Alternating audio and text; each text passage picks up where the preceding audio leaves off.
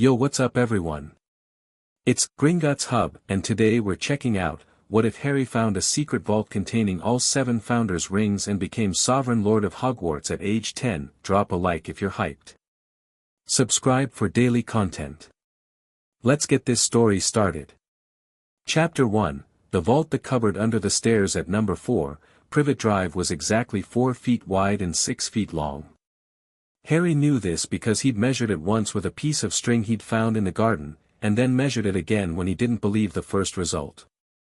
4 feet. 6 feet. A cot that was more spring than mattress, a single shelf holding 3 books with broken spines, and a cardboard box that served as both a dresser and a desk, depending on the hour. He'd lived in it for as long as he could remember. The Dursleys called it his room, and Harry had long since stopped pointing out the difference between a room and a storage space that happened to contain a person. It wasn't worth the argument, and arguments with Uncle Vernon had a way of ending with Harry's meals getting smaller for a week. So he kept quiet.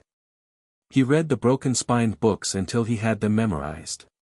He listened to the sounds of the house, Dudley thundering down the stairs, Aunt Petunia's heels clicking on tile, Vernon's car grinding into the driveway at 6:15 every evening without fail, and he learned to exist in the spaces between those sounds, small and still and easy to overlook.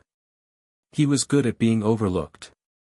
What he was less good at was sleeping, and on the night of July 30th, the night before he turned 10 years old, he lay on his cot staring at the underside of the stairs and thought about nothing in particular, which was his usual strategy for getting through the dark hours.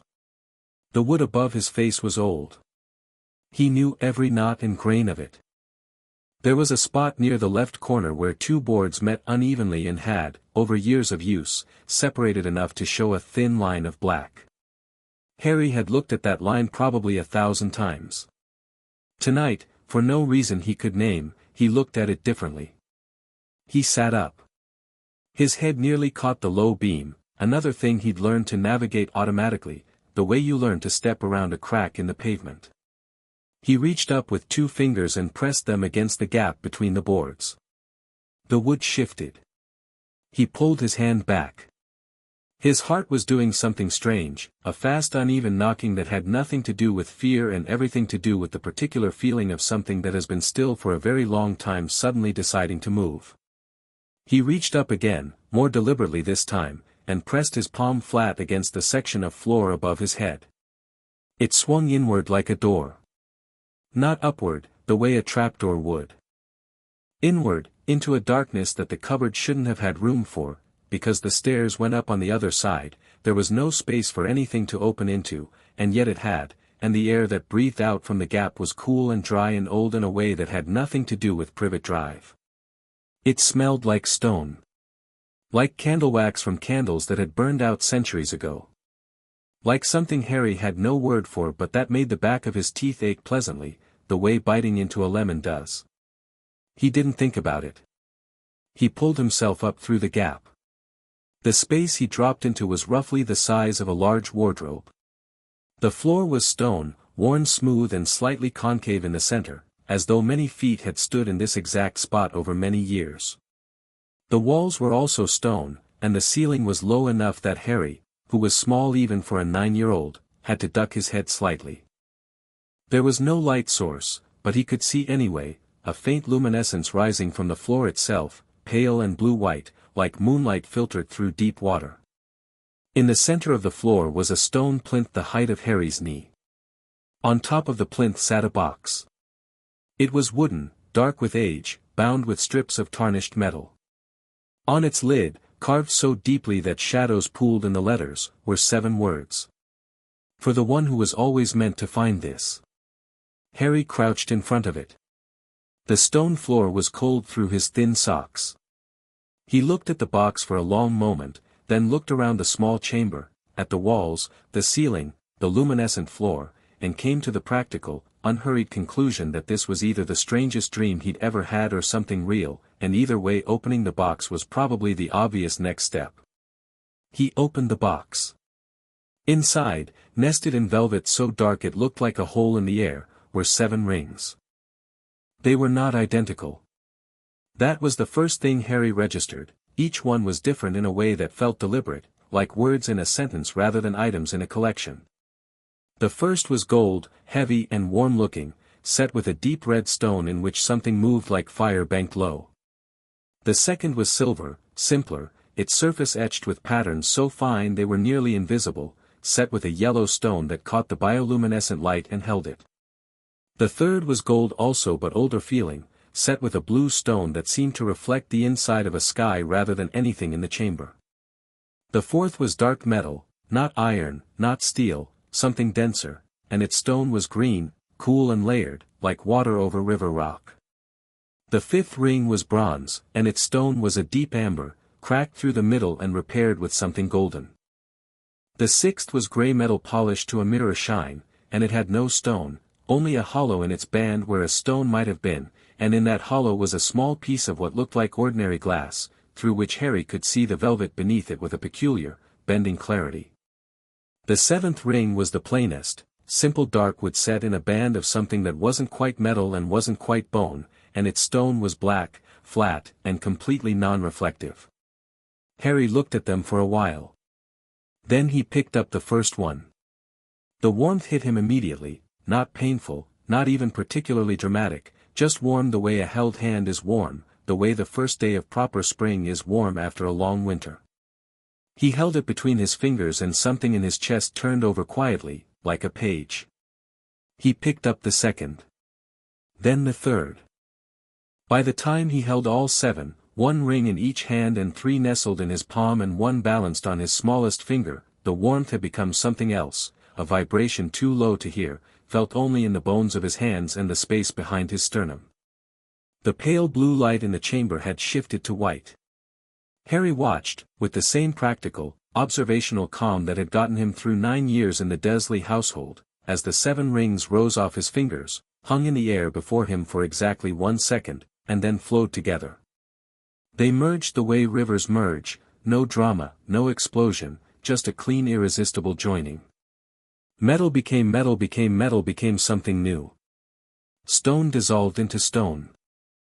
What was left, dropping back onto Harry's right hand with a soft, final sound, was a single ring that was somehow all 7 and none of them, a dark band threaded through with veins of gold and silver and bronze and green, set with a stone that shifted color when he moved his hand, cycling through red and yellow and blue and green and amber and clear and black, never settling, always turning. The light in the chamber went out. The voice came from everywhere and nowhere. It was not loud. It was not frightening. If anything, it was tired, the voice of something that has waited a very long time and is simply relieved to be done waiting. The sovereign has awakened. Harry sat down on the cold stone floor, because his legs had decided that was a reasonable response, and looked at the ring on his finger. "Right," he said quietly, to the empty chamber. "What does that mean?" Nothing answered. But somewhere deep in the stone beneath him, beneath Privet Drive, beneath Surrey, somewhere at a distance that wasn't really measured in miles, something shifted. Something old and enormous and made entirely of magic adjusted itself, the way a great building settles when its foundation is finally, properly set. Harry felt it through the soles of his feet. He sat there for a while in the dark, thinking. The ring was warm. The chamber was quiet. Outside, distantly, he could hear Uncle Vernon snoring through 2 floors and a set of stairs. He thought about the words on the box. For the one who was always meant to find this. He thought about the voice, "The sovereign has awakened," and about what sovereign meant, which he knew from one of his broken-spined books, a ruler. A supreme authority. Someone whose power came not from appointment but from right. He thought about the fact that he had found this vault in his cupboard, and about what that probably meant about where his cupboard had been placed, and about who had placed it there, and why. He thought about all of this in a methodical, unhurried way. Then he tucked the thinking away for later, climbed back up through the gap in the floor, and lay back down on his cot. Sleep came quickly, which surprised him. But the ring was warm on his finger, and the warmth was company in a way that was hard to explain, and for the first time in as long as he could remember, the dark didn't feel like something pressing down on him. It just felt like the dark. He was asleep before midnight. He was awake at 6:15 when he heard Vernon's alarm. The ring was still there. He'd half expected it not to be, half expected to open his eyes and find bare fingers and a normal morning. Instead, the ring caught the thin line of light coming under the cupboard door and threw it back in 7 colors, and Harry dressed quietly and thought, "Today is my birthday, and something has changed, and I don't yet know what it means, but I know it's real."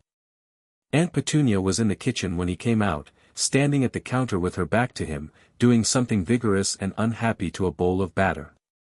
She didn't turn around. "Make Dudley's breakfast," she said. Harry went to the cooker and began making eggs. He was a good cook, years of practice, because Petunia had decided early that making him cook was more useful than making him feel he belonged, and Harry had decided that if he was going to do it he was going to do it properly, since doing things badly just resulted in more work. He cracked eggs into the pan with the clean efficiency of long habit and thought about rings. Specifically, he thought about the fact that the ring on his finger had not gone unnoticed by himself, and wondered if it would go unnoticed by the Dursleys. He looked at it. It was quiet now, no color shifting, no warmth radiating outward. It sat on his right hand like an ordinary ring, plain and dark, the kind of thing that could be a cheap trinket from a school fair. When Dudley came thundering down the stairs and crashed into his chair at the kitchen table, he didn't look at Harry's hands. He looked at the eggs. "Those are too runny," Dudley said. "They're exactly how you like them," Harry said. Dudley opened his mouth, found no actual objection, and closed it again. Uncle Vernon came in, read his newspaper, drank his coffee, and left without looking at Harry at all, which was, Harry thought, probably the best birthday present anyone in this house had ever given him. He ate his own breakfast standing at the counter, there were never quite enough chairs for Harry to have one, and turned the ring around his finger with his thumb, thinking. The vault was real. The rings were real. The voice, "The sovereign has awakened," was real. What was also real was the fact that Harry knew almost nothing about the magical world, which he was fairly certain he belonged to, based on various pieces of evidence he'd been quietly collecting for years. Inexplicable things happened around him with a frequency that could not be coincidence. The time he'd ended up on the school roof when Dudley's gang was chasing him. The time his hair had grown back overnight after Petunia cut it. The glass front of the snake enclosure at the zoo, which had simply ceased to exist at exactly the moment Harry had needed it to. He'd never talked to anyone about these things. He kept them the way he kept everything, quiet, inside, for himself. But now there was a ring on his finger that was made of 7 rings that had merged themselves, and a voice that had called him sovereign, and a vault that shouldn't have existed beneath his cupboard floor, and Harry thought, "I need information." The question was where to get it. The local library was not, as it turned out, tremendously useful on the subject of magical sovereignty, which Harry discovered after 3 hours of careful, systematic searching through everything the reference section had to offer. He learned a great deal about European feudal systems, somewhat less about ancient ritual law, and nothing at all about anything that matched what had happened to him. He sat at a library table with a stack of books he'd already eliminated and thought about angles. He thought about the word sovereign and what it implied, not just rule but ownership, the fundamental magical ownership of a place. He thought about what place that might be. He had no context for the magical world except the scattered, unjoined fragments of his own experience, but he knew the word Hogwarts the way he knew his own name, which was to say, from somewhere inside himself rather than from any external source. He couldn't remember learning it. It was simply there. He was looking at the library's large reference atlas, open to the map of Scotland for no particular reason, when his eye caught a fold in the page, a thin crease that ran across northern Scotland in a direction that didn't correspond to any road or river. He traced it with his finger. It led to a particular valley, a particular loch, and something in his chest turned over the way it had when he'd first picked up the ring. He closed the atlas and put it back on the shelf. He walked home in the long light of a July afternoon, and the ring turned colors in the sun, just barely, just for him, and Harry thought, Hogwarts. And then, because he was 10 years old and had spent a decade learning to be precise rather than dramatic, he revised that thought into a question, what is Hogwarts, and what does it mean that I'm its sovereign? The question sat in his chest comfortably, the way good questions do, and he walked home through the neat streets of Little Whinging and felt, for the first time in his life, like he was going somewhere rather than just being somewhere. The letter arrived the next morning. Not by post. Not through the slot in the door. Harry was in the kitchen making tea when a barn owl the color of old paper appeared at the window, tapped twice on the glass with businesslike efficiency, and waited. Harry opened the window. The owl deposited a letter on the counter with the air of something completing a transaction, and then was gone before Harry had fully processed what had happened. The envelope was thick, creamy parchment. The writing on the front was emerald green and slightly archaic in its letterform, the kind of handwriting produced by someone who had learned to write with a quill and had never seen any reason to change. Harry looked at it for a long moment before picking it up. The address read, Harry James Potter, Sovereign Lord of Hogwarts, the Ancient Seat, No. 4, Privet Drive, Little Whinging, Surrey. Harry read it 3 times. Not Mr. H. Potter, the cupboard under the stairs, which was the address it should have used, if it was being geographic and literal. Not even Mr. H. Potter, the bedroom, which he supposed would have been the polite upgrade. It said Sovereign Lord of Hogwarts, and it said it plainly, the way you address a letter to a duke, and it said the ancient seat, as though No. 4, Privet Drive was not a semi-detached house in Surrey but the ancestral holding of a great estate. He opened it. The parchment inside was the same quality as the envelope. The letter itself was brief. Dear Harry James Potter, we are pleased to inform you that you have been accepted at Hogwarts School of Witchcraft and Wizardry. Please find enclosed a list of all necessary books and equipment. Term begins September 1st. We await your owl by no later than July 31st. Yours sincerely, Minerva McGonagall, Deputy Headmistress. Standard enough. Harry might have thought it a mistake, some bureaucratic overlap, the wrong title on the wrong letter, except for the separate piece of parchment that fell out from between the standard pages. It was older than the letter, the writing on it more faded, the parchment itself a different texture, stiffer, as though it had been waiting in a file for decades for exactly this moment. The Sovereignty Clause of the Hogwarts Charter, Article 1, should the sovereign ring ever be unified, 7 becoming 1, by the blood and will of a rightful heir of all 7 founding lines, the resulting sovereign holds irrevocable authority over the grounds, wards, structure, and magical governance of Hogwarts School of Witchcraft and Wizardry, superseding all appointed positions including but not limited to Headmaster, Board of Governors, and Ministry of Magic Oversight, excepting only matters of student welfare and immediate physical safety, which remain the headmaster's domain unless the sovereign chooses to assume them directly. This authority cannot be revoked, transferred, or suppressed. It activates upon the first crossing of the threshold of Hogwarts grounds by the sovereign. May the castle know its lord. Harry read it twice. He folded it with the rest of the letter and put it in his pocket. He finished making tea. He stood at the kitchen counter in the morning light and thought about irrevocable authority and the crossing of thresholds. Boy! Uncle Vernon's voice from upstairs. What are you doing down there? Making tea, Harry called back. Well, bring it up, then. Harry considered the letter in his pocket. He considered the ring on his finger. He considered the decade he'd spent being very small and very quiet in very small, quiet spaces. No, he said. There was a silence from upstairs. Then the creak of Vernon's weight shifting, the specific creak of someone who cannot quite believe what they've heard. What did you say? Harry put his own mug on the counter and wrapped both hands around it.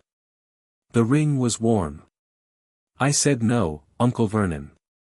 I'm drinking my tea first. The silence stretched longer this time. Harry drank his tea.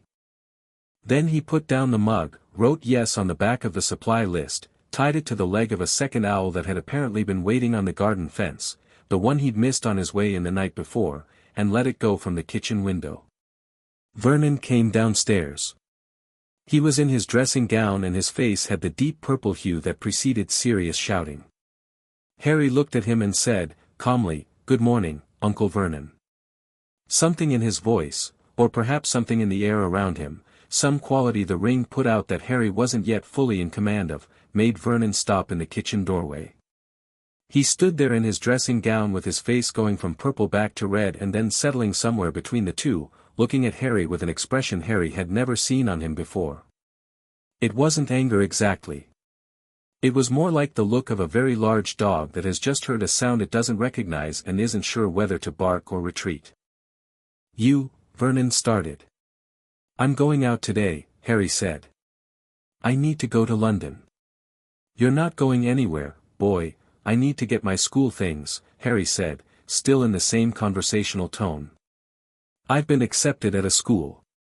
A boarding school. I'll be gone from September 1st. He paused. "Largely out of your hair." Vernon opened his mouth. Closed it. Looked at the letter in Harry's hand, not specifically, not with any recognition, just the instinctive territorial glare of a man who objects to correspondence he didn't authorize. "What school?" he said flatly. "Hogwarts." Another silence. And Harry watched something happen on Vernon Dursley's face that was strange and complicated and not entirely what he'd expected, not ignorance but the deliberate performance of ignorance, the specific blankness of a person who recognizes a word and has decided, a long time ago, not to recognize it. Vernon's jaw tightened. His eyes did something careful. "Never heard of it," he said. "That's fine," Harry said. "You don't need to. I just need to get to London today and I thought I'd tell you rather than simply leave." He picked up his tea mug to rinse it in the sink. "I'll be back by supper." He didn't wait for a response. He rinsed the mug, dried his hands on the kitchen towel, and went upstairs to get his jacket, stepping around Vernon in the doorway as though he were a piece of furniture, and Vernon, for the first time in Harry's memory, stepped aside to let him pass. Harry got his jacket. He got the letter and the supply list from the kitchen table. He got the small amount of money he'd saved over years from various odd coins forgotten in sofa cushions and found on streets, which amounted to about £12 and wasn't really enough for anything but was what he had. He stood for a moment in the hallway in front of the cupboard door, his cupboard door, and looked at it. Then he opened it. Reached up through the gap in the floor, into the small stone chamber. The box was still there, but the velvet nest inside it was empty now. He picked up the box, turned it over in his hands, then put it back. He didn't need it. The ring was where it belonged. He left the house at 8:30 and walked to the train station. The journey to London took 40 minutes. Harry spent it looking out the window and thinking about what he knew and what he didn't know, which was his standard approach to any new situation. What he knew, he was a wizard, or something like one. He had been accepted at a magical school. The school had a sovereignty clause that had apparently been sitting dormant in its charter for centuries. He had, by putting on 7 rings, activated that clause. He was, by some ancient right of blood and inheritance, the sovereign lord of Hogwarts. What he didn't know, nearly everything else. What Hogwarts actually was. What the title actually meant in practical terms. Who his parents had been and how their blood connected to 7 founding lines. What had happened to the ring vault before it appeared under his cupboard floor. Who had put it there and when. Why the Dursleys had been chosen to house him. What he suspected, that the last question and the first several were connected, and that somebody, possibly several somebodies, had made a deliberate choice about where and how Harry Potter grew up, and what he would and would not know until they decided it was time. He found the thought bracing rather than frightening. He filed it under important, unresolved, returned to later, and turned his mind to the practical problem of getting to Diagon Alley, which he knew existed with the same sourceless certainty with which he knew the word Hogwarts. He'd need a guide. Or failing that, he'd need to find it himself, which London being London was going to be interesting. He got off at Paddington and stood on the pavement and looked at the city doing its morning thing around him, taxis and pigeons and tourists with maps held the wrong way up, and turned the ring on his finger. It was warm. He thought, without quite meaning to, find Diagon Alley, and the ring pulsed once, gently, and he looked up from his hands to find that he was looking at a payphone on the corner, and in the phone's smudged reflective surface he could see a street that was not the street in front of him: cobblestones, colored awnings, people in robes, a white marble building at the far end. He walked toward it. The city folded around him in a way that made no geographic sense. The pub appeared between a newsagent and a dry cleaner, and he walked through the pub without entirely meaning to, paused in front of a grubby brick wall in its back courtyard, and looked at the ring. The ring pulsed 3 times, like a heartbeat. Harry counted the bricks from the bin, 3 up, 2 across, and tapped them with his right hand, with the ring hand, and the wall melted open into Diagon Alley as though it had been waiting for him specifically. Which, he supposed, it had. He walked in and stopped to take stock. It was extraordinary. That was his first thought, the simple, clean fact of it. It was extraordinary, and beautiful, and overwhelming in the way of things that you have known existed but have never seen, and the knowing without seeing had not prepared him for the actual experience of the smells, the sounds, the impossible architecture, the cauldrons and broom handles and owl cages and robe-draped figures moving through mid-morning summer light that fell differently here than it did on the other side of the wall. Golden and particular and old. He stood there for 1 full minute, just looking. Letting himself look. Then he walked toward Gringotts. The goblin at the main entrance looked at Harry with the polite disinterest of someone who has seen every variety of human being and been impressed by none of them, and Harry walked up the marble steps and through the door and approached a teller without any of the nervousness that he supposed a first-time visitor might feel, because he'd learned early that nerves were expensive and he didn't have the luxury of them. "I need to access the Potter Vault," he said. The goblin, Sharpclaw, according to the nameplate, looked at him. "Key," said Sharpclaw. "I don't have one," Harry said. "But I have this." He held up his right hand. The ring caught the lamplight in the Gringotts Hall and threw back 7 colors, all of them moving, and every goblin within 20 feet turned to look. Sharpclaw's expression, a professionally neutral arrangement of features, shifted in a way that was very small and very significant. His eyes moved from the ring to Harry's face and back to the ring again. He got off his stool. He was a goblin of some seniority, Harry could tell, from the quality of his coat and the way the younger goblin's eyes tracked him. "Follow me," Sharpclaw said. They went not toward the minecart rides to the regular vaults but through a door behind the main counter, down a corridor of polished stone that smelled of earth and ancient metal, into a small office that contained a desk, 2 chairs, and a portrait of a goblin who looked extremely displeased about everything in general. Sharpclaw sat behind the desk. Harry sat across from him. "The Potter Vault," Sharpclaw said, "is a level 7 vault. Access is restricted to keyholders and blood-verified heirs." He folded his hands on the desk. "You are, I take it, neither." "I'm Harry Potter," Harry said. "I'm a blood-verified heir by definition. There is a specific verification process. The ring verifies my blood," Harry said, not unkindly but plainly. "That's what the sovereignty rings do. One of several things they do. You know what this ring is?" A pause. The portrait goblin made a sound that might have been a suppressed cough. Sharpclaw looked at the ring again. "We have encountered the theoretical documentation," he said carefully. "The sovereignty ring was considered a myth by most of our senior scholars." "It wasn't," Harry said. Sharpclaw unfolded his hands, then refolded them in a slightly different configuration, which Harry interpreted as the goblin equivalent of taking a moment. "There is," Sharpclaw said, "an additional complication regarding the Potter Vault." "Tell me." "There is a sealed document within it. It has been sealed under a ministry order, a specific, named order, for the past 9 years. Harry felt something go very still inside him. "Whose order?" Sharpclaw's eyes moved to the portrait goblin, then back. "Albus Percival Wulfric Brian Dumbledore," he said. "Chief Warlock of the Wizengamot, Supreme Mugwump of the International Confederation of Wizards, and former headmaster of Hogwarts School of Witchcraft and Wizardry." Harry said nothing for a moment. He looked at the ring on his finger and thought about the sovereignty clause. This authority cannot be revoked, transferred, or suppressed. He thought about the vault in his cupboard. He thought about the specific, deliberate blankness on Vernon Dursley's face when Harry had said the word Hogwarts. "Can a ministry seal be superseded?" he asked. "Ordinarily, no," Sharpclaw said.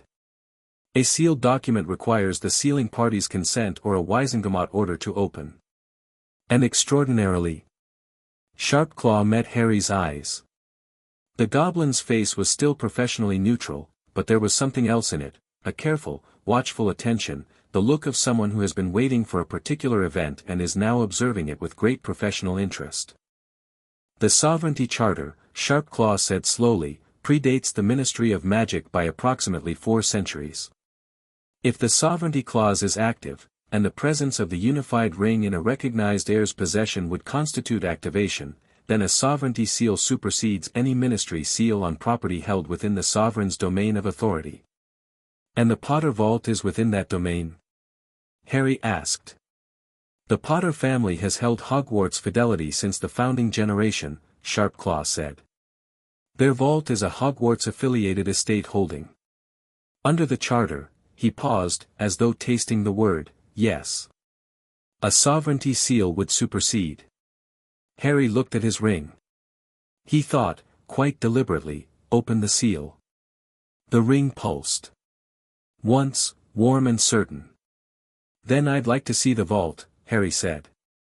The minecart was smaller than Harry expected and faster than was probably necessary, rocketing through tunnels that twisted and dove in ways that made his stomach register complaints while his face stayed more or less composed. Sharpclaw sat across from him with the serenity of someone who has done this 10,000 times, and the cart rattled and shrieked around corners and plunged into darkness and came out again, and eventually ground to a halt before a door that was very different from the doors Harry had seen on their way down. This door was black. Not painted black, black in its material, a solid deep darkness that absorbed the torchlight rather than reflecting it. Set into the door was a crest, 4 quadrants, each containing a different symbol, surrounding a central device that Harry recognized with a jolt of something like recognition, a ring, stylized, with 7 stones. "The Potter Vault," Sharpclaw said. Harry put his right hand to the door. The ring touched the central crest. The door opened without sound. Inside was everything you'd expect from a very old, very wealthy magical family's vault: gold, artifacts, stacked trunks, and Harry filed it away for later inventory, because what he was looking for was the document. He found it almost immediately, because it was sitting on a separate plinth near the back of the vault, and it had the specific quality of things that have been sealed against opening: a faint shimmer around it, a pressure in the air, the visual equivalent of a very loud silence. Harry walked to it. He placed his right hand on it. He said, quietly, to no one in particular, "Open." The shimmer popped like a soap bubble. The document was in his hands. He read it standing in the vault with Sharpclaw waiting respectfully, and, Harry thought, very attentively, at the door. It was his parents' will. He had never seen it before. He had never been told it existed. He read it in the silence of the vault with the ring warm on his finger and the gold glinting in the torchlight around him, and his face stayed composed, because he was 10 years old and had learned very young that the best response to important information was to receive it properly first and feel things about it afterward. James and Lily Potter had not wanted Harry to go to the Dursleys. It was stated plainly, in the measured legal language of a formal will, they had requested, in the event of their deaths, that Harry be placed with Sirius Orion Black as primary guardian, with Remus John Lupin as secondary, and with the Longbottom family as tertiary. The Dursleys, listed by name, had been explicitly excluded from consideration as guardians for reasons of magical incompatibility and the welfare concerns of raising a magical child in a non-magical, non-accepting home. The will had been filed at Gringotts in October 1981. It had been sealed, 1 week after its filing, by ministry order under the authority of Albus Dumbledore, acting in his capacity as Chief Warlock. The seal had prevented it from being read, acted on, or acknowledged for 9 years. Harry stood in the vault and held his parents' will in his hands and thought about Vernon Dursley's careful blankness when Harry said the word Hogwarts. He thought about a decade in a cupboard. He thought about the ring vault appearing the night before his 10th birthday, the night before he was old enough, he suspected, for the inheritance to activate, and whether anyone had known about it, and whether anyone had tried to prevent it. He thought about a man named Dumbledore who had sealed his parents' will and apparently placed him somewhere his parents had explicitly not wanted him to go.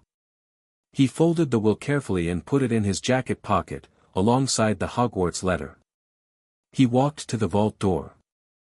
Sharpclaw was waiting, face professionally neutral. "I'll need a copy of this vault's full inventory," Harry said. "And I'll need to arrange a key." He paused. "Also, I'd like to open a small account for immediate access. The £12 I have is Muggle money and I don't imagine it's much use here." "Exchange is available," Sharpclaw said. "Though £12 will not go very far at the current rate." "I know," Harry said. "But I have a vault now, so." Something moved in Sharpclaw's expression. It was very quick and very small, but Harry was good at reading faces, and he was fairly sure it was the goblin equivalent of approval. "Indeed you do," Sharpclaw said. It took another hour to sort the account formalities, during which Harry learned that the Potter vault contained more gold than he could have spent in 10 lifetimes, which was interesting and useful and, he decided, a problem for a more measured moment. He exchanged his £12 for a handful of galleons, collected a new key, and emerged back into Diagon Alley at 11:30 with a vault key in his pocket and his parents' will in his jacket and the quiet, cool weight of what he'd read settling itself into the place in his chest where grief was going to live from now on. He didn't cry. He wasn't ready to yet, and anyway Diagon Alley was full of strangers and he had shopping to do.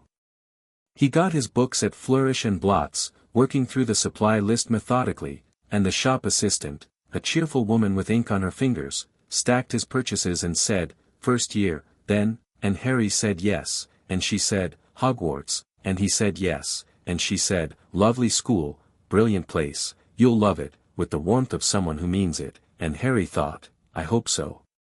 He got his cauldron at the apothecary, pewter, standard, size 2, and collected scales and potion ingredients from a list without drama. The telescope took longer because he had strong feelings about optical quality, developed through years of reading astronomy books, and the shop assistant at the instrument shop was, refreshingly, someone who could match him on that subject and pointed him toward a 12-inch refractor with a swiveling mount that was technically a year beyond standard first-year specification. "That's a bit advanced," the assistant said. "That's fine," Harry said. He got robes at Madame Malkin's, where he was measured with brisk efficiency. He was standing on the fitting stool being jabbed by pins when a voice said, from the other fitting stool beside him, "Hogwarts." He looked left. The boy being measured next to him was blond, narrow-faced, with the particular upright posture of someone who has been told since infancy that posture is a statement. He was looking at Harry with the easy confidence of someone for whom easy confidence was the default setting. "Yes," Harry said. "Same," the boy said. "Draco Malfoy." He said it the way people say names that have always opened doors. "Harry Potter," Harry said. The effect was immediate. Draco Malfoy's fitting session paused entirely as the boy turned to look at Harry with wide eyes that he very quickly brought back under control. He looked at Harry's face, at the scar that was always there, always the first thing people found, and then at Harry's right hand, and his eyes caught on the ring for just a second. Draco said, which was a more complicated sound than its brevity suggested. "I've heard of you." "People usually have," Harry said. "My father says you're important," Draco said, with the very faint edge of someone who has been told this and is trying to work out whether he agrees. "People usually say that too," Harry said.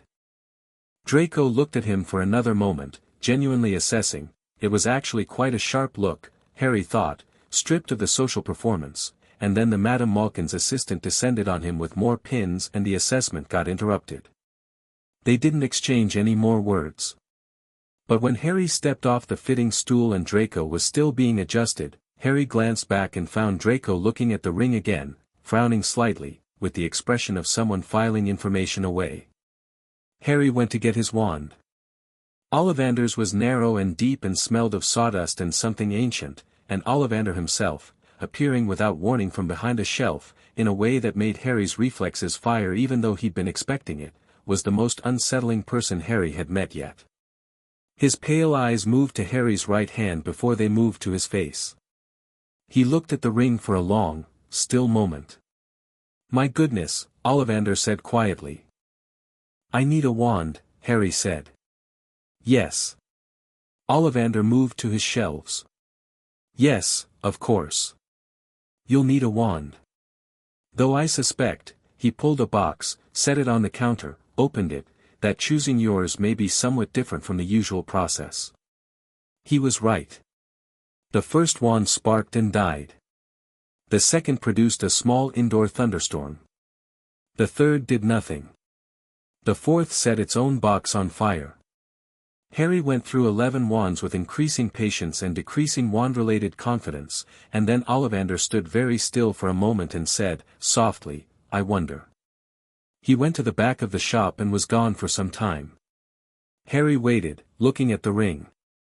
It was doing something he hadn't noticed before. Very slowly, very faintly, the stone was cycling through its colors, and the cycling was slightly faster than it had been this morning, as though the ring was responding to its surroundings.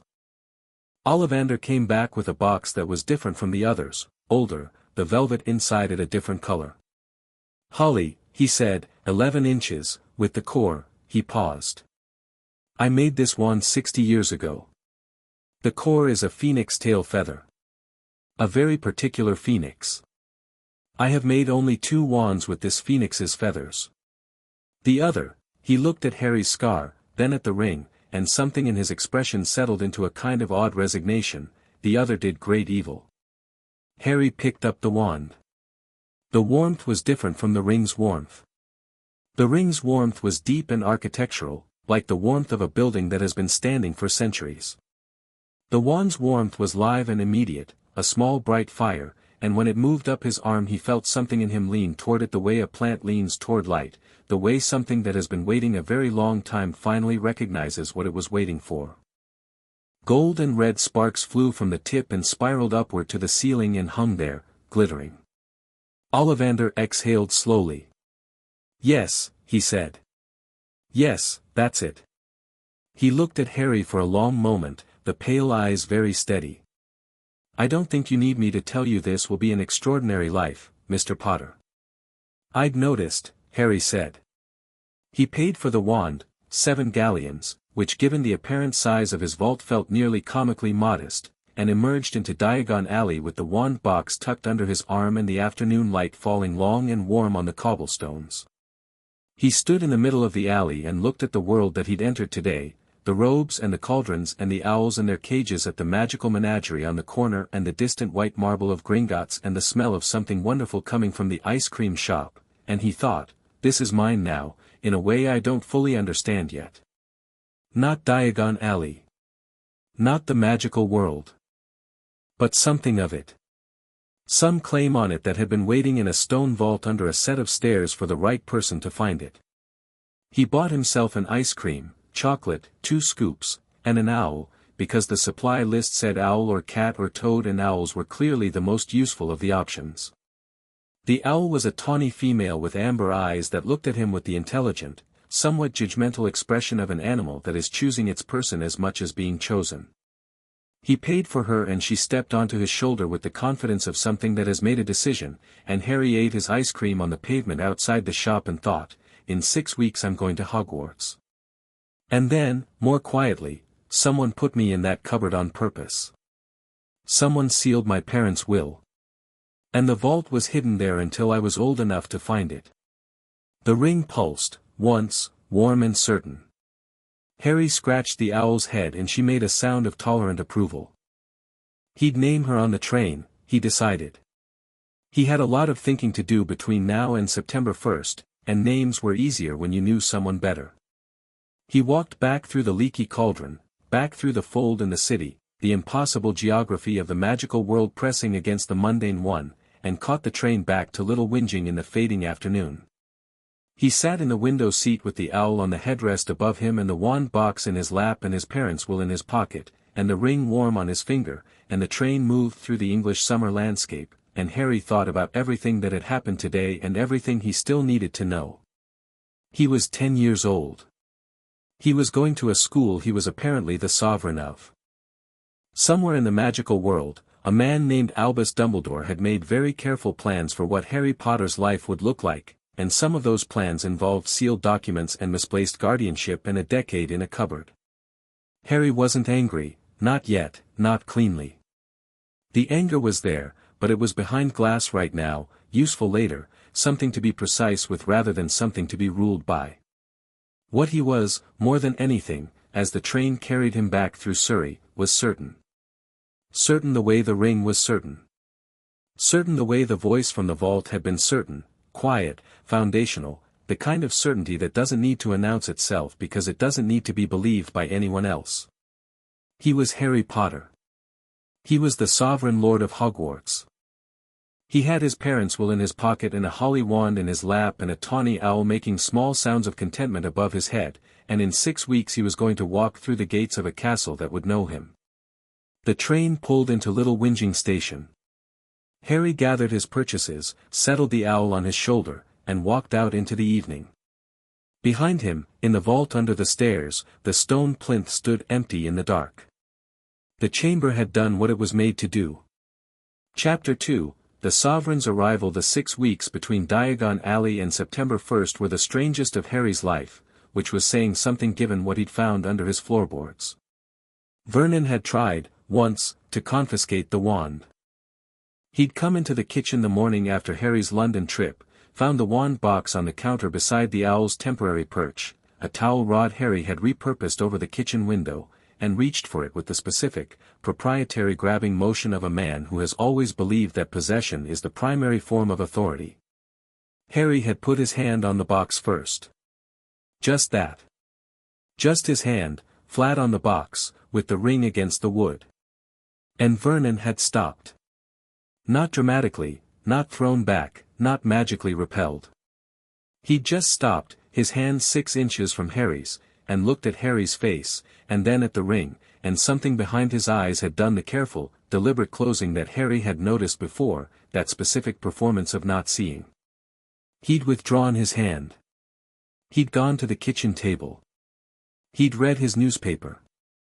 After that, an arrangement was established without being discussed. Harry had his cupboard and his owl and his wand and his books, and the Dursleys had the rest of the house and their preferences and their loud, particular version of normal life, and the two territories didn't overlap. Petunia looked at Harry sometimes with an expression that was not quite guilt and not quite fear, something between the two, something that knew more than it was saying. Dudley ignored him with the deliberate effort of someone who has been told to. Harry read his textbooks. All of them, cover to cover, and then certain sections again.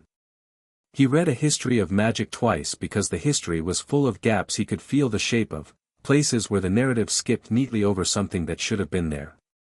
He read magical theory and found it frustratingly vague on the subject of foundational or sovereignty magic, which it mentioned once in a footnote and then never returned to.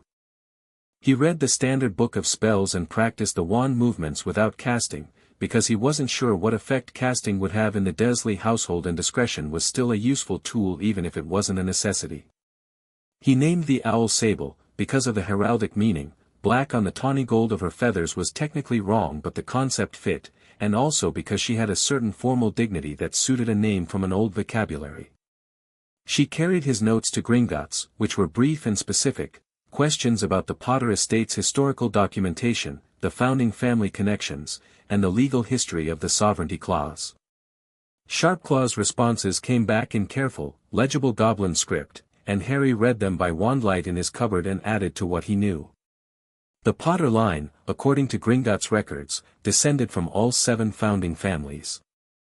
Not the 4 well-known ones, all 7, including the 3 whose names had been removed from public record.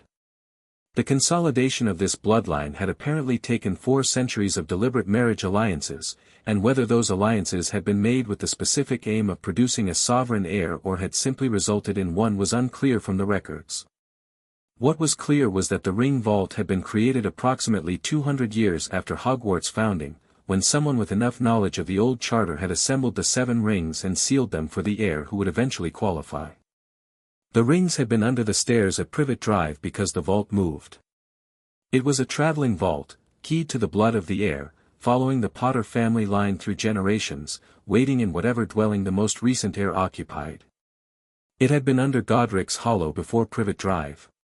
Before that, the ancestral Potter estate in Wiltshire. Someone had known it was there. Someone had known a 10-year-old heir was sleeping 6 inches above it. Harry thought about this for the better part of August and arrived at no comfortable conclusions. September 1st came with the quality of a door opening. Harry was up before 6, dressed before 7, downstairs before Petunia, standing in the kitchen in the early morning grey with Sable on his shoulder and his trunk, second-hand, reinforced with 3 books worth of metal clasps he'd added himself, by the door. He'd packed it the night before with the methodical thoroughness he applied to everything, books sorted by subject, potion ingredients sealed separately, robes folded in a way that wouldn't crease, wand in its box in the top layer for easy access. Petunia came into the kitchen and stopped when she saw him. She looked older in the morning, without whatever she spent the first hour of the day applying. She looked like someone who had carried something heavy for a long time and had gotten very good at not showing it. She looked at Harry, at the trunk, the owl, the ring, and her expression did the complicated not quite guilt thing. "There's a platform," Harry said, not unkindly. "King's Cross. I need to be there by 11. "I know," Petunia said. The words came out smaller than she'd probably intended. Harry looked at her for a moment. "Did you know about the will?" he asked. "My parents' will." A silence. Petunia turned to the kettle and filled it, her back to him. Her shoulders were very straight. "Petunia," Harry said. "Dumbledore came to us," she said, still not turning around. "The night he left you on the doorstep. There was a letter. He said," she stopped. "He said it was for your protection. That the blood wards required a family home. That it had to be us. And my parents' will." Petunia's hands tightened on the kettle. "He said the will was being handled. That it was a legal matter. That Sirius Black was a murderer and couldn't be trusted." She stopped again. "Set the kettle on its base. I didn't know about what he'd done with it until, I didn't know he'd sealed it." "But you knew he'd overridden it," Harry said. No answer. Which was its own kind of answer. Harry picked up his trunk's handle. He thought about saying something else, something about what it had been like, the decade in the cupboard, the carefully maintained isolation, and then decided that Petunia Dursley was a person who already knew what it had been like and had made her choices anyway, and that the time for that particular conversation was later, when he had more information and she had apparently done more thinking. "Vernon will need to drive me to the station," Harry said. "Yes," Petunia said, very quietly. Vernon drove him to King's Cross in complete silence, which Harry found significantly preferable to the alternative. He unloaded his trunk at the drop-off without assistance and Vernon drove away without looking back, and Harry stood on the pavement outside King's Cross station and looked up at the building and felt, for the first time all summer, something that was adjacent to nervous. Not about the magic. Not about Hogwarts, or the sovereignty, or any of it. He was nervous about people.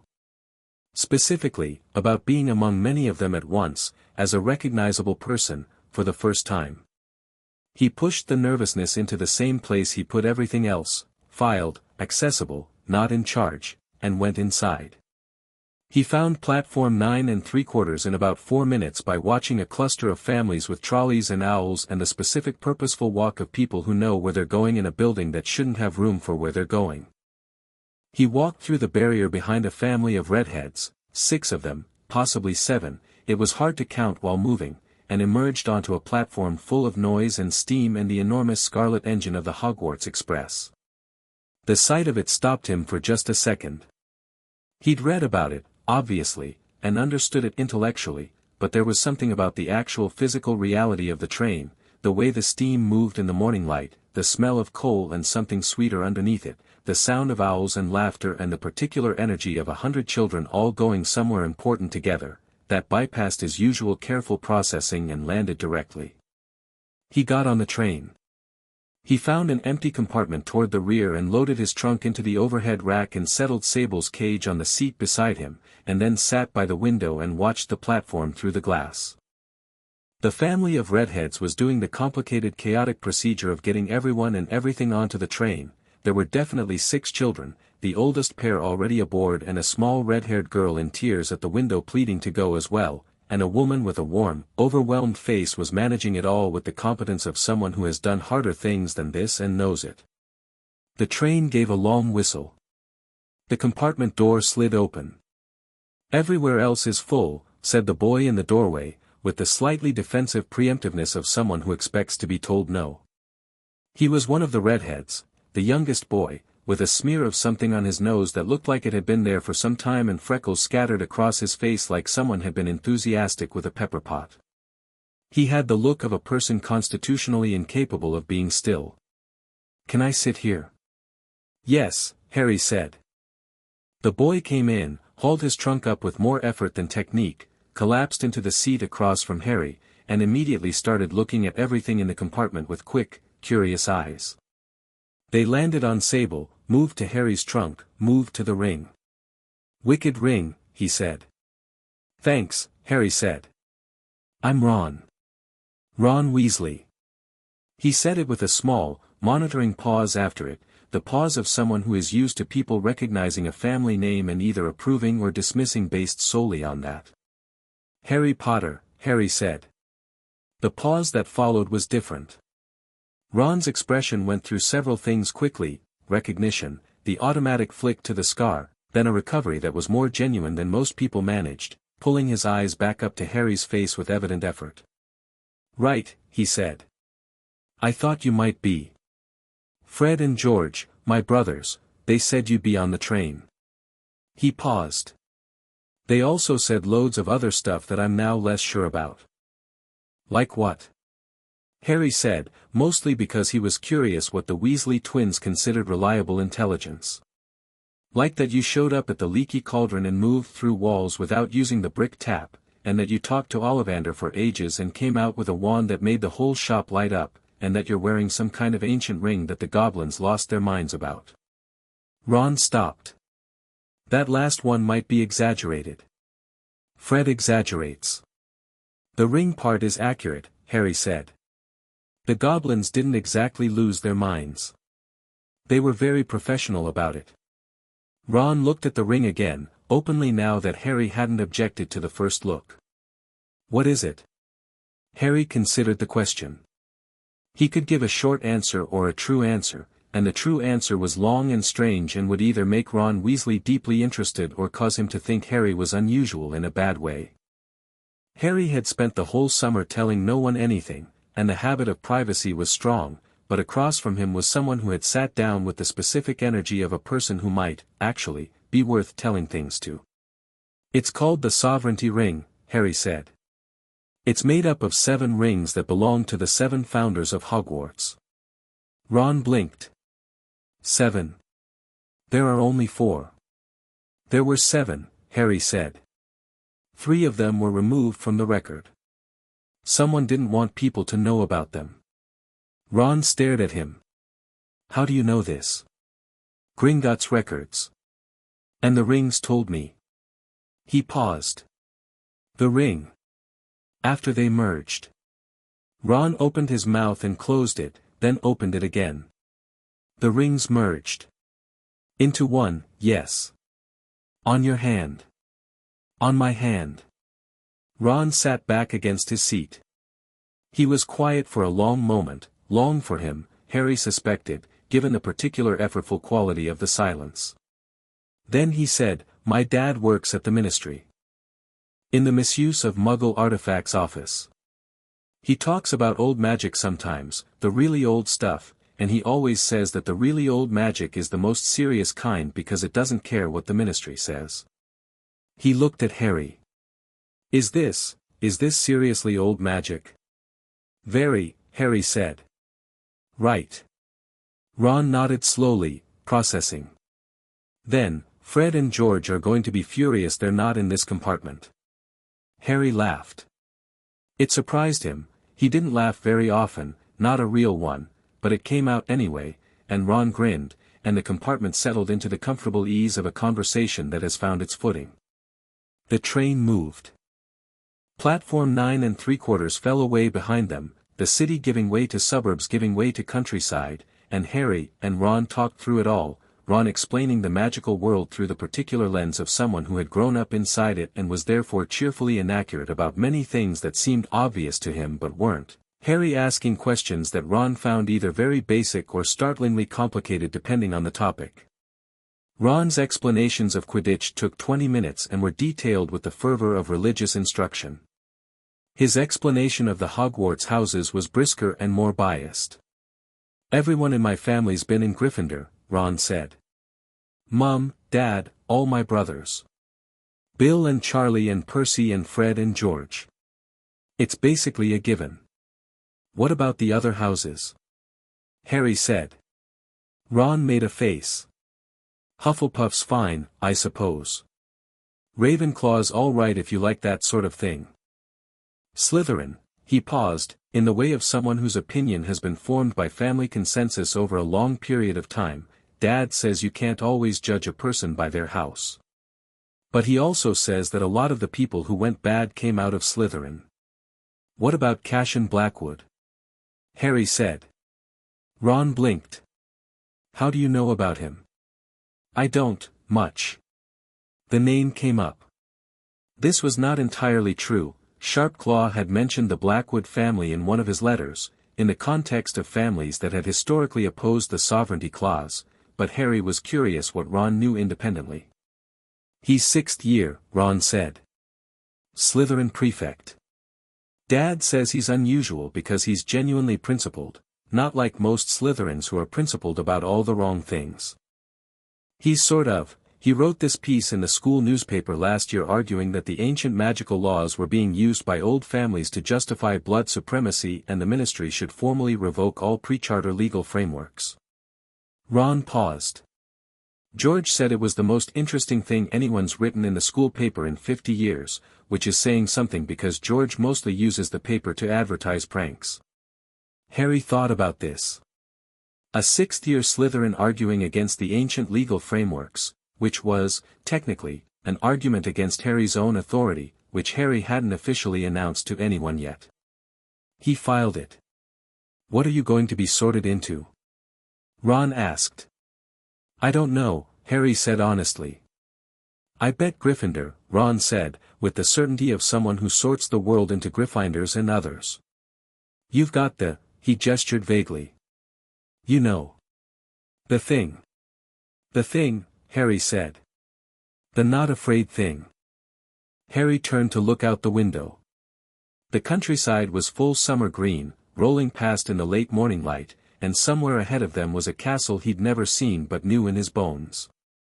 "I'm not sure that's Gryffindor specifically," he said. The compartment door opened again. The girl who came in had the specific energy of someone who has been moving through the train with a purpose. She had bushy brown hair and precise, intelligent eyes that swept the compartment the way you'd read a page, quickly, thoroughly, extracting information. She looked at Harry, looked at Ron, looked at Sable, looked at Harry's ring. Her eyes on the ring were different from everyone else's. Everyone else had looked at it and registered something unusual or impressive or mysterious. She looked at it and went very still for 1 second, and then looked at Harry with an expression that was not impressed or awed but focused, the look of someone who has just recognized something they've been reading about. "You're Harry Potter," she said. Not with the weight everyone else put on it, not the scar or the legend. With the weight of something specific that she'd figured out. "Yes," Harry said. "I'm Hermione Granger. Can I sit here? Everywhere else is full and also," she came in and sat down, pulling the door closed behind her, "I want to ask you about the ring." Ron looked at Harry with an expression of mild delight, the expression of someone enjoying being correct about something. "Everyone wants to ask about the ring," Ron told Hermione, with the proprietary comfort of someone who got there first. Hermione ignored this with practiced efficiency. "I read about the sovereignty clause in Hogwarts, a history," she said, looking at Harry. "It's very brief, half a paragraph, and the book says it's theoretical, that the ring was lost or possibly never existed. But there are footnotes in the third edition that reference the original charter documents as held by Gringotts, and I wrote to Gringotts in July asking about the documentation, they replied. Harry said. They sent a form letter saying the records were sealed under a sovereignty hold. She paused. Which I didn't understand at the time. I thought it was a standard confidentiality clause. But if you have the ring, her eyes moved to it again, then it means someone put a sovereignty hold on the records, which means the sovereignty was already, she stopped, working something out. Did you find the ring recently? July 30th, Harry said. The night before your birthday, she said immediately. Inheritance magic activates on the first birthday after the relevant age threshold. For full sovereignty claims, the threshold is 10. How do you know that? Ron asked. Principles of Ancient Inheritance Law, it's not on the Hogwarts reading list but it's in the public section of Flourish and Blots. She looked at Harry with the composed attention of someone who finds information more comfortable than social performance. So the hold was placed by you, or activated by you, before you even knew what it was. The ring was acting before I fully understood it, Harry said. It still does things I'm not entirely conscious of directing. That's because foundational sovereignty magic is partially instinctive, Hermione said. It's tied to the castle itself, the ring doesn't really belong to you, you belong to it, or rather you and it and Hogwarts are all the same thing by the terms of the charter. She paused, and then the first crack appeared in her composure, a small, barely contained excitement, the look of someone for whom information of this quality is barely possible to process at a sustainable pace. This is genuinely the most extraordinary magical event in 400 years. Probably, Harry said. Definitely, she said firmly. Ron was looking between them with the expression of someone trying to decide if this conversation was brilliant or alarming, and arriving, Harry thought, at some combination of both. The train rolled on through the afternoon. They stopped briefly at some point for a trolley full of sweets. Ron's eyes lit up and he proceeded to explain the entire range with the thoroughness he'd applied to Quidditch, while Hermione made notes about Harry's ring in a small notebook she produced from her bag, and Harry ate a chocolate frog and read the famous witches and wizards card inside it and found himself looking at Dumbledore's smiling face for a long moment before putting the card away. He looked kind. The card said he was known for his defeat of Grindelwald, his work on alchemy, and his particular fondness for chamber music and tenpin bowling. It said nothing about sealed wills. Nothing about misplaced orphans. The smile was warm and the blue eyes behind the half-moon glasses were twinkling in the way of someone who means well. Harry wondered if meaning well and doing well were the same thing, and concluded they weren't. It was dark when the train arrived at Hogsmeade Station, a different kind of dark than Surrey dark, a sky full of stars with no light pollution to thin them, and a cold that had an edge despite it being September. Harry stepped off the train and the cold hit him and the smell of the night, heather and water and old stone, hit him at the same time. And then, before anything else, before the boats, before the first sight of the castle towers against the stars, the ring pulsed. Not gently, the way it usually did. A full, deep pulse, like a heartbeat amplified, and Harry felt it from his hand to his chest to the soles of his feet, and somewhere very far away and very close at the same time, something enormous and old and patient felt him back. The castle, he thought. It knows I'm here. You all right? Ron said, because Harry had stopped walking. Yes, Harry said, and started walking again. The boats were small and rode low in the water and Hagrid, enormous, warm, the kind of person who is loud in a way that feels like safety rather than threat, organized the first years onto them with cheerful, booming efficiency. Harry got into a boat with Ron and Hermione and a small, anxious-looking boy named Neville who had lost his toad somewhere between the train and the shore and was vibrating with quiet distress about it. Trevor always does this, Neville said miserably. What does Trevor look like? Harry asked. Brown. Round. Like a toad. I'll keep an eye out, Ron offered, scanning the water with helpful, hopeless goodwill. The boats moved. The lake was very still. The stars overhead were extraordinary, and then Harry looked up from them because something ahead of him was pulling at his attention in a way he couldn't not look at. Hogwarts. He'd expected something impressive. The books had said towering, ancient, magnificent, and Harry had translated those words into reasonable expectations. But the reality of the castle appearing above the tree line, stone towers rising against the night sky, hundreds of windows lit with warm yellow light, the whole impossible vertical mass of it reflected perfectly in the dark water below, was nothing like a reasonable expectation. It was a fact, in the same way the ring was a fact, in the same way his parents' will was a fact, something real and enormous and demanding to be fully reckoned with. The ring pulsed steadily now. Every few seconds, deep and warm. Brilliant, Ron breathed. Yes, Harry said. The boats put in at the base of the cliff and Hagrid led them up the stone steps, and the great doors of Hogwarts opened ahead of them. Harry stepped through the threshold and the pulse deepened into something continuous, not a heartbeat anymore but a hum, the hum of something very old recognizing something it has been waiting for with the particular patience of stone. The entrance hall was enormous and lit by torches and full of the particular quality of a space that is well used and well loved. Professor McGonagall met them, tall, precise, with sharp eyes that moved across the group of first years and registered things quickly, and gave a brief address about the houses and the sorting and what was expected, and Harry listened and watched her face. She looked at Harry once, during the address, and her eyes moved to the ring and then back up again, and something in her very controlled expression shifted into something complicated, not surprise, exactly. Recognition. The look of someone who had expected something and is still not quite prepared for it to be real. Then she went back to the address. The wait outside the great hall while McGonagall went in to tell them the sorting was about to begin was full of the nervous energy of 40 children about to have a formative experience. The ghosts appeared, Percy nearly headless, Nick drifting through a wall, offering cheerful if slightly morbid observations, and most of the first years reacted with noise. Harry watched them and felt the hum beneath his feet deepening as he moved further into the building. The castle was doing something, he thought. Orienting to him the way a compass orients to north, some deep mechanism of the stone and magic making small adjustments. He looked at the walls. The stone was old and the torchlight moved across it, and in the moving light he thought he could see, not carved into the stone, not graffitied, but present in the texture itself, in the way the grain of the stone had formed over centuries, names. For names that everyone knew, and 3 others, faint and almost invisible, that had been almost but not quite entirely erased. Marin. Edric.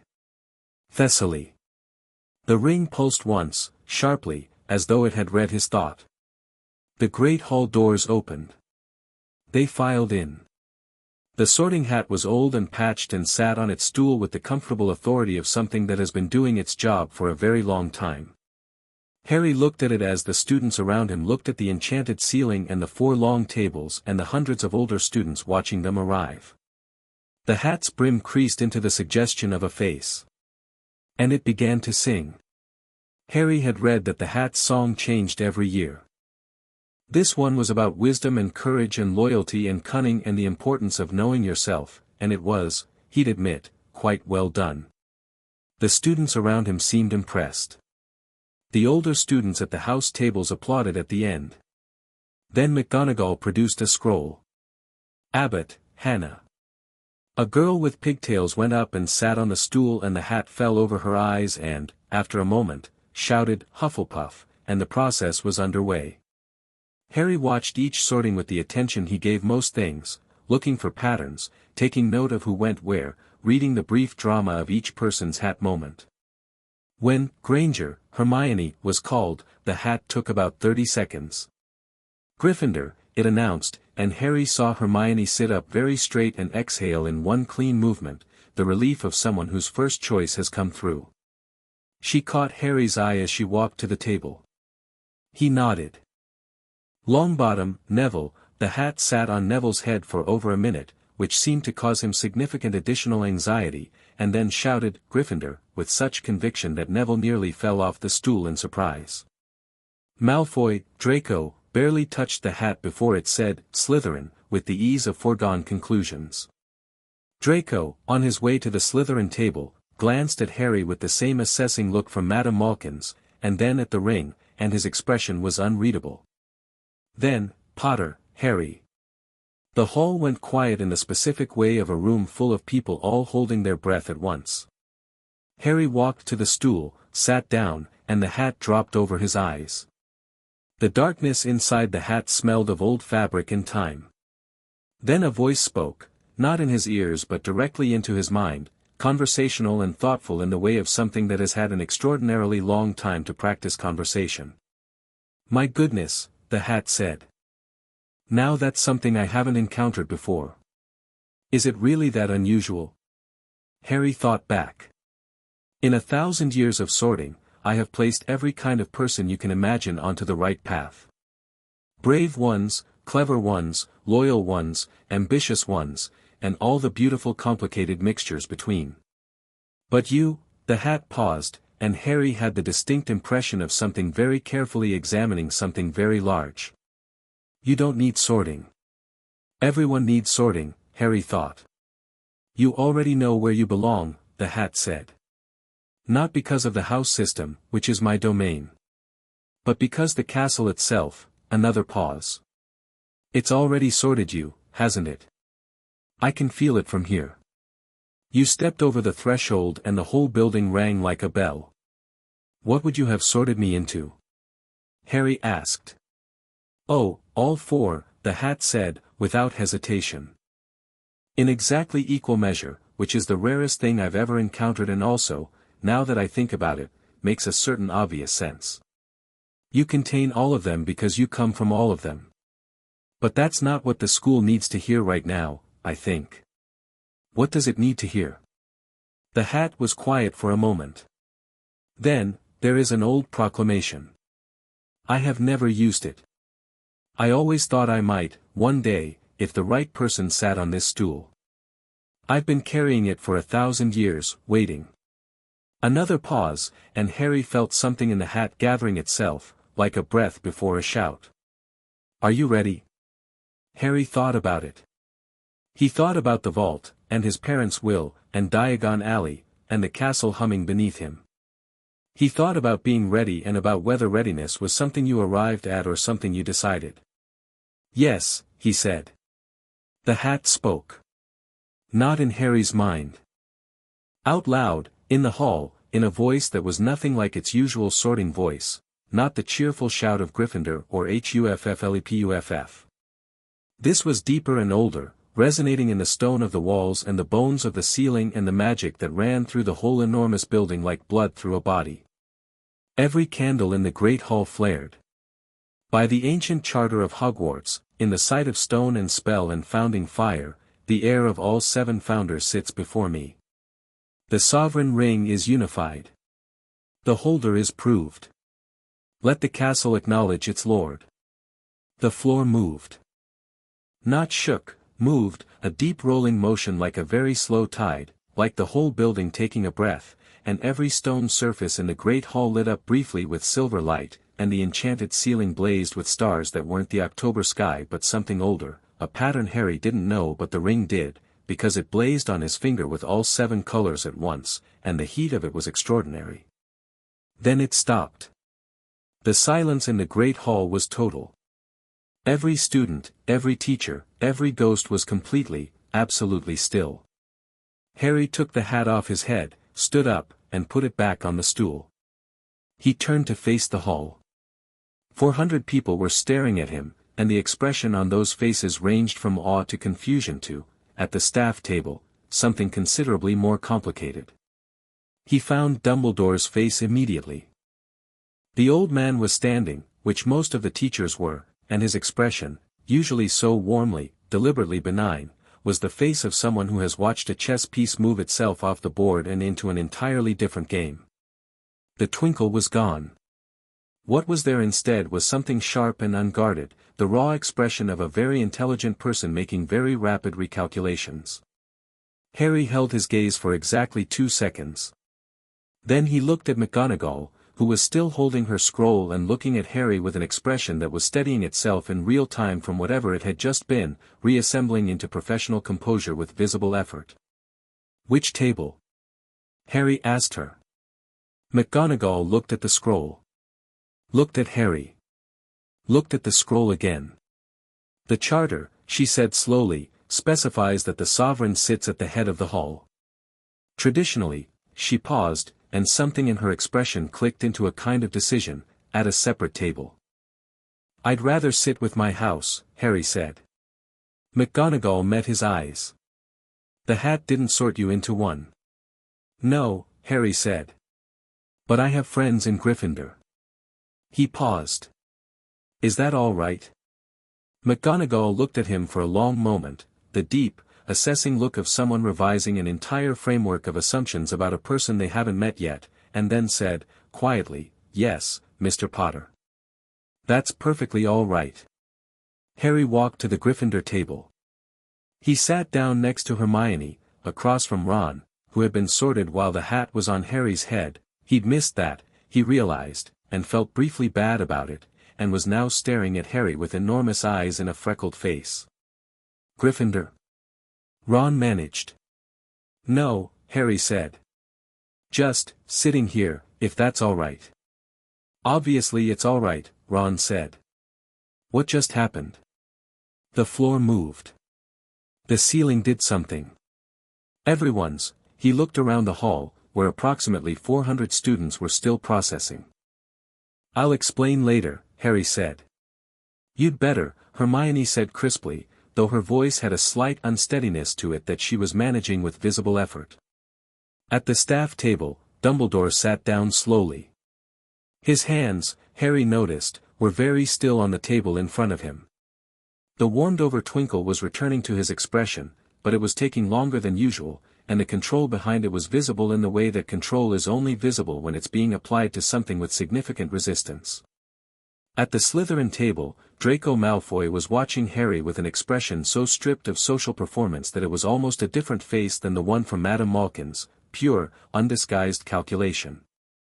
At the very end of the Slytherin table, a sixth year with dark hair and a prefect's badge was watching Harry too, but differently. Not calculating. More like someone who has just heard an argument they weren't expecting and is trying very hard to find the flaw in it. Cassian Blackwood. Harry was fairly certain, from the bearing alone.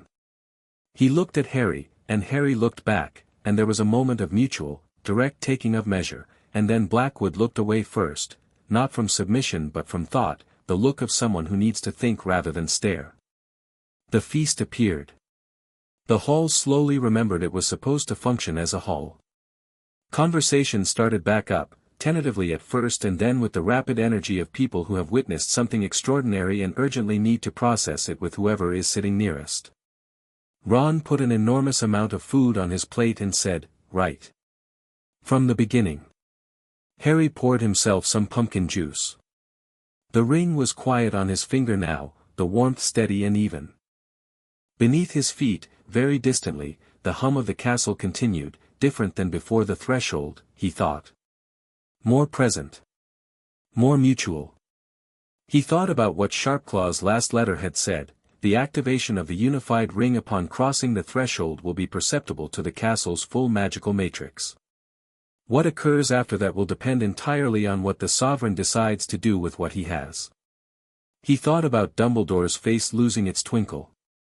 He thought about his parents' will in his trunk, and about 3 names almost but not quite erased from the castle walls, and about the sealed vault and the decade in the cupboard, and about a man who had made very careful, very long-term plans. From the beginning, Harry agreed, and started talking. He told them most of it, the vault, the rings, Gringotts, the will. Not everything, he kept certain things, certain levels of detail, for when he understood them better. But enough that Ron and Hermione had the shape of it, and Ron's expression moved from shock to awe to something settling into loyalty with the naturalness of someone who has found a straightforward thing in a complicated situation.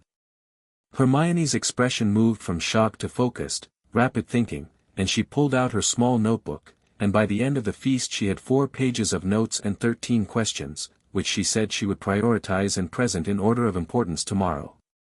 Tomorrow, Harry agreed. The feast ended. Prefects appeared to lead first years to their dormitories.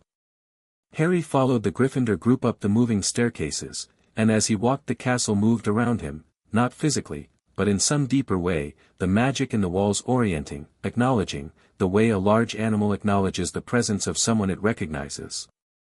He could feel it in his feet and his hands and the ring warm on his finger.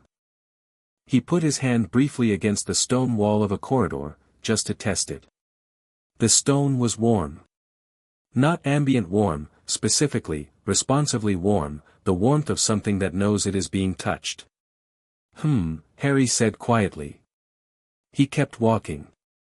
The Gryffindor common room was exactly what it should have been, red and gold and firelit, comfortable armchairs and bookshelves and the general feeling of a room that has been lived in well by many people over many years.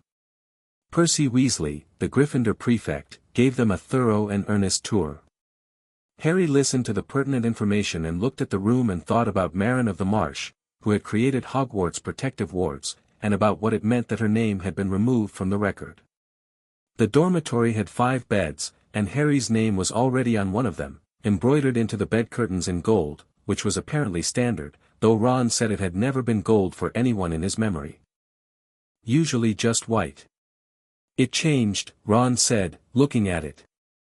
When you sat down at the feast. George is going to lose his mind. Harry looked at his name in gold on the bed curtains. He thought about the first time he'd seen his name used properly, the letter address, Sovereign Lord of Hogwarts, and about Vernon's careful blankness, and about a vault waiting under the stairs. He sat on the bed. Reached into his trunk. Took out his parents' will and held it for a moment, just held it, the parchment real and worn in his hands. Tomorrow, he thought. There's a lot to do tomorrow. He put the will away carefully. He looked out the dormitory window at the black lake below and the stars above, and somewhere far inside the castle the hum continued, steady, patient, present. The oldest magic, waiting. He closed his eyes. He slept. Chapter 3, The Castle Knows. Harry woke at 6, before anyone else, because he'd been waking at 6 for 10 years and his body had strong opinions about the habit. The dormitory was dark and warm and full of the breathing of 4 other boys, and for a moment, just the first, unguarded moment between sleep and full consciousness, it was simply a room, simply morning, simply the ordinary small comfort of being warm and horizontal. Then the ring pulsed on his finger and the hum of the castle came back into his awareness like a radio finding its frequency, and Harry was fully awake. He dressed quietly, took his notebook, a plain Muggle one, bought at a newsagent in Little Whinging, and his wand, and went out. The common room was empty. The fire had burned low in the night and the early morning light came through the windows in thin, grey sheets, and everything was very still in the way of places that belong to people but don't need them to be functional. Harry stood in the middle of it for a moment, then put his hand against the nearest wall. The stone was warm again. The warmth moved up his palm, and with it came something else, a sense of dimension, of depth, as though the wall were not 4 feet thick but 400, as though what he was touching was not stone but the edge of something enormous that extended in all directions at once. He could feel corridors. Not see them, feel them, their turns and lengths and the doors set into them, the specific weight of each door and what was behind it. He could feel the great hall directly below, cold and echoing and waiting for the day. He could feel the kitchens beneath that, already warm with activity. He could feel 7 floors of occupied spaces, sleeping bodies, the specific magical signatures of hundreds of inhabitants like distinct notes in a chord that was too large for any single ear to fully hear. He took his hand off the wall and wrote in his notebook, "The castle communicates through touch." The more deliberate the contact, the more specific the information. Needs more exploration. He went for a walk. The corridors of Hogwarts at 6 in the morning were extraordinary. Portraits slept in their frames, he could hear very faint snoring from a 16th-century landscape near the second-floor stairs, and the moving staircases moved with the idle, unhurried motion of things with no particular destination in mind. The torches were lower than they'd be during the day, and the light they cast was amber and atmospheric, picking out the texture of the stone, the depth of the carved arches, the slightly irregular rhythm of a flagstone floor worn hollow by centuries of students. Harry walked without a specific destination and let the castle guide him, which it did, not forcefully, not steering his feet, but with a quality of warmth that was slightly stronger in some directions than others, like a gentle current. He followed it up 2 flights and left along a corridor he hadn't seen the night before, and found himself standing in front of a section of wall that looked exactly like every other section of wall except that the ring on his finger was putting out the particular warmth it used when something important was nearby. He put his hand against it. The information that came through was different from corridors and rooms. This was old. Differently old than the surrounding stone, as though this section had been here before everything else, or had been here and not here and then here again. And there was something behind it, not a room exactly, more like a wound, like a place where something had been taken out and the space had closed over but not healed. He stepped back and looked at the wall. In the early morning light, in the particular quality of attention he'd been developing since July, he could see it, or almost see it, the names. Marin. Edric. Thessaly. Not carved, but present in the stone itself, in the crystalline structure of it, the way a scar is present in skin long after the wound has closed. I know, he said quietly, to the wall, to the castle, to whatever was listening. I'm going to fix that. The wall was warm under his hand. He went back to the common room, made a series of notes, and was sitting in an armchair by the time the portrait hole opened at 7:30 and Hermione came through it with the specific alert purposefulness of someone who has also been awake for some time and has been waiting for a socially reasonable hour to begin. She was carrying her small notebook and had 3 books under her arm. "Good morning," Harry said. "I have questions," she said, sitting in the armchair across from him. "I know. You said 13. I've added 4 more." She opened her notebook. "Starting with the most important, the will. Your parents explicitly excluded the Dursleys. Dumbledore sealed it.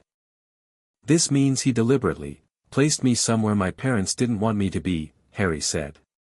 "Yes. Which is not only a violation of wizarding inheritance law but also a deliberate act with a specific purpose," Harry said. "He wanted me to grow up without knowledge of the magical world. Without knowledge of my own history. Without the ring." He paused. "The ring activates at 10. If I'd grown up with Sirius Black or the Lupin or the Longbottoms, in a magical household, I'd have been told about the vault. Probably found it earlier. The whole thing would have played out differently." Hermione was very quiet for a moment. "He wanted you to arrive at Hogwarts as, what? An ordinary first year? Without the sovereignty? Without understanding what I was," Harry said. "He'd have told me, eventually. On his timeline. In a way he could manage." He turned the ring on his finger. "Instead the vault found me the night before the inheritance threshold, and I found it first." "Do you know why he did it?" Hermione asked. "What he was trying to achieve?" "Not yet," Harry said. "But I will." Ron came through the portrait hole 20 minutes later, looking like someone who had slept extremely well and was mildly annoyed about it because there were apparently things to worry about. He dropped into a chair, registered the notebooks, and said, "Are we doing the thing where we figure everything out before breakfast?" "We're doing the thing where we establish what we know and what we don't know," Harry said. "Can we do it at breakfast? There's porridge." They went to breakfast, and Harry was aware, precisely, without vanity, of what happened when he walked into the great hall. The noise didn't stop, exactly, but it recalibrated, the way a room of instruments recalibrates when someone changes the key. Heads turned. Eyes moved to him and stayed there. He walked to the Gryffindor table and sat down and poured himself tea, and the hall returned to its normal volume, and Harry thought, "I'm going to need to decide how to handle this, and I should decide before someone else decides for me." The post arrived midway through breakfast, a storm of owls wheeling in through the upper windows, dropping parcels and letters along the tables. Sable came down and landed next to Harry's plate with the precision of a bird that has been doing this for years rather than weeks, dropping a letter and accepting a piece of toast in exchange. The letter was from Sharpclaw. Harry read it while Ron navigated the complex operation of eating toast and reading the Quidditch section of the Prophet over Hermione's shoulder without her noticing, which he was managing with moderate success. Sharpclaw's letter was brief. The Ministry of Magic has made an inquiry this morning regarding the events reported at Hogwarts last night. Several Ministry officials have noted, with concern, the apparent activation of the sovereignty clause of the Hogwarts Charter and have requested a formal review of its legal status. We expect the Ministry will attempt to challenge the clause's validity within the week. We advise the Sovereign to take no public action until our legal scholars have prepared a full response, as a premature engagement with the Ministry on this matter may. Harry put the letter down. He thought about the advice for approximately 4 seconds. He thought about sealed wills and cupboards under stairs and careful management on other people's timelines. Then he thought, no. What is it? Hermione asked, which meant she'd been watching him. The Ministry is going to try to challenge the sovereignty clause, Harry said. Gringotts thinks I should wait. For what? Ron asked. For them to prepare a legal response. Oh, Ron said. Right. Well. Should you wait? Harry picked up his tea. The charter predates the Ministry by 400 years. The clause says the authority cannot be revoked, transferred, or suppressed. There's nothing to legally challenge. He paused. They know this. They just want to establish the habit of me asking for permission before I act. Hermione was quiet for a moment. Then, what are you going to do? Go to class, Harry said. Hermione blinked. That's it? For now, Harry said. The most important thing I can do right now is understand the castle. The authority is already real. Announcing it loudly doesn't make it more real, it just gives people something to argue about. He put down his tea. When I act, I want it to mean something. He looked up from the table and found Cassian Blackwood watching him from the Slytherin table. The 6th year was eating breakfast and reading something, not the Prophet, something older, a heavier volume, and his attention on Harry was the same as last night, not hostile, not impressed, just intensely analytical.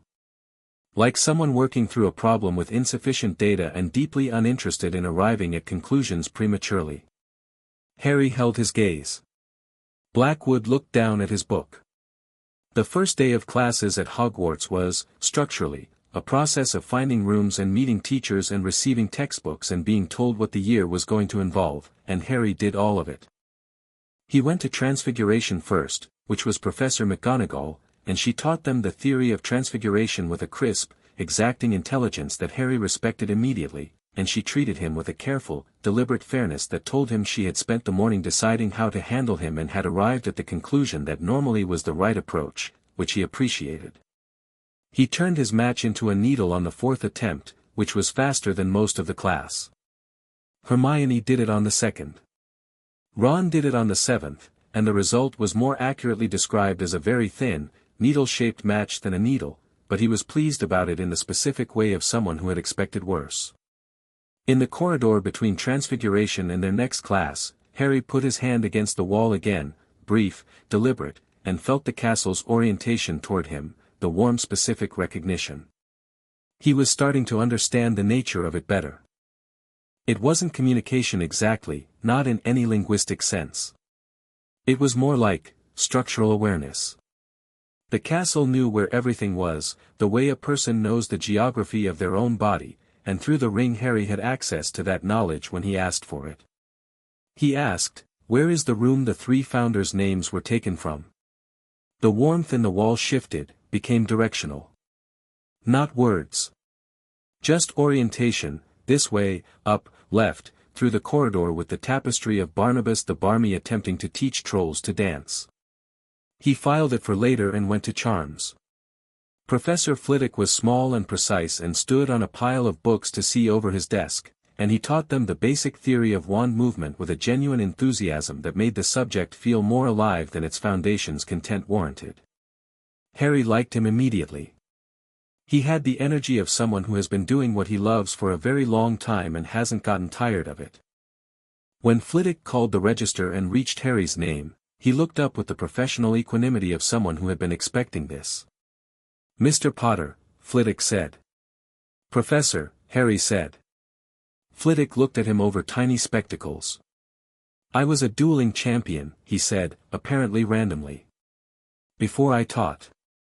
I've taught for 31 years. In that time I've seen a great many extraordinary students." A pause. "I mention this so you understand that I am not easily overwhelmed." Another pause. "Nevertheless, welcome to Hogwarts, Mr. Potter. I imagine it's more specifically yours than most students." Harry didn't quite smile. "I'm looking forward to learning charms." Flitwick's eyes went briefly to the ring and back. "I imagine you are," he said, and went back to the register. Potions was in the dungeons and Professor Snape was exactly what Harry had been told to expect by Ron's older brother's accumulated testimony, which was, tall, dark, cold, and in possession of the specific theatrical authority of someone who uses silences the way other people use words. He swept in, let the quiet extend past comfort, and then spoke. The speech was about the subtlety and exact science of potion making, about fame and how it was no substitute for work, and partway through it Snape's eyes moved to Harry with the deliberate weight of someone who has been waiting to deploy a look. Harry returned it with simple, neutral attention, and something in Snape's expression adjusted, a very small recalculation. "Potter," Snape said. "What would I get if I added powdered root of asphodel to an infusion of wormwood?" "Draught of living death," Harry said. "A powerful sleeping potion." "A beet." "Where would you look if I asked you to find me a bezoar?" "Stomach of a goat." "It's an antidote for most poisons." "Another beet." Snape's eyes dropped briefly to the ring. "What is the difference," he said, more slowly, "between monkshood and wolfsbane?" "They're the same plant," Harry said. "Also called aconite. Different names, same thing." The class was very quiet. Snape looked at Harry for a long moment with an expression that had several layers. The top layer was the familiar cold assessment, but underneath it something else was happening, something that Harry couldn't fully read yet and filed for later. Then Snape moved on. He set them to making a simple calming draught, assigned them to pairs, and moved through the room with a critical eye. Hermione got partnered with a girl named Millicent Bulstrode, which produced a notable tension of mutual academic competitiveness. Ron got paired with Neville, which produced a notable tension of a different kind, largely involving the question of whether Neville's hands were going to stop shaking before they added their ingredients. Harry got no partner. He started the potion on his own, which Snape noted without comment. The ring was interesting in the dungeons, warmer than elsewhere, the castle's awareness more concentrated, as though the old stones down here were denser with history. He worked through the potion steps methodically and thought, while his hands moved, about the 3 forgotten founders. Marin of the Marsh had created the protective wards. Edric the Grey had contributed the castle's architectural magic. Thessaly Blackmore had bound herself to the castle's defense. All 3 had been erased from the record. Salazar Slytherin's work, according to the documents Sharpclaw had eventually released, because Slytherin had wanted the school's founding to be clean of Muggleborns, squibs, and what he'd called dark practitioners, which was apparently his way of describing Thessaly Blackmore despite the fact that she had spent her power protecting rather than harming. The ward enchantments that Marin had created were still running. Harry could feel them through the ring, old and steady and built on principles of inclusion rather than exclusion, ward work that protected anyone who entered the school in good faith. Edric's architectural magic was also still running, the staircases moved this morning, the ceiling showed the right weather, the doors opened correctly. Their names had been taken but their work remained, and the castle knew it, and the castle had been trying to show it, and now the castle had its sovereign and the sovereign knew. Harry stirred his potion and thought, restoring their names is the first real act I take. Not the grandest act. But the right first act. How to do it was the question. He looked at the ring. He thought about the wall on the third floor where the names lived in the stone.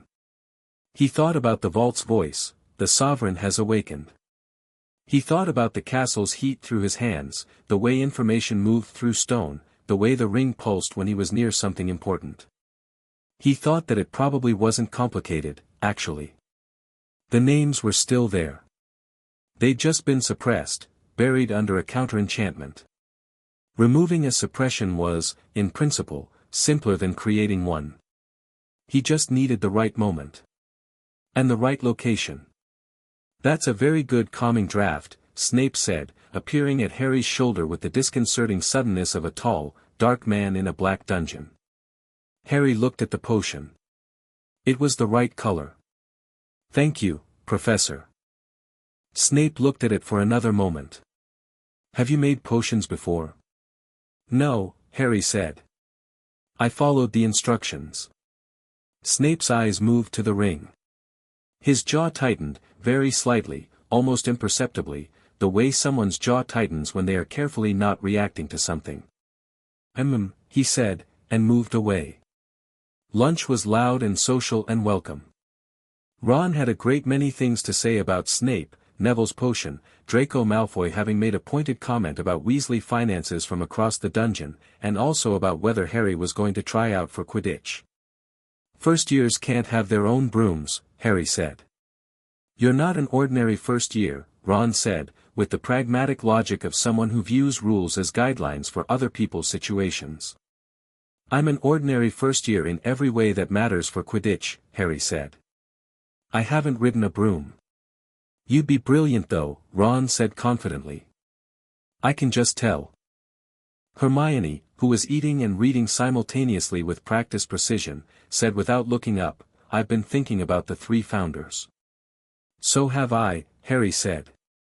"The restoration of their names in the castle record would require accessing the suppression layer in the ward matrix, and removing it," Harry said. "Yes. That's not a standard spell," Hermione said. "I've been through the index of spells of founding and structure twice. There's nothing specifically applicable." "It's not a spell exactly," Harry said. "It's a sovereignty action. The ring interfaces directly with the castle's magical structure.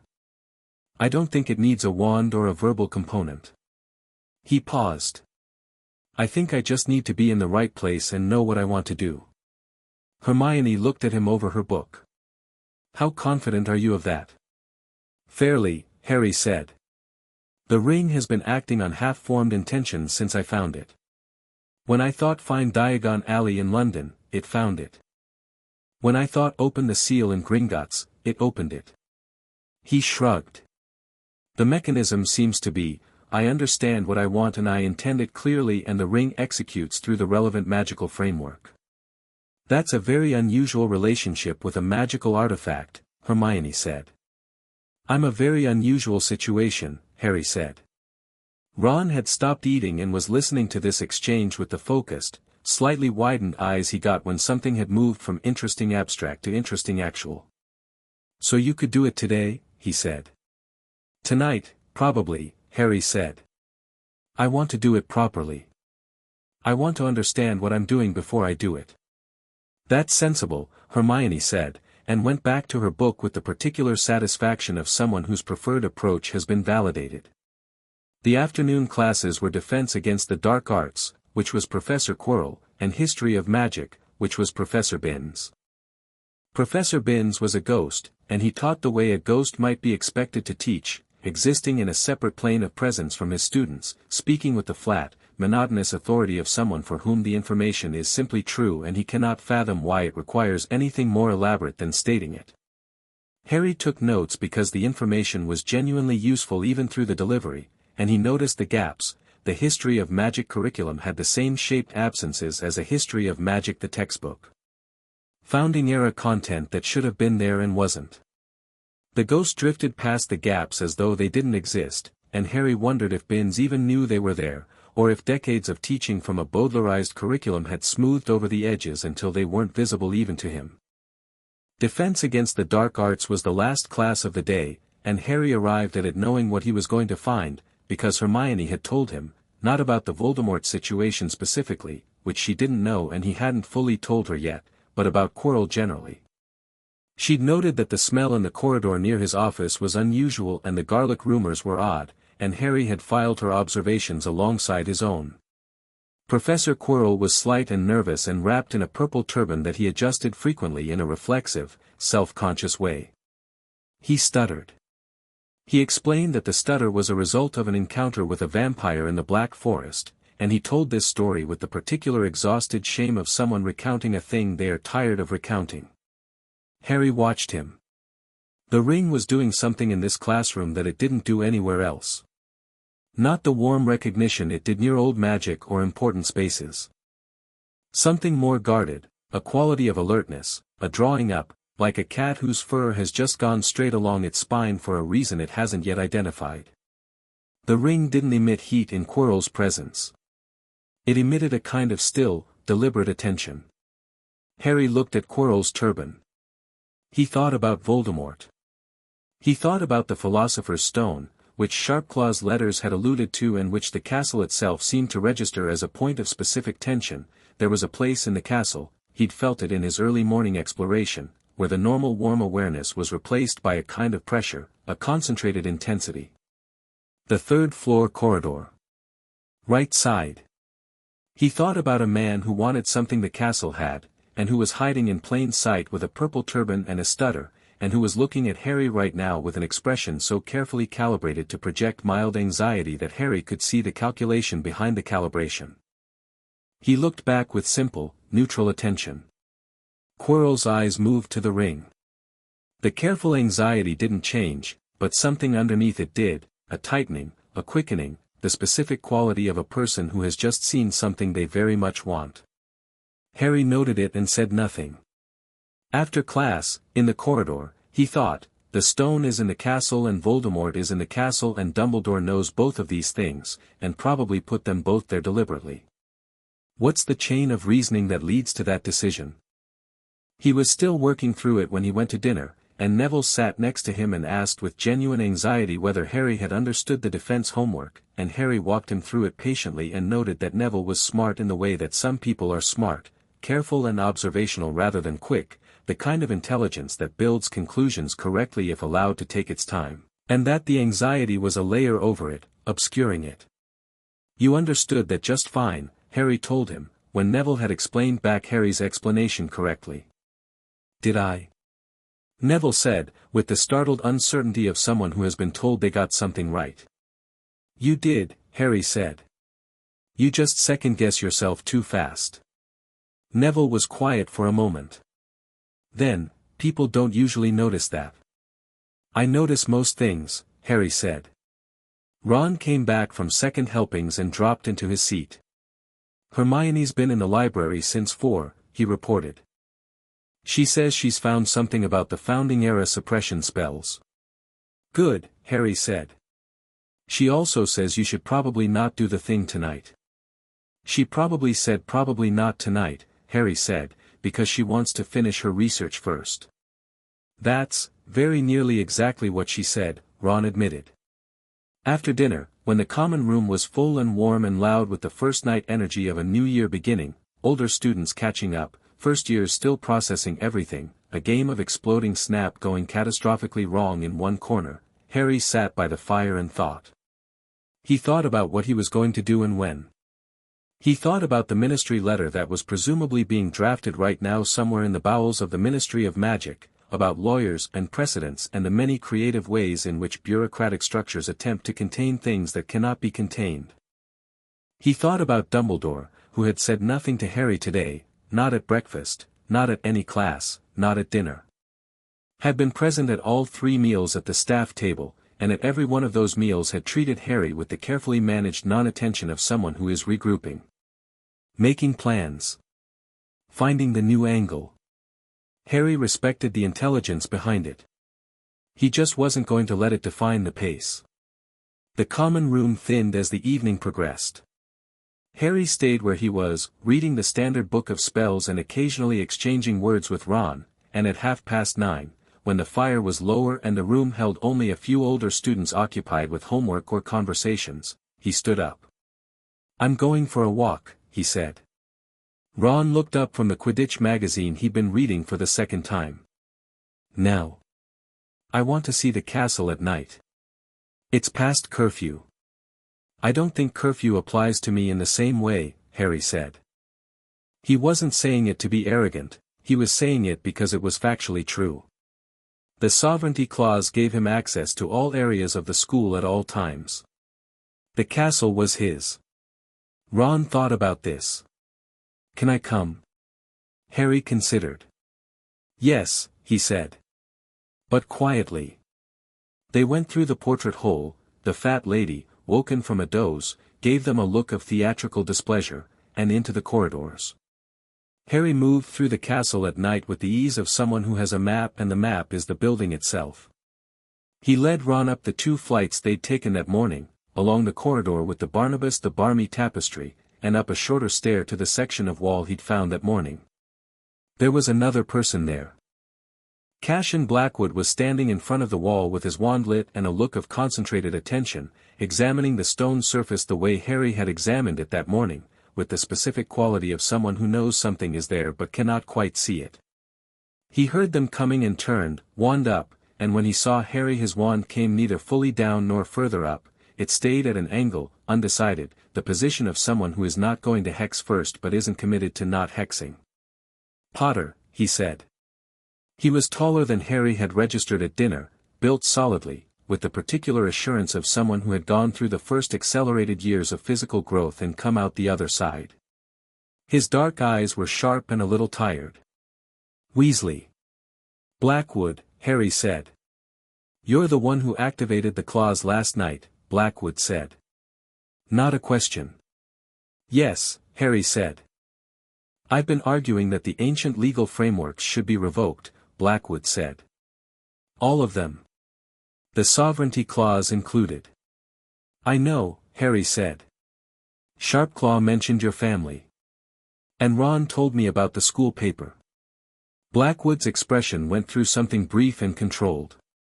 "And you're here to exercise your claim."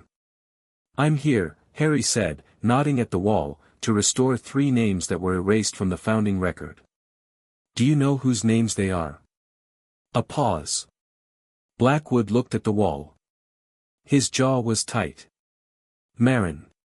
Edric. Thessaly," he said, slowly, like words he'd worked out and never said aloud. "You knew," Harry said. "I suspected." Blackwood looked at him. "I found references in the restricted section. Fragments of the founding-era documents that predated the official record. 3 names that kept appearing in old ward work and architectural references and were nowhere in the sanctioned history." He paused. "I wrote my arguments about the old legal frameworks partly because I thought the sovereignty clause was being used as a weapon by pure-blood supremacists. The idea of an heir who holds authority over Hogwarts is exactly the kind of mythology blood status ideology weaponizes." "It is," Harry said. "You're right about that." Blackwood blinked, apparently having expected an argument. "Then you understand why." "I understand why you arrived at that conclusion from the evidence available," Harry said. "The problem is the evidence was incomplete. The 3 founders who were erased were a Muggle-born, a squib, and a practitioner that Slytherin labeled as dark because he didn't want to acknowledge what she actually was." He paused. "The sovereignty clause was created by all 7 founders together. Slytherin signed it as well. It was designed not as a pure-blood legacy mechanism but as a check on exactly the kind of unilateral power that Slytherin later tried to exercise. The sovereign can't be blood prejudiced, because the sovereign descends from a Muggle-born founding line as well as the other 6. Blackwood was very still. He looked at the ring, then at Harry's face. The calculation in his eyes had not gone away, but something adjacent to it had shifted. "You can prove this," he said. "Gringotts has the documentation," Harry said. "The original founding-era charter, all 7 signatories. I can arrange for you to see it." "Why?" Blackwood said flatly. "Why would you do that?" Because I agree with half your argument, Harry said. The old legal frameworks have been used to justify blood supremacy and they should be challenged and most of them should go. The sovereignty clause is different, not because it benefits me, but because it was specifically designed to prevent what you're worried about, not enable it. But I can't expect you to take that on faith. You should see the documentation. Blackwood studied him for a long moment. Ron, beside Harry, was quiet with the specific quiet of someone who is watching something important happen and has correctly assessed that his job right now is to not interrupt it. You're 10 years old, Blackwood said. Yes, Harry said. You found the ring 2 months ago. July 30th. And you're standing in front of a section of wall in the middle of the night proposing to restore the names of 3 people who've been erased from history for 9 centuries, and offering to share founding-era documentation with a 6th-year Slytherin who's been publicly arguing against your authority. Yes, Harry said. A silence. Then, incredibly, Blackwood made a sound that was almost a laugh, not dismissive, not incredulous, but the sound of someone who has encountered something genuinely unexpected and finds it, against their better judgment, somewhat remarkable. Fine, he said. He stepped back from the wall. Let's see if it works. Harry stepped forward. He put his right hand flat against the wall, not the brief testing contact of this morning but deliberate, full, the ring against the stone. He thought about Marin, who had built the wards that protected everyone in this building. He thought about Edric, who had given the castle its bones. He thought about Thessaly, who had spent her power defending rather than conquering. He thought about their names living in the stone, pressed down under 9 centuries of enforced silence, patient as stone itself. He thought, restore. The ring blazed. Not the gentle pulse of ordinary operation, a full, clean surge, all 7 colors at once, the heat of it extraordinary up his arm and across his chest. The wall under his hand lit from inside, silver light bleeding through the stone, and the corridor was suddenly bright with it, and Ron made a sharp sound that was cut short when he saw what was happening. The names came up out of the stone. Not carved, not written, they rose, 3-dimensional, letters forming in the living rock as though they'd been there all along and simply needed permission to be seen. They were the same scale as the other founder names visible in the Great Hall and on the school's official crests, the 4 known founders whose names were everywhere. These 3 were the same size, the same style, the same permanence. Marin of the Marsh. Edric the Grey. Thessaly Blackmore. Below each name, rising with it like a tide, their contributions. Not a paragraph, not an explanation, just the simple titles that should have always been there. Ward Founder. Architect Founder. Shield Founder. The light held for a moment, warm and complete. Then it faded. The names stayed. Harry took his hand off the wall. The ring settled back to its quiet warmth. The corridor was silent. Blackwood was staring at the wall. He was not moving. His face had undergone a series of changes that he'd evidently given up trying to manage, and what was there now was simple, unguarded, the expression of someone for whom something theoretical has just become physical and the adjustment is significant. There'll be more of them through the castle, Harry said. Other places where they've been suppressed. I'll find them. He paused. I'll need someone who knows the restricted section. Blackwood looked at him slowly. That's why you told me about the documentation, he said. You want my help. I want someone who cares about the truth more than they care about being right, Harry said. You clearly do. Most people don't. Another long silence. Blackwood looked at the wall again. He reached out and touched the letters, Marin's name, with 2 fingers, gently, the way you touch something you want to verify is real. I'll think about it, he said. Good, Harry said. They walked back through the corridors, Harry and Ron toward Gryffindor Tower, Blackwood toward the dungeons, and the castle hummed differently now, Harry thought. A different note in the chord, 3 new ones added, something that had been slightly dissonant suddenly resolving. At the junction where their paths split, Blackwood stopped and said, Why Weasley? Ron, caught off guard, said, "Sorry. Why is he with you for this?" "Because I asked him," Harry said simply. Blackwood looked at Ron, then at Harry. "Fair enough," he said, and walked away. Ron waited until the footsteps faded, then turned to Harry with the expression of someone who has been holding something in for several minutes. "That was, I know," Harry said. "He's a sixth-year Slytherin prefect who hates the sovereignty clause and you just, I know," Harry said. "Is this a normal thing? Do things work out like this for you?" Harry thought about a decade in a cupboard. About sealed wills and £12 and Sable choosing him across a shop counter. "Not historically," he said. They went back through the portrait hole and the fat lady gave them an even more theatrical look of displeasure than before, and the common room was nearly empty now, just the fire and two older students asleep in armchairs with books on their faces. Harry sat down and opened his notebook. He wrote, "Names restored. Castle registered it, the hum changed. Need to find the others. Blackwood is useful and honest and probably right about most of the things he's right about. Quirrell is a problem that needs timing. Dumbledore hasn't spoken to me yet. That changes tomorrow." He closed the notebook. He looked at the fire. He thought about Dumbledore, about the sealed will, about the cupboard, about 10 years of carefully managed isolation. About what the old man was planning to do with a situation that had gotten irreversibly away from him. He'll want to talk to me, Harry thought. He'll want to frame it as mentorship. As guidance. He'll be warm and wise and thoroughly in control of the conversation. He needs to understand that those terms don't apply anymore. He went to bed and slept well, and in the morning when he came down the common room, Hermione was already there with 9 books open on the study table and the expression of someone who had been awake since 5 and had found what she was looking for. "I've got it," she said, without looking up. "The Founding-era suppression enchantments. I know how they work and I've found references to 4 other locations in the castle where names or records were suppressed by the same mechanism." She paused, finally looking up, and registered his expression. "You've already done it, haven't you?" "Last night," Harry said.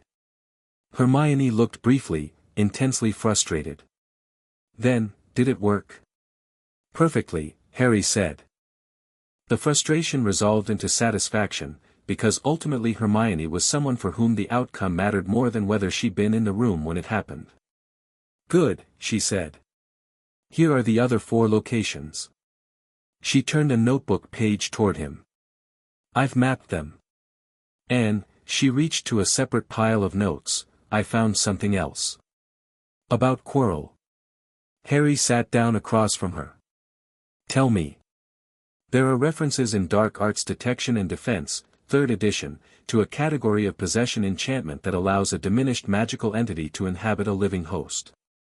The signs are," she checked her notes, "physical concealment of the possession point, unusual double magical signature when scanned, and a specific cold spot in the aura of anyone in the vicinity of the possessed host when the entity is active." She looked up. "Does your ring do anything in Quirrell's presence?" "It goes very still and attentive," Harry said. "Different from anywhere else in the castle." "That's probably the detection function," Hermione said. "The ring has ward properties built in, Marin's ward magic, specifically, according to what you told me. Marin's wards were designed to detect harmful presences. So the ring knows something is wrong with Quirrell," Harry said. "Something is in Quirrell," Hermione said precisely. "And I think we both know what." Ron came through the dormitory door, rumpled and cheerful, and stopped when he read the atmosphere of the table. "What did I miss?" "Sit down," Harry said. "This is important." He told them about Voldemort. Not everything he knew, he was still careful about what he knew and what he suspected and what was confirmed, but enough. Enough that Ron went from rumpled and cheerful to serious and pale in about 30 seconds, and Hermione added 4 pages of new notes, and both of them sat across from Harry in the morning firelight with the particular quality of people who have decided something. Ron said, "What do we do?" "We don't panic," Harry said. And we don't tell Dumbledore yet. Not until I've talked to him. He knows Voldemort is in the castle, he almost certainly put the stone here as bait. I want to understand his reasoning before I decide whether his approach is the right one. What if it isn't? Ron said. Then I'll handle it differently, Harry said. How? Ron said. Harry looked at the ring. He thought about the sovereignty clause. This authority cannot be revoked, transferred, or suppressed. It activates upon the first crossing of the threshold of Hogwarts grounds by the sovereign. He thought about the castle humming beneath him, aware and oriented and patient. I'm the sovereign of Hogwarts, Harry said. Voldemort wants something inside this castle. This is my castle. Those are different facts, but they connect. Ron looked at Hermione. Hermione looked at Harry. Then she wrote something in her notebook, underlined it twice, and said, "We need a better understanding of the stone and what Voldemort actually wants with it before we can plan properly." Agreed, Harry said. Library, Hermione said. After breakfast, Ron said firmly. Harry picked up his tea. The ring was warm on his finger and the castle hummed its steady, patient hum, and the fire crackled, and outside the common room windows the September morning was just arriving, grey and cool and full of everything that was about to happen. He thought, Dumbledore is going to come to me today. He thought, good. Chapter 4, The Laws of Old Dumbledore came to him after breakfast.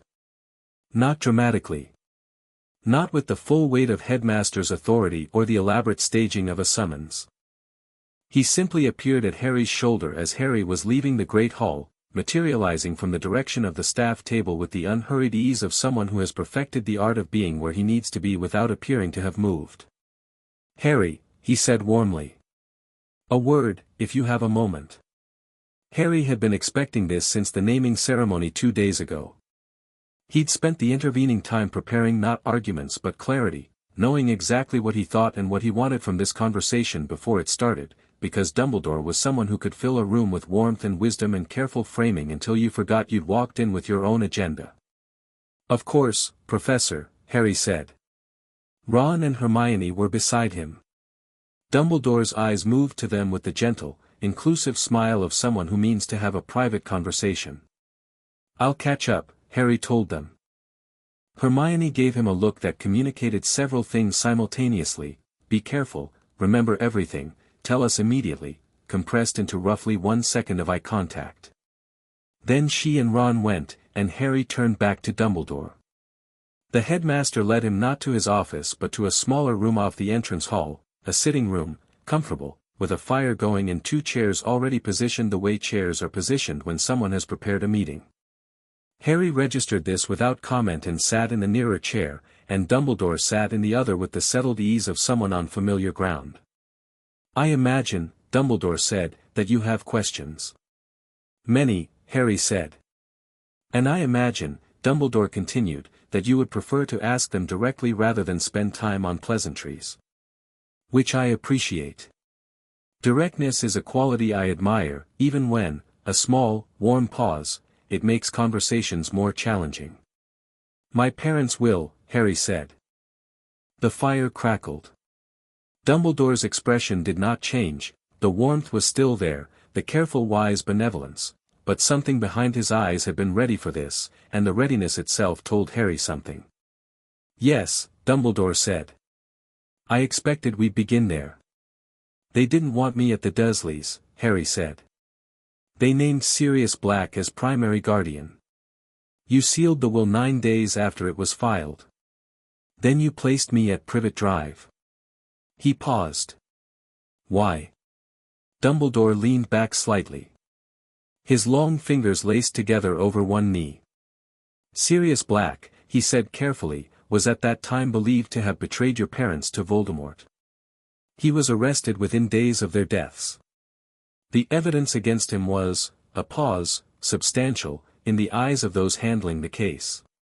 But not tried," Harry said. "He was imprisoned without a trial." A brief silence. "That is correct," Dumbledore said. "The chaos of those days, did you believe he was guilty?" Harry asked. Another silence. Longer. The fire shifted.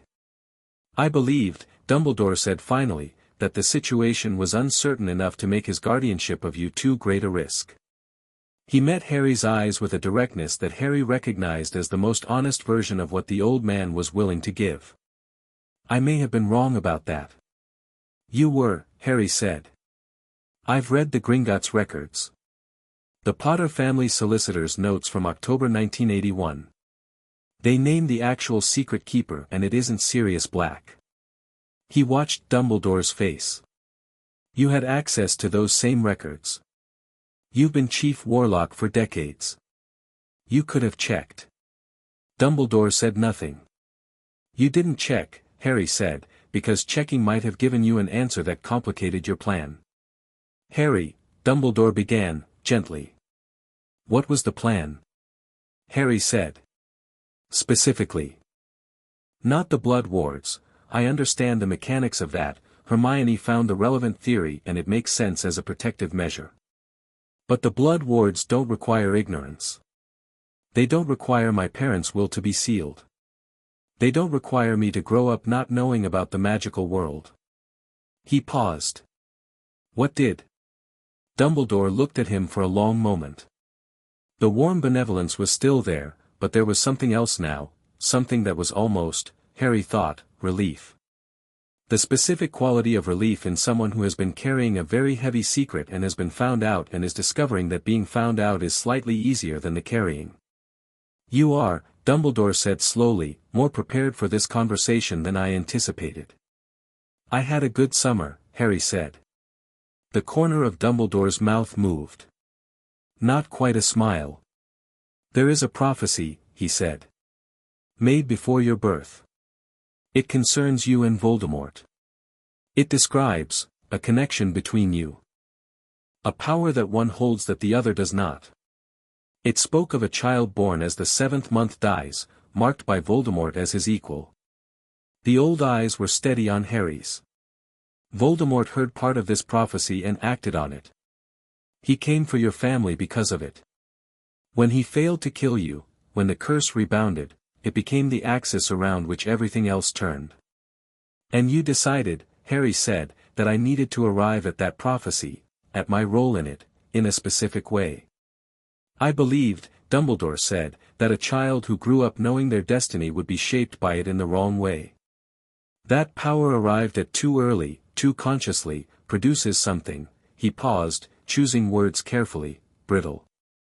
That what was needed was not a warrior trained for war but a person formed by ordinary life. By love, even imperfect love. By the knowledge of loss without the armor of power. Harry sat with this for a moment. He didn't dismiss it, it was not a stupid argument, and Dumbledore was not a stupid man, and the intention behind it was genuine care, the kind of care that goes wrong the way well-intentioned things go wrong, which is slowly and with great confidence. The vault, Harry said. Did you know about it? I knew of its existence, Dumbledore said. I did not know its location until, a pause, until recently. I was not aware it had followed you to Privet Drive. When did you plan to tell me about it? After your 17th birthday, Dumbledore said. When the inheritance would have been, 7 years later than it activated, Harry said. 7 years later than the threshold age specified in the charter. Yes, Dumbledore said quietly. And in those 7 years, Harry said, you would have guided my education. Shaped my understanding of Voldemort and the prophecy and my own history. Made sure I arrived at the right conclusions in the right order. He paused. Your conclusions. Your order. The fire was the only sound. Dumbledore's face was very still. I'm not angry, Harry said, and meant it in the specific way he'd meant it since August, not an absence of anger but a decision about what to do with it. I understand why you did it. I think you were wrong. I think you treated me as a piece on a board rather than a person making choices, and I think that approach was going to produce exactly the wrong outcome eventually regardless of how well you managed it. He paused. But I'm here now, and the sovereignty is activated, and I need to know if you're going to work with that or against it. Dumbledore looked at him for a long moment. In the silence Harry could hear the fire and the distant sound of students in the corridor beyond the door and, beneath it all, the castle's steady hum. "You are," Dumbledore said, "the most remarkable 10-year-old I have ever encountered." "That's not an answer," Harry said. "No," Dumbledore agreed. He leaned forward slightly, elbows on knees, and for a moment the warm benevolence was entirely gone and what was there instead was simply an old man, genuinely tired, looking at something he hadn't planned for and finding it unexpectedly, possibly, better than what he had planned. "The Philosopher's Stone," he said. "You know it's here." "Yes," Harry said. "And you know what's after it." "Yes," Harry said. "My plan," Dumbledore said, "was to allow events to develop naturally. To let Voldemort make his attempt, and to allow you, when the time came, to be the one to stop him. As the prophecy implies. As the story requires. And if I told you," Harry said, "that I don't intend to let the stone be threatened for the sake of a narrative?" Dumbledore was quiet. "I'm the sovereign of this castle," Harry said. "Voldemort wants something inside it.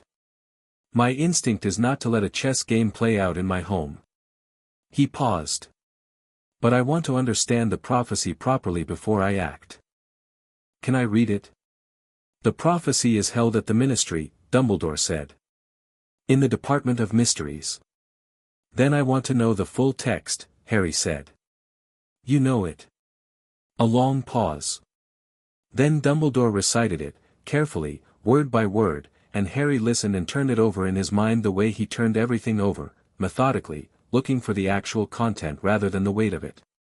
When Dumbledore finished, Harry sat quietly for a moment. "Neither can live while the other survives," he said. "That's the line that matters."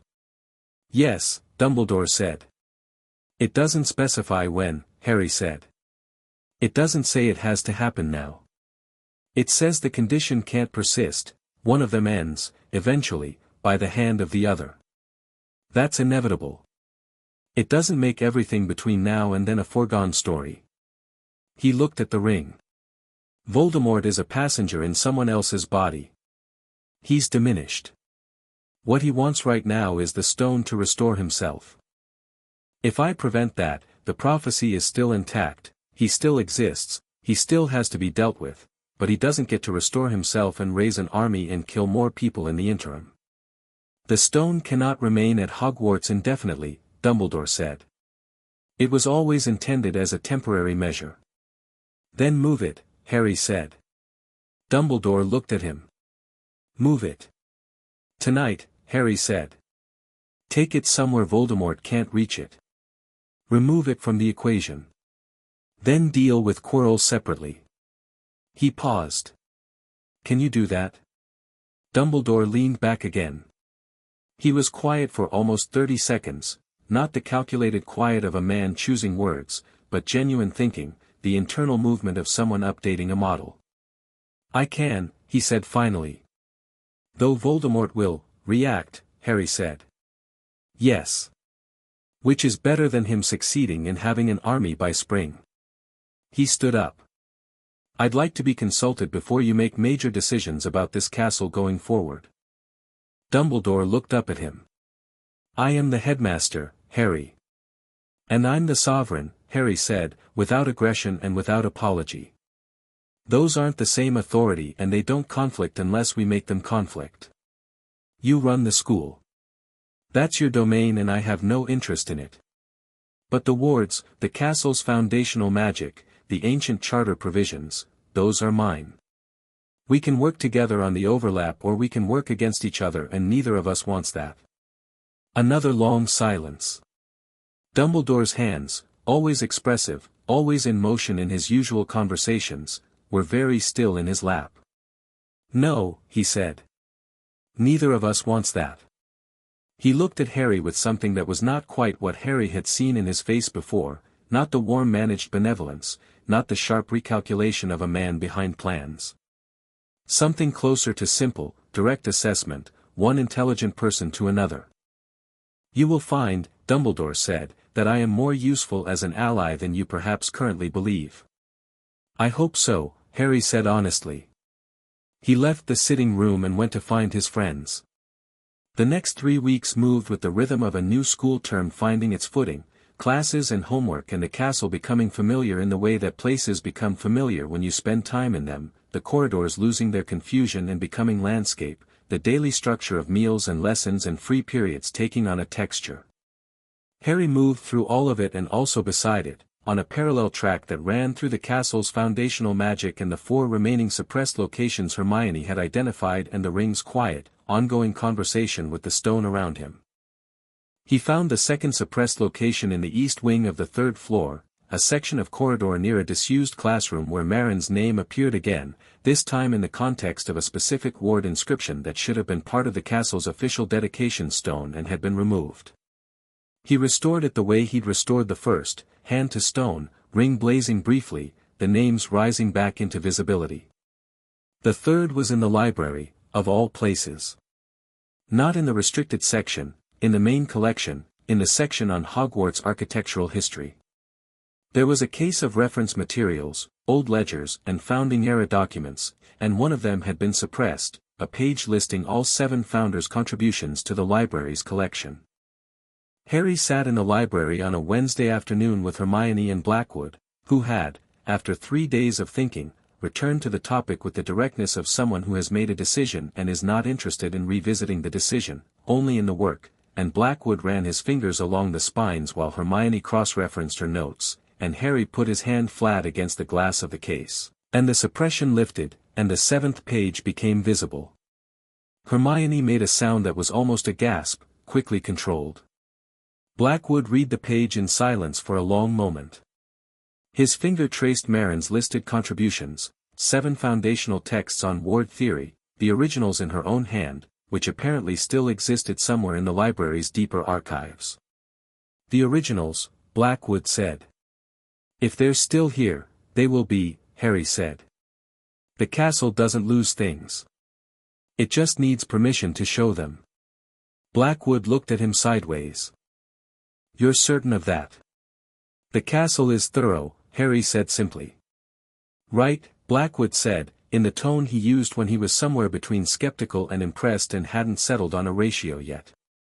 The 4th location was the dungeon, near the potions classroom, a section of the founding plaque that had named the school's protective principles, and from which several lines had been removed.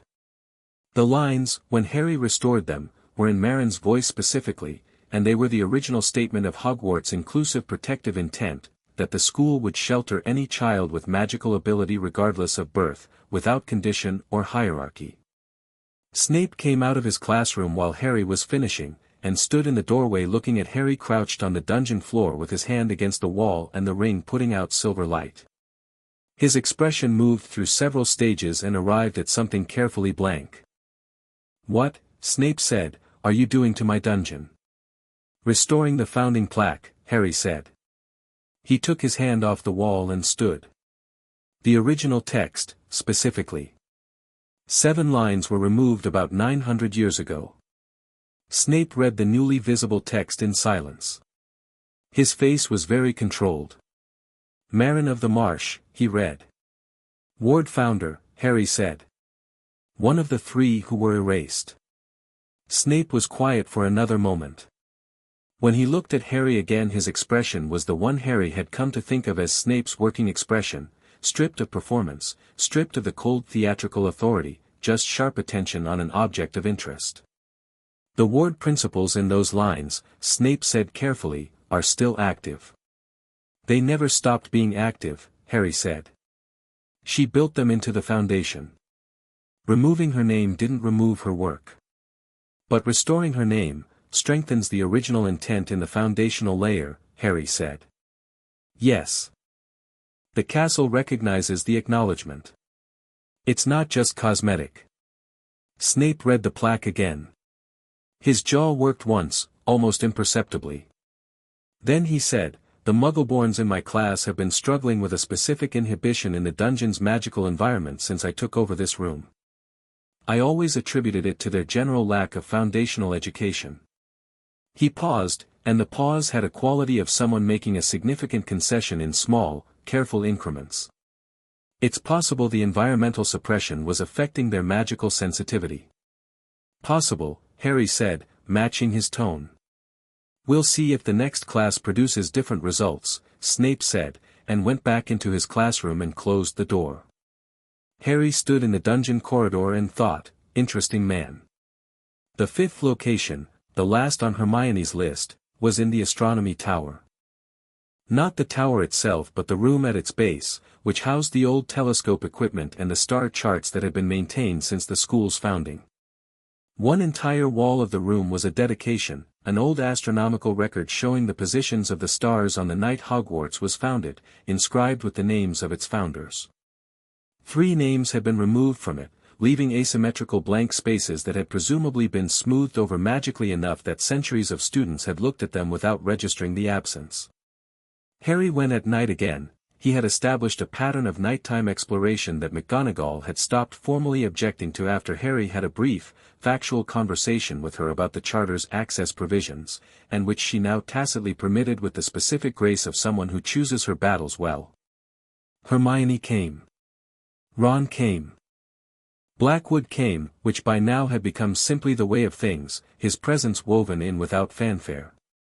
Neville came too, because he'd been following Harry's activities with the quiet attentiveness he applied to everything important, and because Harry had invited him, partly because Neville was observant and useful and partly because he had the feeling that Neville Longbottom needed someone to notice he was worth including in things. Neville stood beside Harry in the astronomy tower room and looked at the blank spaces in the star chart and said, "They just took the names out." "Like that?" "Like that," Harry said. "That's cruel," Neville said quietly. "Yes," Harry said. "It is." He put his hand against the star chart. The ring pulsed, deep and warm. The names rose, not in stone here but in the gilded ink of the original inscription, gold letters appearing as though the original scribe were writing them back into existence. Marin. Edric. Thessaly. Their names among the stars, in the chart of the founding night sky, where they had always belonged. The room was very quiet when it was done. Blackwood said, after a moment, "That's all 5 locations." "That you found," Harry said. "There may be others. The castle will show me if there are." "Will it just show you things?" Ron asked. "Sometimes," Harry said. "It's more like, I can ask and it answers. Or I notice something and it responds to the noticing." He looked at the restored star chart. "It's been doing this for 1,000 years without a sovereign. 900 of those years with 3 of its founders missing from the record. I think it's, relieved is not quite the right word, but the quality of the hum has changed since the first restoration. It's fuller." Neville was still looking at the star chart. "What were they like?" he said. "The 3 of them." "I don't know yet," Harry said. "I'd like to find out." "The originals in the library," Hermione said immediately. "Marin's texts. If they're accessible now, tomorrow," Harry said. "We'll look tomorrow." Marin's texts were accessible the next morning, and they were extraordinary, not in content Harry could read easily, because they were in a version of written English so archaic it was barely recognizable, but Hermione had studied Old and Middle English on her own initiative at age 8 and could navigate them, and she spent 3 days reading them in the library with Blackwood's help for the magical theory components and emerged with 17 pages of notes and the look of someone who has found exactly the kind of evidence they needed for an argument they'd been building for years.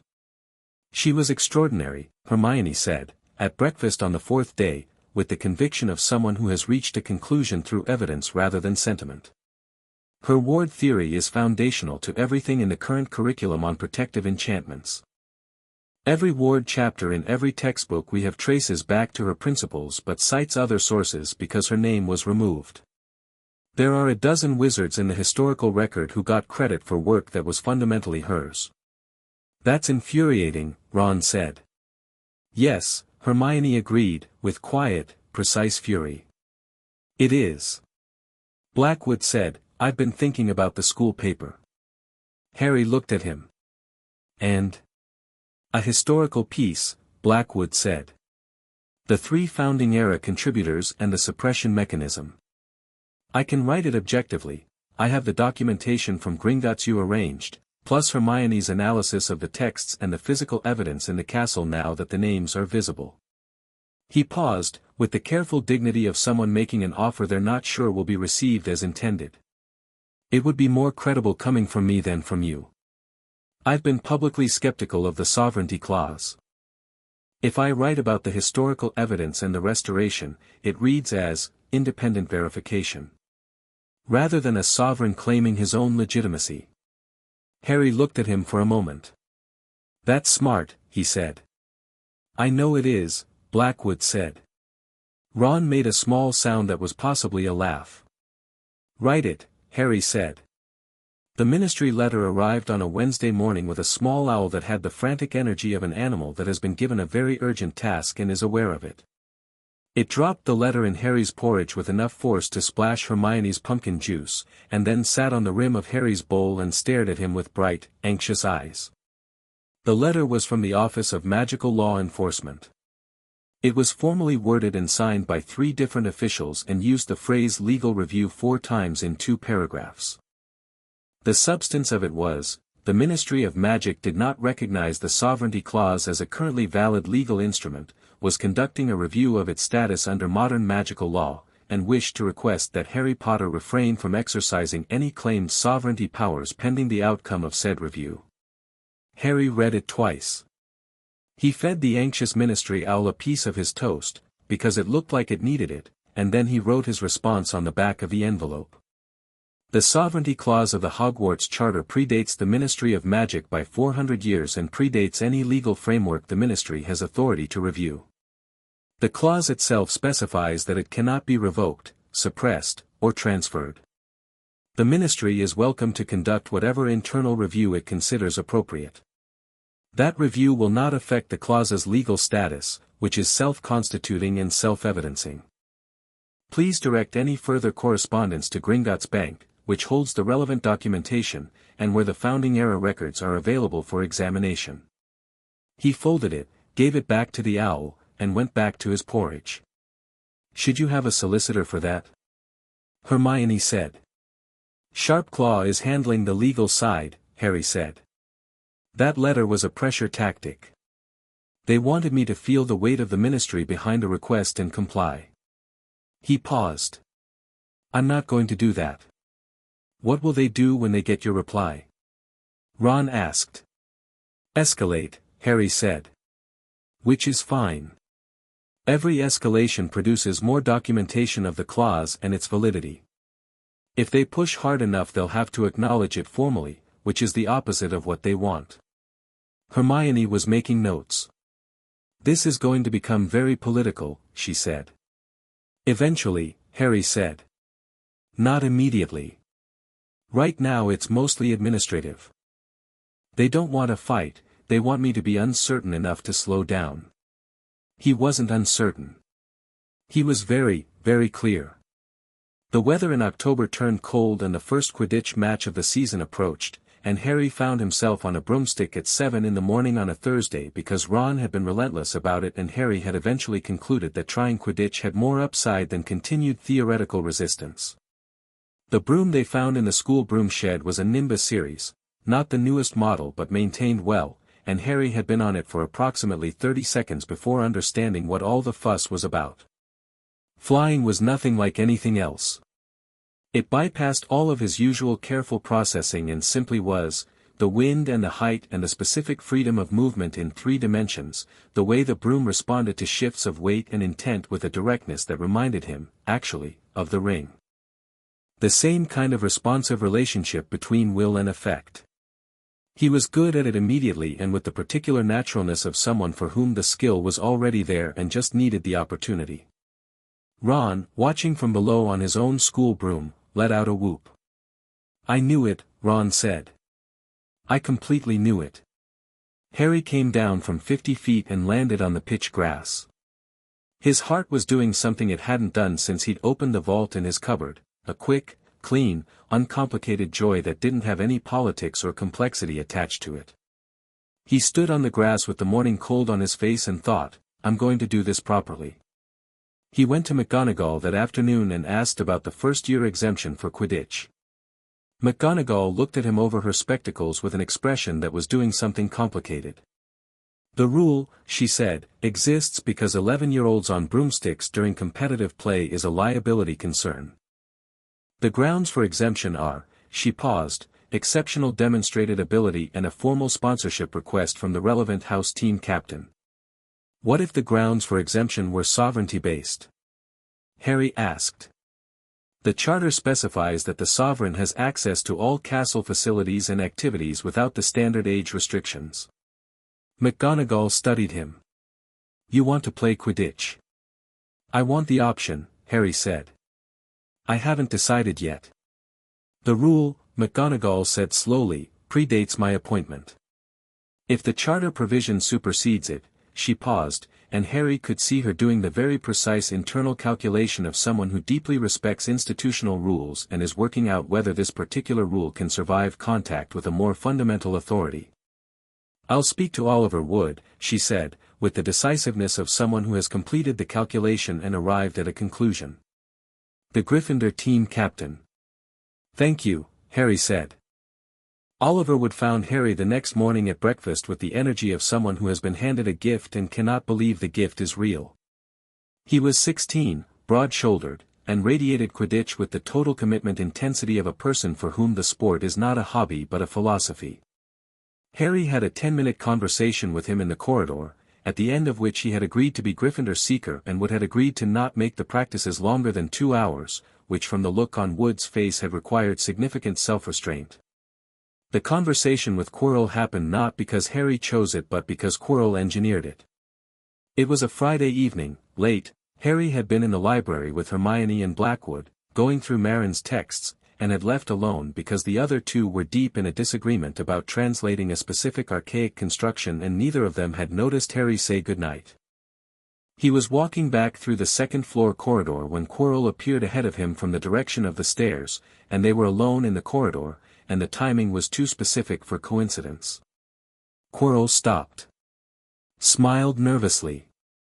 Adjusted his turban. The ring went very still on Harry's finger. Cold and alert, the quality it only had in this man's presence. Mr. Potter, Quirrell said. Working late? Library, Harry said. He kept his body language neutral and his distance at roughly 10 feet, which was comfortable conversation distance and also far enough that he could move freely if needed. Yes. Quirrell's eyes moved to the ring with the same quality Harry had registered in the first defense class, hunger, carefully managed, visible only because Harry was specifically watching for it. I've been wanting to congratulate you. On the founding ceremonies.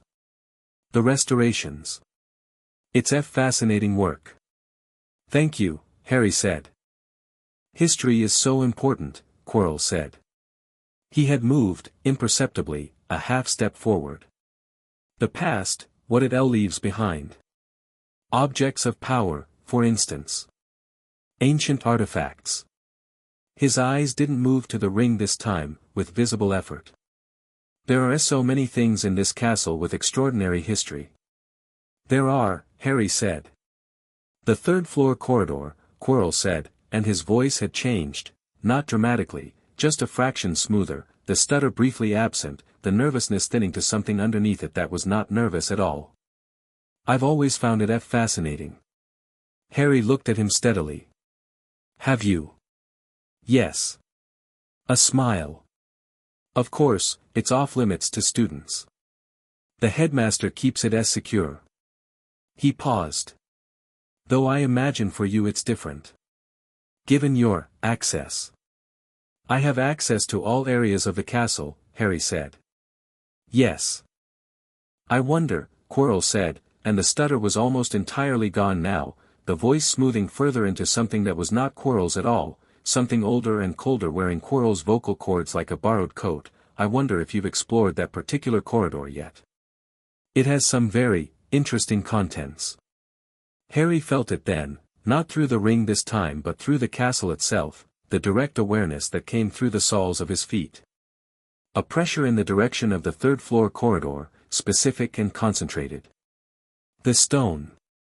And around it, the elaborate protections Dumbledore had put in place, the layered defenses of several teachers' work, complex and interdependent. And pressing against those defenses, gently, persistently, the cold attention of something that had been testing them for weeks. He looked at Quirrell. He looked at what was behind Quirrell's eyes. "You're not going to get it," Harry said simply. The pretense went. Not all at once. Quirrell's body still stood there, the turban still purple, the classroom teacher clothes still present, but the effort of the performance dropped away like a coat shrugged off, and what was left was cold and sharp and very old, looking at Harry from behind Quirrell's face. "You're a child," the voice said. Not Quirrell's stutter. Something else entirely. "Whatever that ring makes you, you're still a child." "Yes," Harry said. "And you think you can stand between me and what I need?" "I'm not standing between anything," Harry said. "The stone is being moved. Tonight. Dumbledore is doing it now." He watched the thing behind Quirrell's face. "You're too late." A silence. The torches in the corridor wavered. "You told him to move it," the voice said. "Yes," Harry said. The cold in the corridor deepened. Harry felt the ring shift from its alert stillness to something active, the same quality as when the names were in the wall, something preparing to act. He kept his hand at his side and his breathing steady and his eyes on Quirrell's face. "Do you know what I am?" the voice asked. "You're Voldemort," Harry said. "You're the diminished remnant of someone who was, by most accounts, enormously powerful before they made a series of catastrophic philosophical errors. You need a physical body and you need the stone to get one because you burned through your original one." He paused. "You're also in my castle without my consent, which is a problem I'm going to address separately from the stone." The temperature in the corridor dropped another several degrees. Quirrell's hands raised and Harry saw the wand in one of them, pointing at the floor, and he kept his eyes on Quirrell's face. "The prophecy," Voldemort said. "You know of it?" "Yes," Harry said. "Then you know we are connected." "That we are connected doesn't mean equivalent," Harry said. "And prophecies are descriptive, not prescriptive." "I know what it says. I'm deciding for myself what to do about it." He paused. "Not what Dumbledore decided. Not what you're trying to arrange. What I decide." Something moved behind Quirrell's eyes. Not the hunger this time, something adjacent to calculation, the look of something reassessing a situation. Harry had the peculiar sensation of being genuinely looked at by Voldemort for the first time, looked at rather than looked through, as though until this moment he had been a variable and had just become a factor. "You are not what I expected," Voldemort said. "I know," Harry said. "Good night, Professor." He walked past Quirrell, not quickly, not in retreat, at his own pace, and he felt Quirrell turn to watch him go and felt the wand tracking him for 3 steps and then lowering. He walked to the end of the corridor and turned the corner and kept walking, steady, the ring warm and alert on his finger, until the presence behind him faded and the corridor returned to its ordinary temperature. He sat down on a windowsill at the end of the second-floor corridor and looked out at the dark grounds. That was real, he thought. That was Voldemort, actually present, actually speaking. His hands were steady. His breathing was normal. He filed the encounter under important, handled appropriately, follow-up required and made a mental list, tell Dumbledore, tell Hermione, assess Quirrell's situation, determine Voldemort's next move. The ring pulsed once, slowly, like a heartbeat after exertion. He found Dumbledore in his office at 9 that night. Fawkes was on his perch and the sorting hat on its shelf and the many silver instruments whirring quietly on the tables, and Dumbledore was standing at the window when Harry knocked and entered, and turned to look at him with an expression that already knew something had happened. "The stone," Harry said. "Is gone," Dumbledore said. "Nicholas Flamel collected it this afternoon. It will be destroyed." "Good," Harry said. "Voldemort spoke to me tonight. In the second-floor corridor. Through Quirrell. Dumbledore's expression went through something brief and complicated. "Are you hurt?" "No," Harry said. "He didn't attempt anything. I think he was assessing." He paused. "He knows the stone is gone. He knows I told you to move it." Dumbledore turned back to the window. "He'll be furious. He'll be recalculating," Harry said. "Which is more dangerous than fury. He knows I'm not operating by the script he anticipated." He paused. "Quirrell is a problem. He's been hosting Voldemort for months. The possession will kill him eventually if it isn't ended." "Yes," Dumbledore said.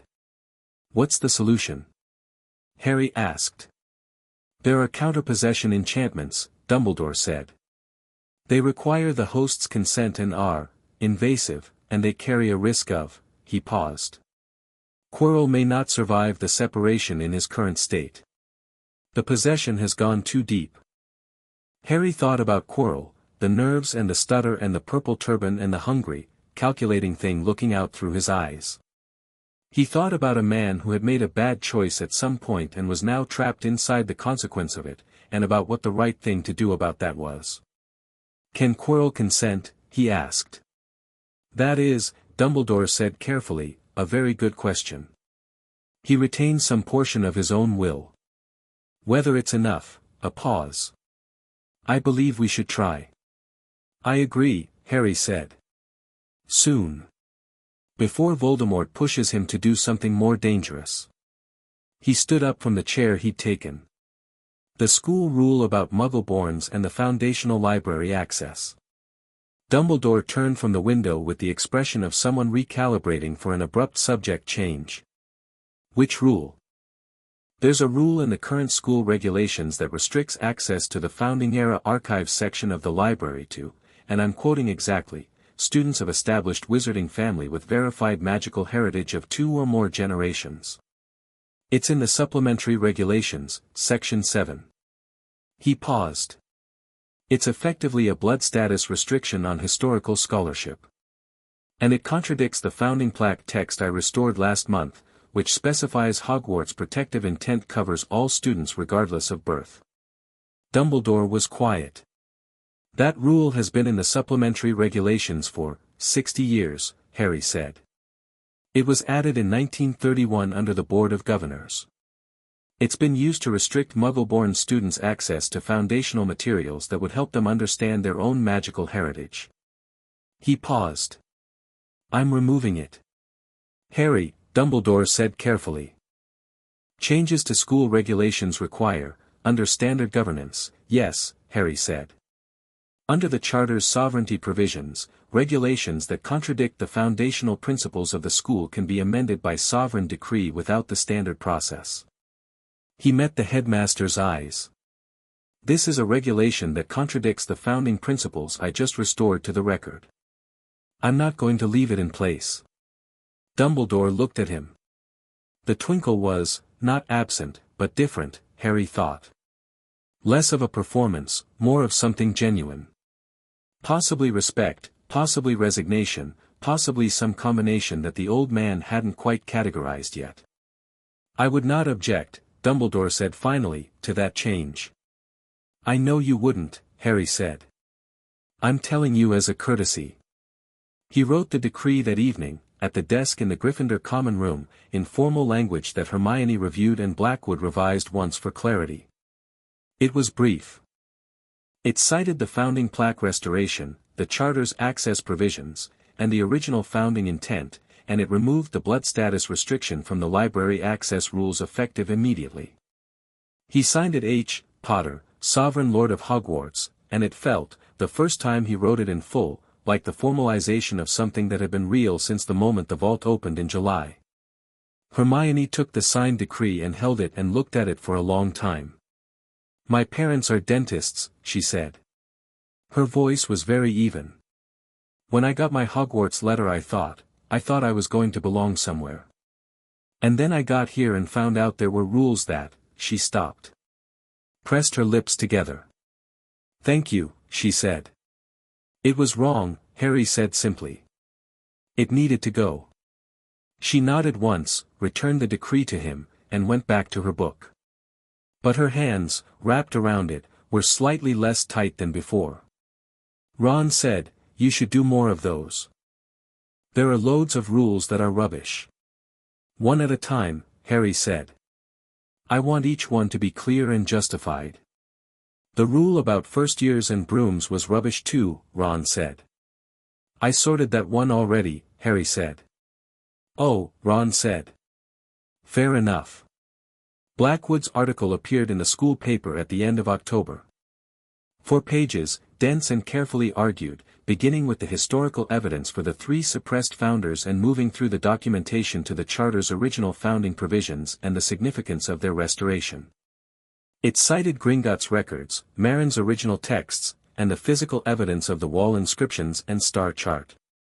It was written with the particular authority of someone who had approached the evidence skeptically and been convinced by it, and that quality came through on every page. By dinner that evening the school was talking about it. By breakfast the next morning, 3 owls had arrived from wizarding history academics at universities in Scotland and France requesting access to the primary documentation.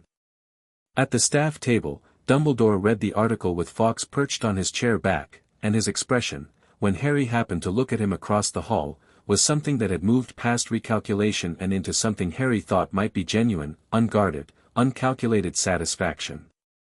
He looked up from the article and found Harry watching. He inclined his head, very slightly. Harry looked back to his breakfast. The ring was warm. Chapter 5, The Mirror and the Stone. November came hard and fast, the way Scottish November does, not a gradual cooling but a sudden arrival, as if winter had been waiting just past the tree line and decided one morning that it had been patient long enough. The lake frosted at its edges. The grounds went grey and brittle. The enchanted ceiling in the great hall showed skies that were the particular deep, pressurized grey of storms that mean it. Harry liked it. He'd always preferred weather that committed. He was on the Quidditch pitch at 6:30 on a Tuesday morning in November's second week, which was before most of the school was awake and before Oliver Wood's scheduled practice, because he'd found that the hour before Wood arrived was the most useful flying time he had. Wood's practices were excellent. Wood was ferociously intelligent about the game and a genuinely good coach, but they were also structured around the team, and Harry had things to work out that required solo time and empty air. He flew. The cold was extraordinary at height, cutting and clean, and he moved through it with the ease that had arrived quickly and settled into something natural, and below him the castle spread its towers and battlements in the early light, stone and window and the specific beautiful mass of it, and through his feet on the broom handle he could feel the castle's hum even up here, distant but present, the way you can feel the hum of a large engine through the floor of a building. He thought about Voldemort. Specifically, he thought about the conversation in the corridor, about the particular quality of Voldemort's attention when Harry had said "I'm deciding for myself." Not rage. Not dismissal. Something more like recalibration, the look of something intelligent encountering a variable it hadn't adequately modeled. Which meant Voldemort was thinking about him. Reassessing. The stone was gone. That avenue was closed. Which meant Voldemort's options for physical restoration were more limited, not gone, Harry was fairly certain, but complicated, and a diminished Voldemort operating through a dying host was significantly constrained in what complicated options he could pursue. He needed to end the Quirrell situation. Not eventually. Soon. He came down from the pitch as Wood's practice arrived, gave Wood a nod, and jogged back to the castle while Wood organized the rest of the team with the enthusiasm of a military commander who has been given very good troops. Hermione was in the common room with Blackwood, which had become a regular enough occurrence that the other Gryffindors had stopped looking surprised.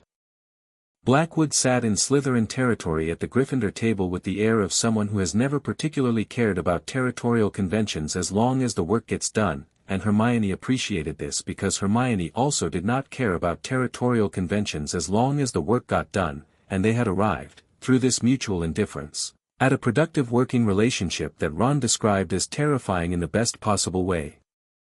Neville was there too, with his herbology homework and a cup of tea, existing companionably in the vicinity of the work.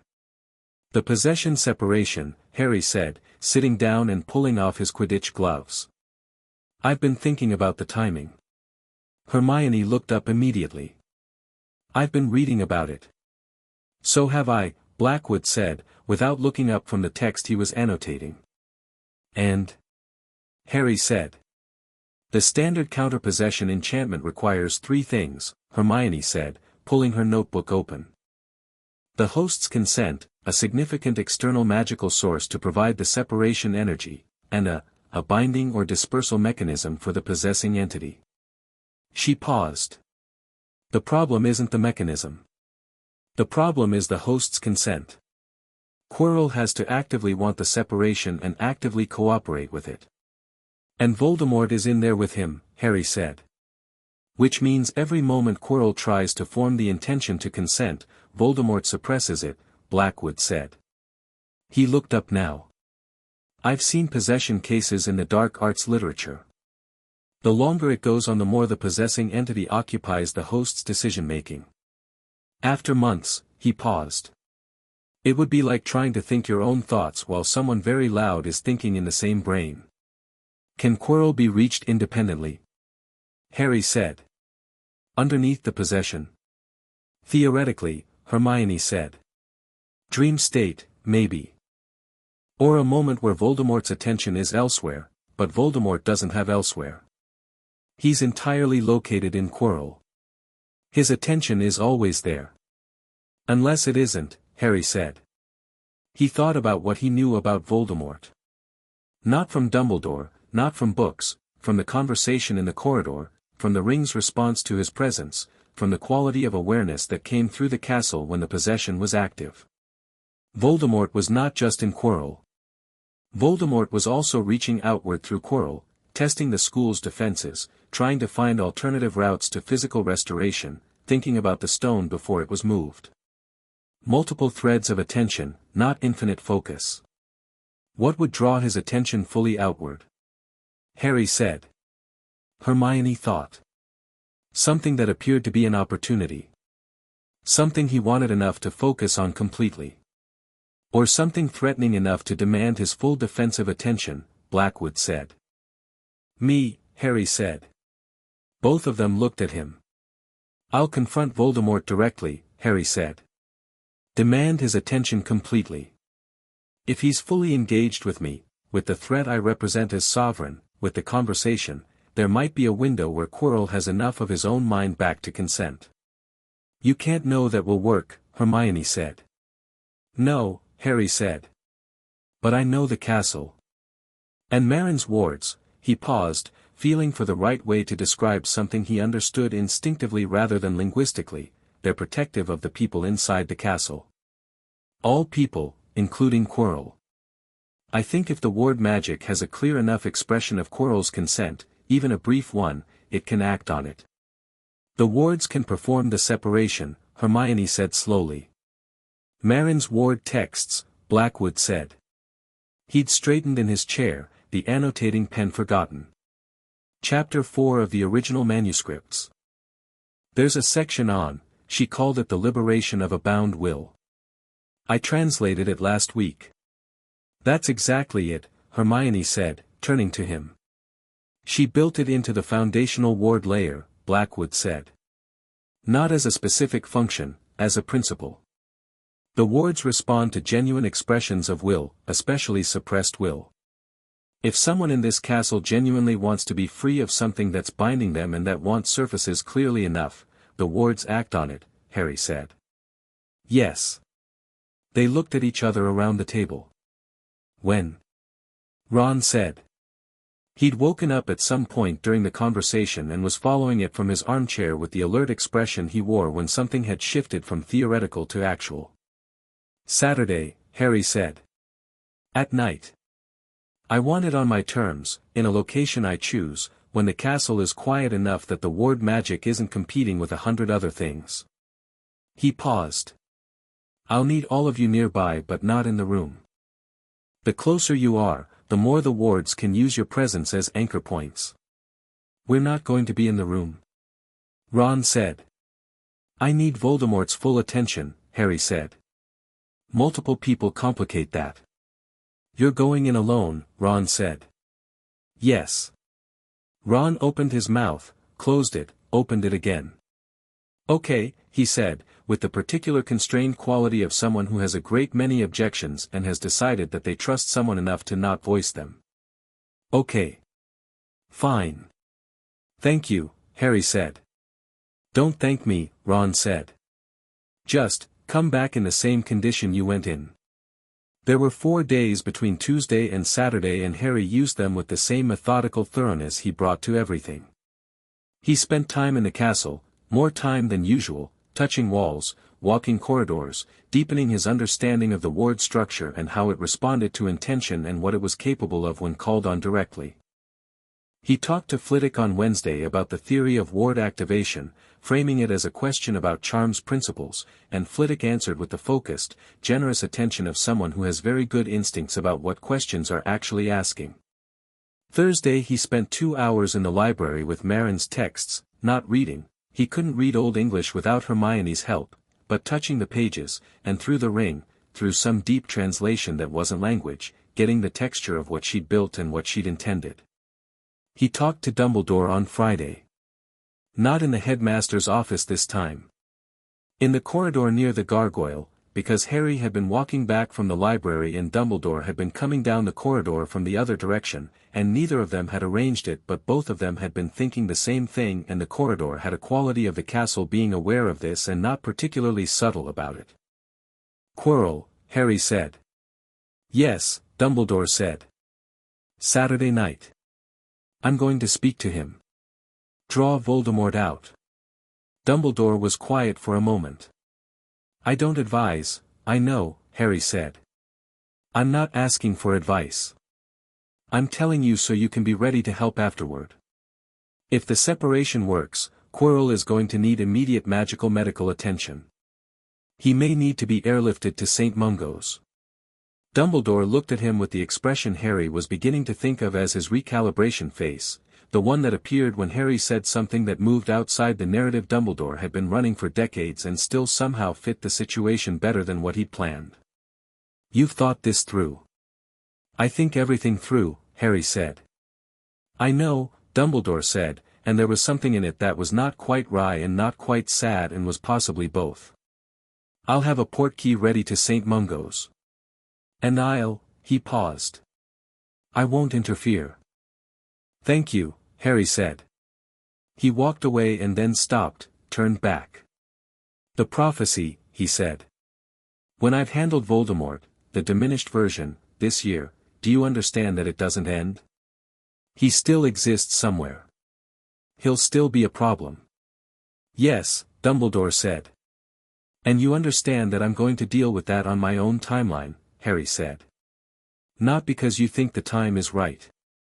Dumbledore was quiet for a longer moment this time. I understand, he said.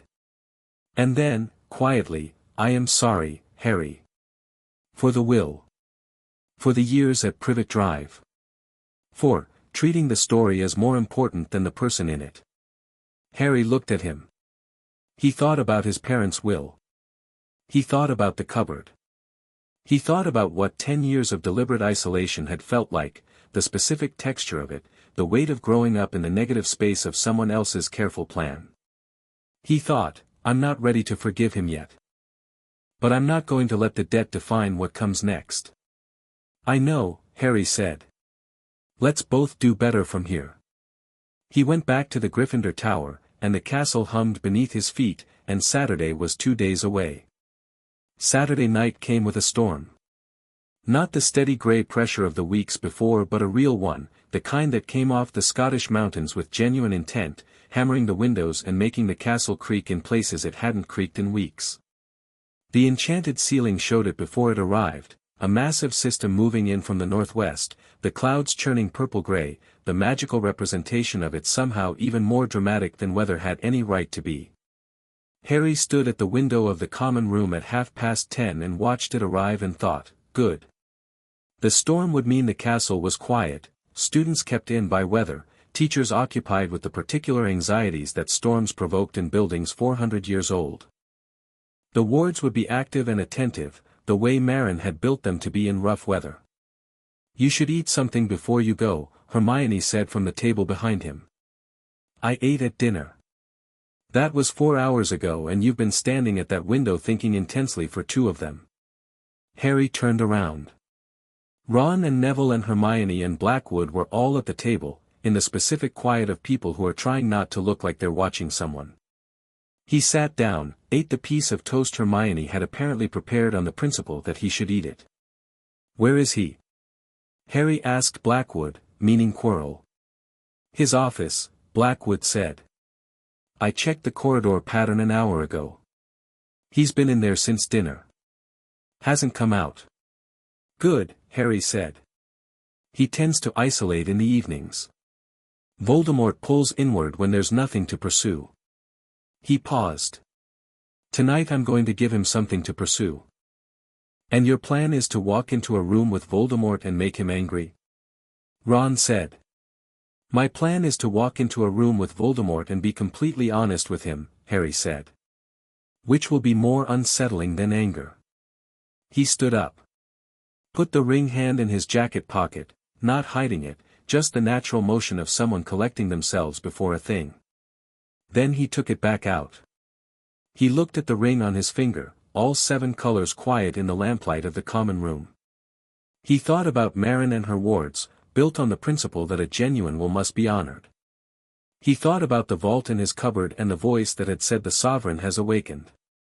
He thought about the hum of the castle, 9 months of it now, the specific deep knowing of a building that had been waiting for someone and had found them and was thoroughly, patiently present. "Ready," he said. "Harry," Ron said, and stopped. Harry looked at him. I know you don't need it but," Ron spread his hands in a gesture that communicated several things at once: solidarity, helplessness, affection, the specific frustration of someone who is very loyal to a person who is fundamentally not in danger but is also genuinely about to do something extremely unusual. "Come back." "All right. I'm coming back," Harry said. "This is my castle." He went through the portrait hole.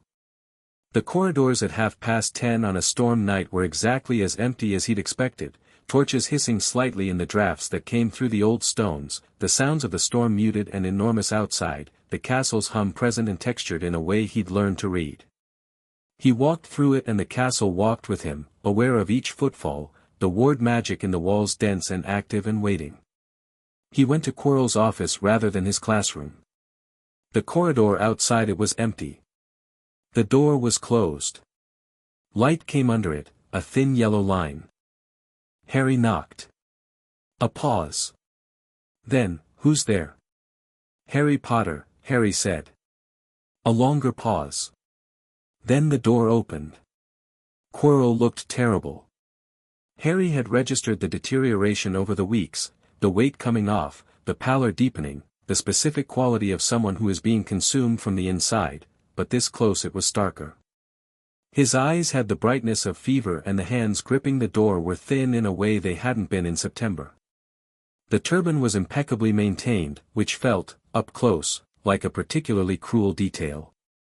"Mr. P. Potter," Quirrell said. "It's late." "I know," Harry said. "I need to talk to you." He walked in. Quirrell stepped back to let him, which told Harry something about the balance of wills in the room. Quirrell's instinct had been to block the door but something had overridden it, which meant Voldemort wanted this conversation too. A small room, full of stacked papers and defensive magic books and the smell of something acrid that Harry thought was the incense Quirrell burned to cover the smell of the possession, which had a specific cold quality that the incense imperfectly masked. Harry sat in the chair across from the desk, the one presumably intended for students in detention. Quirrell stood behind the desk and looked at him and the looking had 2 qualities at once, the surface nervousness of a man, and beneath it the cold, attentive focus of something else. "You know what I want to discuss," Harry said. Quirrell, or rather what was behind Quirrell, said nothing. The stutter was entirely absent tonight. "You need to leave him," Harry said. Quirrell. "This," he gestured at Quirrell's general deterioration, "this isn't sustainable. It wasn't sustainable 6 months ago. My survival is not your concern, Voldemort said, through Quirrell's mouth, the voice smooth and cold and nothing like Quirrell at all. Quirrell's survival is, Harry said. He's a member of this school. My castle protects its people. Including him. How touching, Voldemort said. The little sovereign. Protecting his subjects. Not subjects, Harry said. People.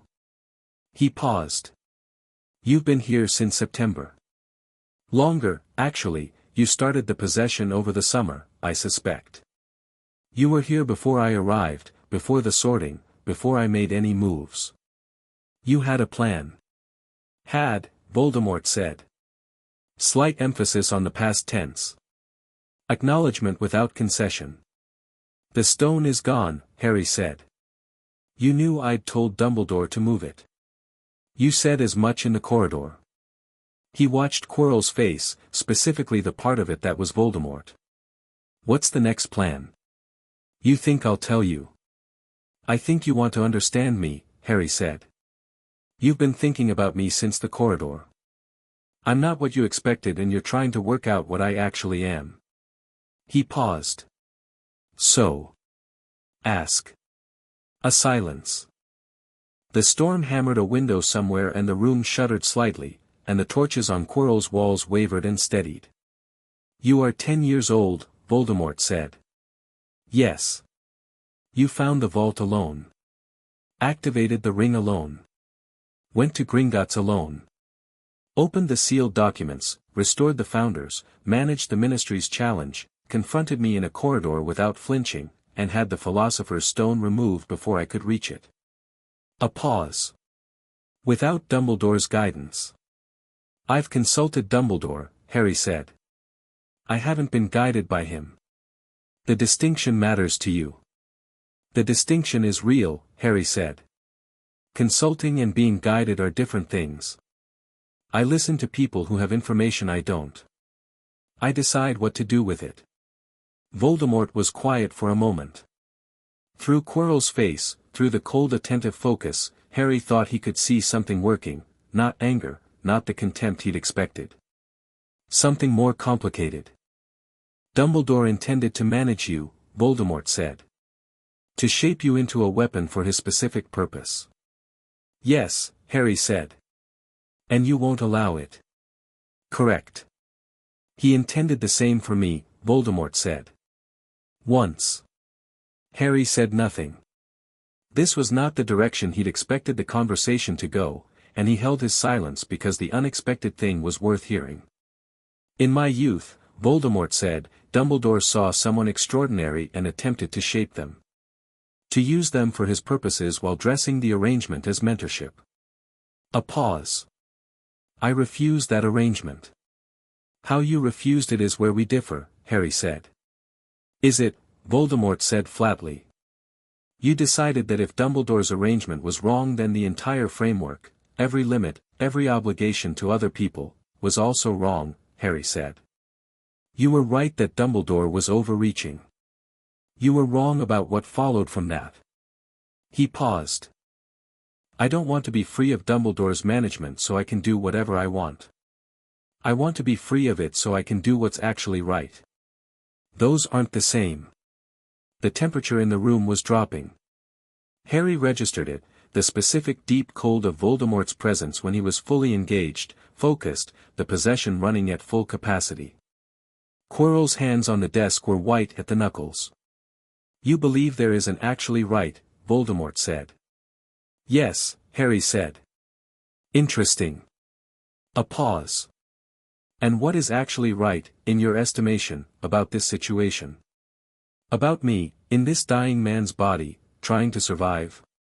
Harry looked at Quirrell. At the man underneath the possession, the deterioration, the loss of weight, the fever-bright eyes that had some quality in them, some suppressed and crowded quality, that was Quirrell himself, the original person, pressed down and dim. The actually right thing, Harry said, is for you to leave Quirrell before you kill him. Not because you owe it to him, and not because I'm asking nicely. Because you are not nothing yet, and continuing to destroy someone else to survive is the choice that brings you closer to nothing. He paused. You know this already. Part of you does. Sentiment, Voldemort said. Logic, Harry said. The Voldemort who existed before all the decisions that led here was someone genuinely extraordinary. Hermione found the Hogwarts records. You were the best student in 3 generations. You could have built something remarkable. He paused. Instead you built something that brought you to a professor's office in a dying body trying to recover enough power to be a problem again. And you're telling me sentiment is the irrelevant consideration. Quirrell's face went very still.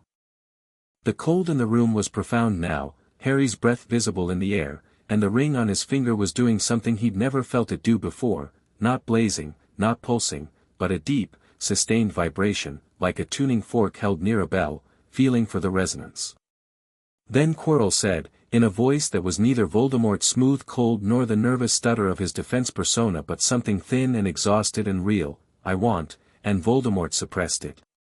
Harry saw it happen, Quirrell's face convulsing with the effort of something fighting something, a brief terrible struggle visible on one person's face, and Harry moved. Not with his wand. Not with a spell. He put his hand flat on the desk between them and he pushed, not physically, through the ring, through the castle's ward layer, here, now, this is the moment, the will is there, act on it, the castle acted. It was not a visible thing, exactly. The lights didn't change. No dramatic pulse of silver light.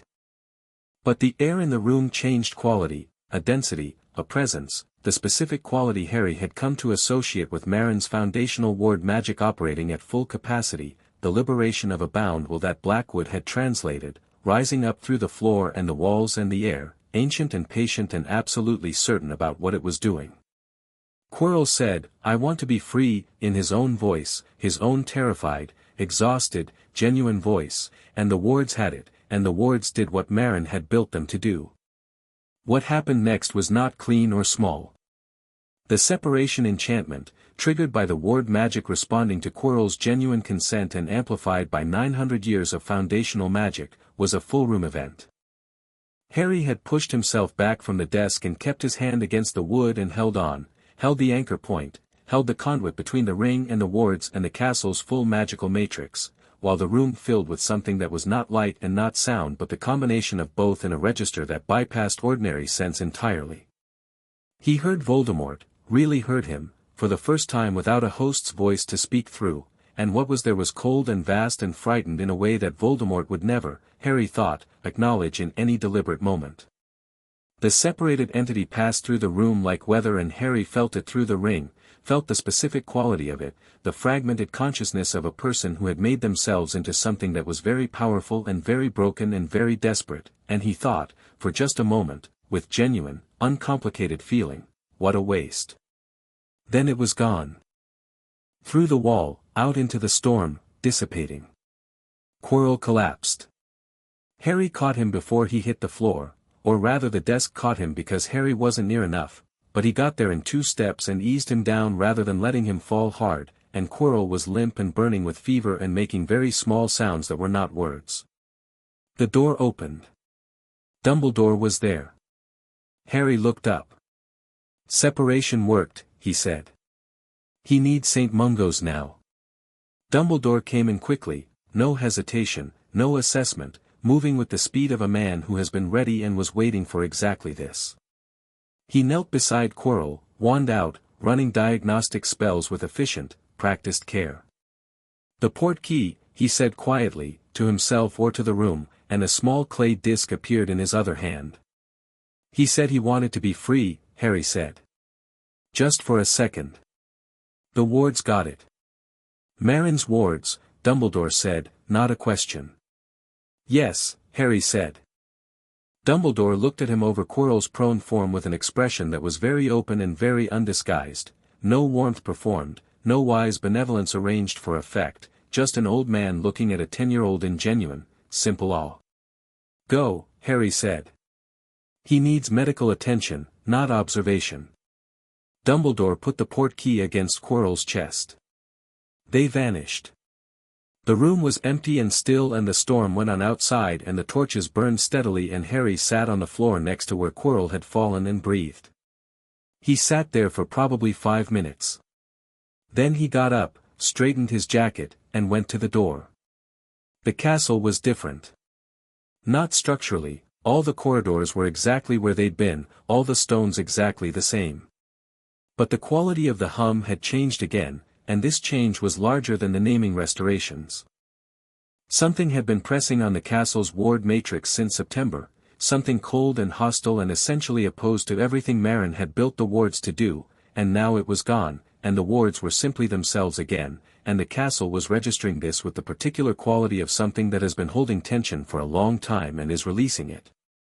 Harry walked back through the corridors with his hand against the wall, and the stone was warmer than it had ever been. He was on the 5th floor landing when a voice came from behind him. "That's done, then." He turned.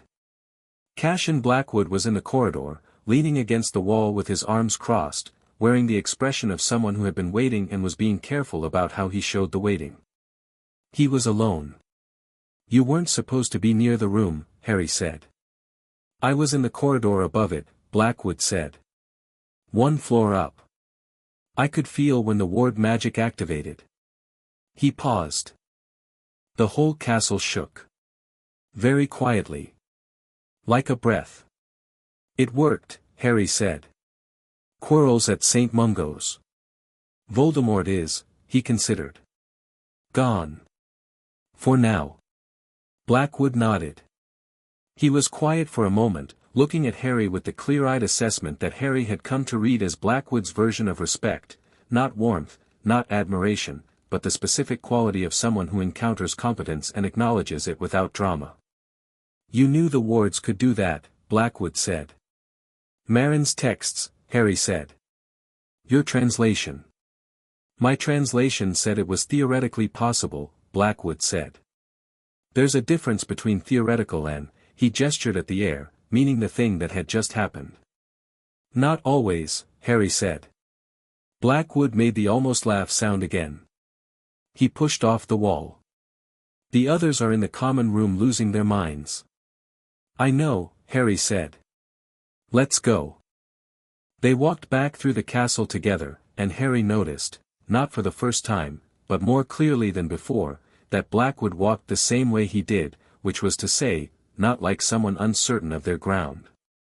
He moved through the corridors with the particular ease of someone who has been at this school for 6 years and knows it well, and the knowing was different from Harry's, but the comfort in it was the same.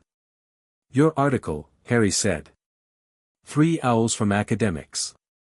"For now," Blackwood said. "There's one from Beaux Batons. They have founding-era materials in their archive that they think reference the 3 founders, possibly correspondence." A pause. "They want to collaborate." "That's good," Harry said. "It is," Blackwood said. "I didn't expect it to matter this much." "Why not?" "Because I wrote it as documentation," Blackwood said. "Evidence." "I didn't write it thinking that," he paused, and something in his expression shifted, became slightly less managed. "My mother is Muggle-born," he said. "She was at Hogwarts in the 70s. She told me once that there were rules, the archive restriction was one of them, that made her feel like she was a visitor here rather than someone who belonged." He paused. "I thought the old legal frameworks were dangerous. I still think most of them are. But the founders," he stopped. "Marin was Muggle-born. It's different, knowing that. That one of the people who built this place was someone like my mother." He looked at the wall as they passed it. "It mattered more than I thought it would." Harry was quiet for a moment. Then, "Your argument about the frameworks isn't wrong just because the sovereignty clause is an exception to it," he said. "Most of what you wrote is right. The ministry still needs to reform its relationship with ancient law. The clause being legitimate doesn't save all the other things that need saving." "I know that," Blackwood said.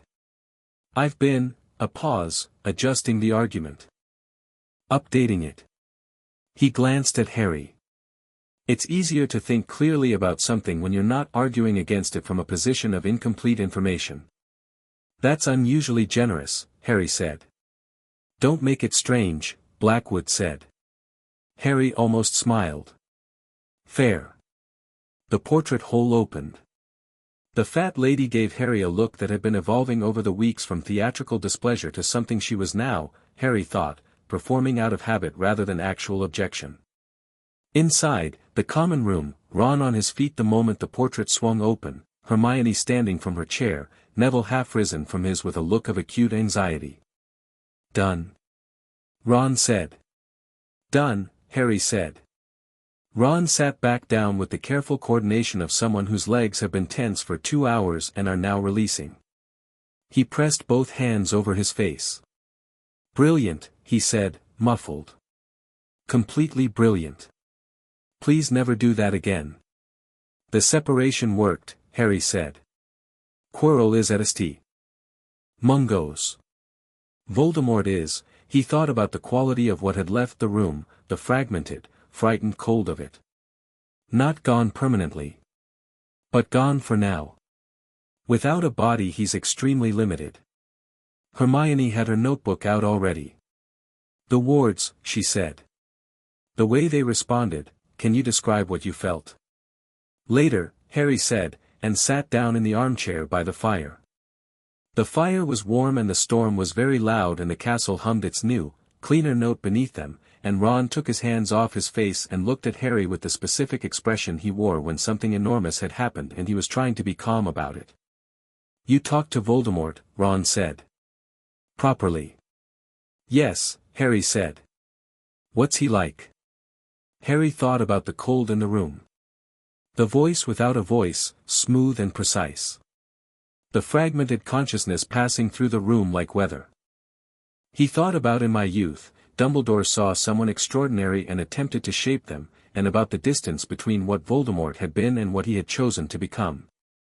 Intelligent, Harry said. Genuinely. And completely certain that his intelligence excuses him from the obligations everyone else has. He paused. It's a very specific kind of mistake. The kind that doesn't look like a mistake from inside it. Did he try to recruit you? Ron asked. They always try to recruit people in the stories. Not exactly, Harry said. He tried to draw a parallel between how Dumbledore was managing me and how Dumbledore managed him. Is the parallel accurate? Hermione asked, very carefully. The situation is similar, Harry said. What I do with it is mine to decide. He paused. That's the only answer that matters. Neville, who had been quiet all this time with his tea going cold in his hands, said, Will he come back? Voldemort? Yes, Harry said. Probably. He still exists. He's diminished and disembodied and very limited, but he exists, and the prophecy, he paused, thinking about how much to say. He'd told them the basics. He hadn't given them the full weight of it. The prophecy says we're connected. That we can't both, fully exist. One of us has to end eventually. He paused. But that's not tonight's problem. When will it be tonight's problem? Neville said. When it is, Harry said. And I'll handle it then. Just you. Ron said. Harry looked at the three of them, Ron and Hermione and Neville in the firelight, and at Blackwood, standing a little apart with his characteristic composure, and thought about the summer in the cupboard when the only person he'd been able to rely on was himself, and about how different this was. No, he said. Not just me. The fire crackled. Outside the storm was starting to ease, not gone but settling, the violent edge coming off, the kind of storm that burns through its fury quickly and leaves a clean, cold quiet in its wake. Hermione, with the practical timing she deployed when sentiment had run its natural course, said, I want to document the ward activation while the details are fresh. Can we go through it step by step? Yes, Harry said. They worked for 2 hours, Hermione asking precise questions and Harry answering them, and Blackwood adding the theoretical framework and Neville making tea and Ron asking the occasional question that was not theoretically rigorous but was often the most practically insightful one in the room. It was, Harry thought, very much like working with people who were becoming something more than just people he was fond of. At one point, deep in the analysis of how the ward magic had responded to Quirrell's expressed consent, Hermione put down her pen and said, "The fact that Marin built this in, the liberation of a bound will as a foundational ward principle, what does that say about her?" "That she understood something important about what a school is," Harry said. "A school is a place where people become themselves. She built the wards to protect that. Not just protect against external threats, protect the becoming." Hermione was quiet for a moment. "Yes," she said. "That's exactly right." Blackwood said, "I'm going to put that in the next article." "With attribution," Hermione said. "Obviously with attribution," Blackwood said, mildly offended. Ron ate a biscuit and said, "Can we talk about the fact that Harry basically had a philosophical debate with Voldemort and won?" "I wouldn't say," Harry started. "He left, didn't he?" Ron said.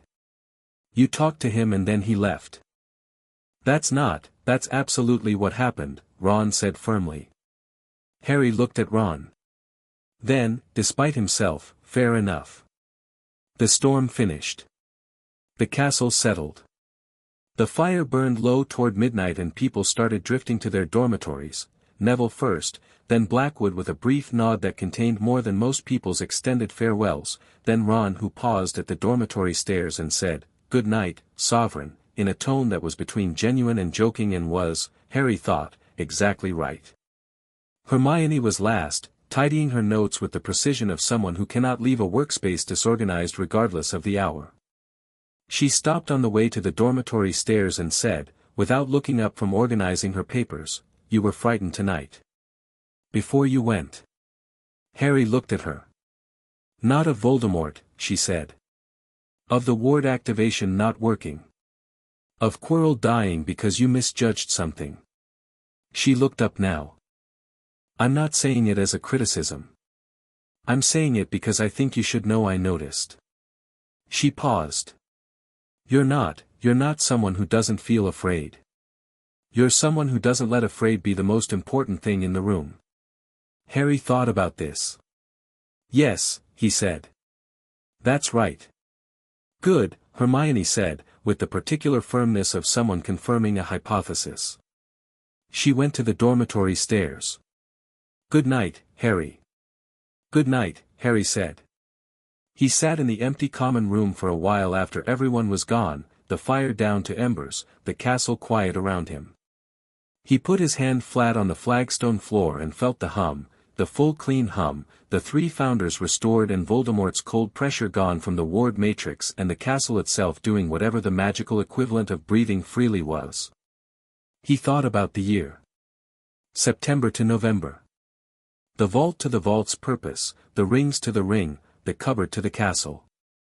The will in his pocket to the three names in the stone to the decree on the library wall to tonight.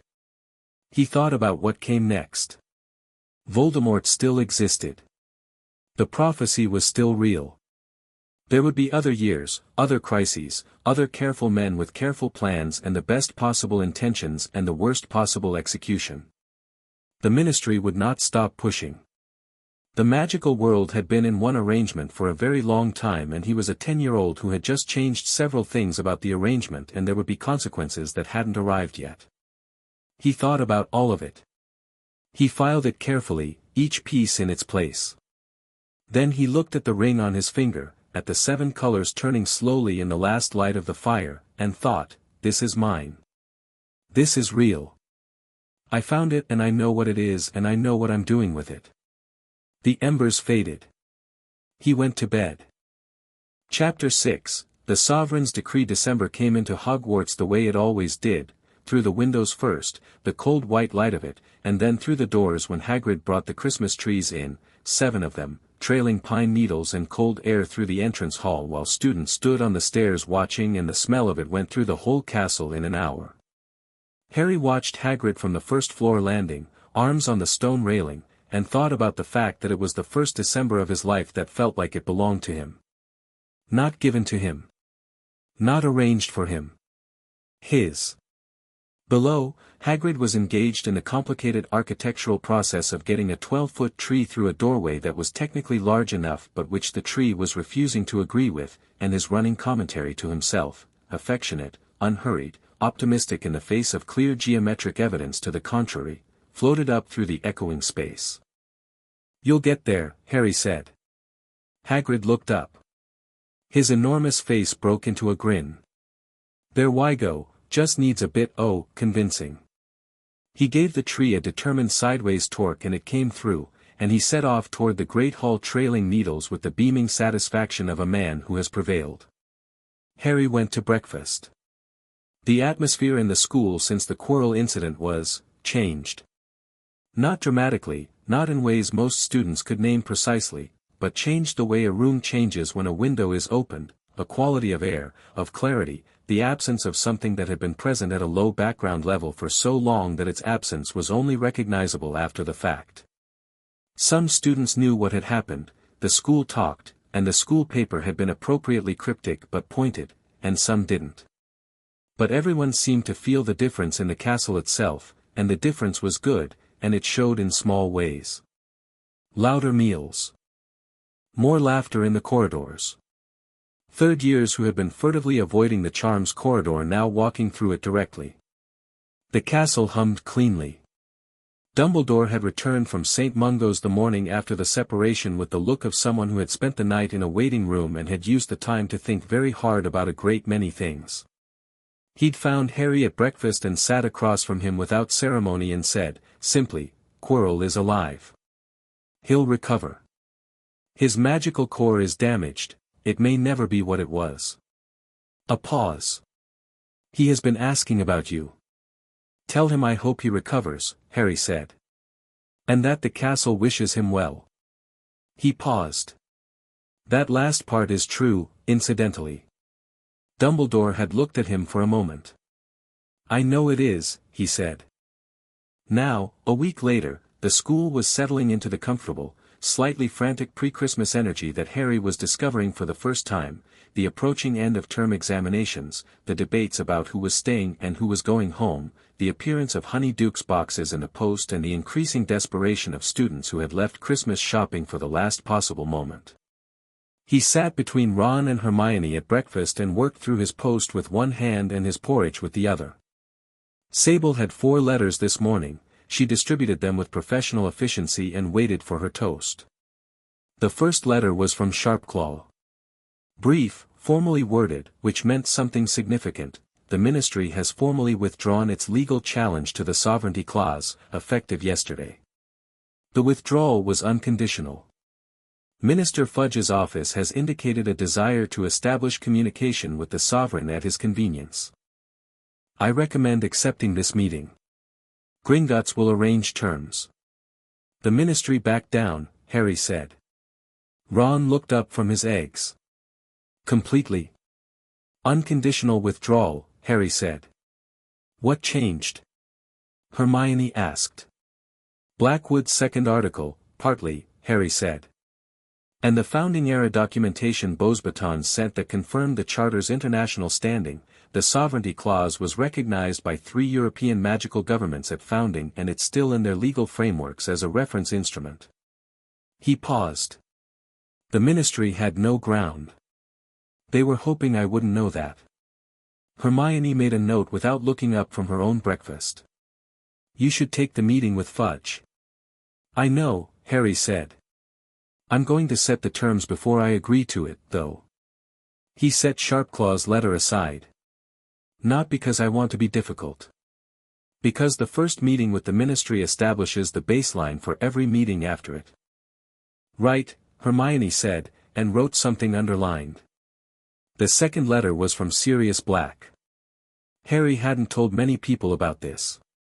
He'd found Sirius through a combination of Gringotts records. The solicitor's notes from 1981 had an address for Sirius that was obviously outdated but gave Harry enough to work with, and the ring, which had a specific quality of warmth when Harry thought about his godfather that was different from the castle's warmth, more personal. The way a name you've been saying privately for a long time suddenly exists in the world when you say it aloud.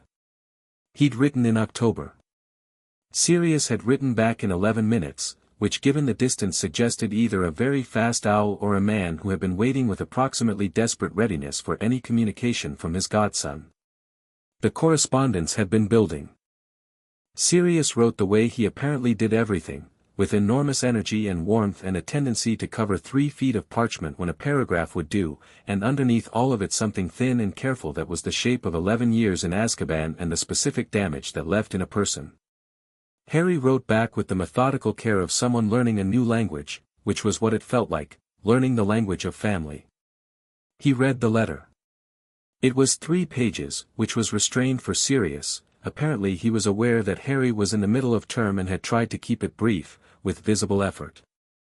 The first page was about the evidence that had recently cleared him properly, Gringotts, the documents Harry had pointed him toward, the Wisingamot motion that Dumbledore had quietly supported once Harry had made his position clear, and the word exonerated appeared 3 times, each time with a slightly different quality, as though Sirius was still testing whether it was real.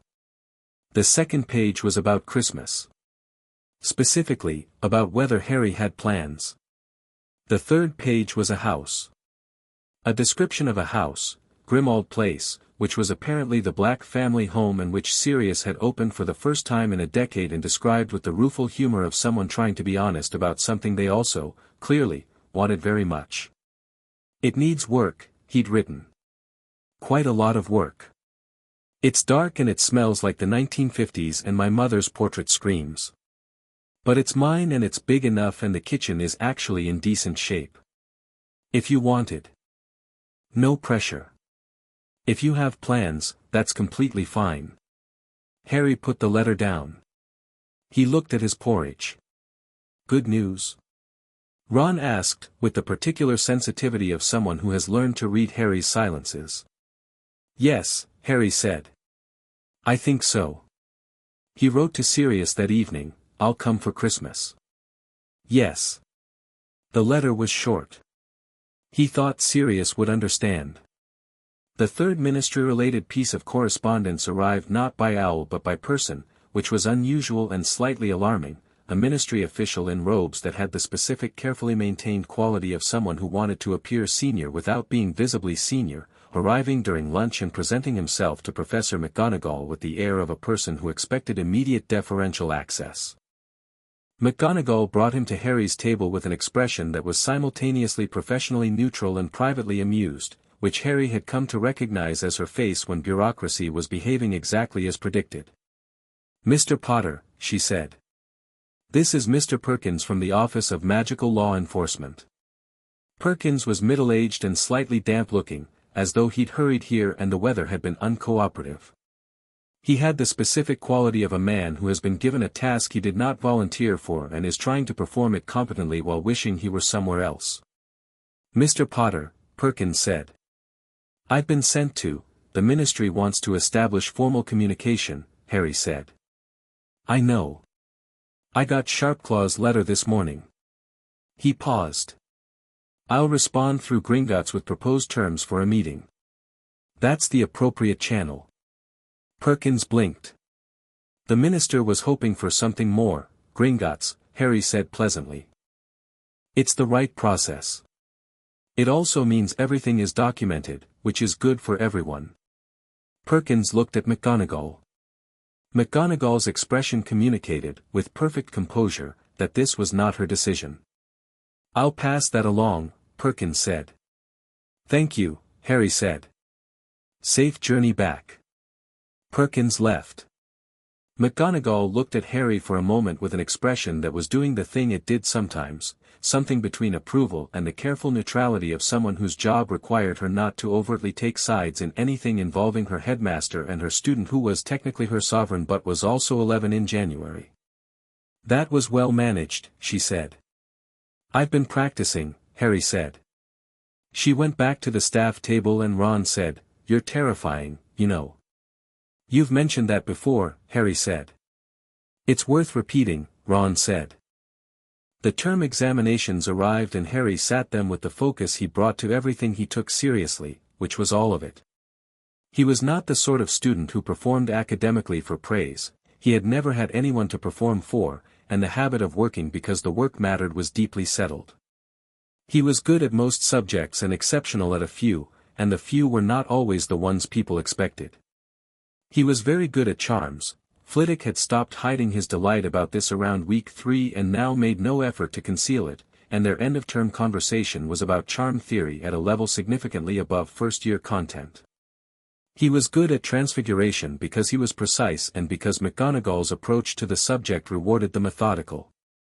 Potions was stronger than Snape acknowledged, though Snape's acknowledgments were indirect. He had stopped singling Harry out for demonstration questions and had started, Harry noticed, positioning Harry's work as the benchmark against which other work was assessed, which was Snape's version of a compliment. Defense was Quirrell's absence. The class was being covered by a rotation of senior teachers and a ministry-supplied substitute who was adequate but clearly temporary. The gap in the curriculum was obvious and Harry thought about it. Hermione aced everything except, by her own furious account, a single question in History of Magic that she'd answered correctly but not in the exact form Binns had apparently expected, which she had expressed her views about in 4 pages of closely written analysis that she presented to Binns and which Binns had accepted with the serene indifference of a man 400 years dead to student opinion. Ron passed everything with the relief of someone who had expected worse and was generously taking the better outcome without asking too many questions. The last day of term before the Christmas break was a Friday, and the school emptied steadily through the morning, students filing onto the Hogwarts Express with trunks and owls, the castle becoming quieter by the hour, and the particular quality of a large building with fewer people in it developing by midday. Harry was sitting on the steps of the astronomy tower in the early afternoon, Sable on the stone beside him, looking out over the grounds, when Blackwood appeared. He didn't knock. The tower room behind Harry was technically a common access space, and he came and sat on the step above Harry without ceremony, which was how Blackwood did most things, without ceremony, but not without intention. "You're not going home for Christmas," Blackwood said. "Sirius's house," Harry said. "Not Hogwarts." "Good," Blackwood said. "You should go." He paused. "The castle will be here." "I know," Harry said. He looked out over the grounds, the white of December on them, the lake iron gray, the beech trees stripped. "I've been thinking about the defense position. Quirrell's replacement. There's no viable candidate in the standard pool," Harry said. "The position has a reputation, 3 teachers in 3 years apparently, before Quirrell, and it's gotten around." He paused. "I've been thinking about whether the problem is the position or the approach." "What do you mean?" "Defense against the dark arts as a subject," Harry said. "The way it's structured, the way it's been taught since, I went back and read the curricula. For 30 years it's been primarily theoretical.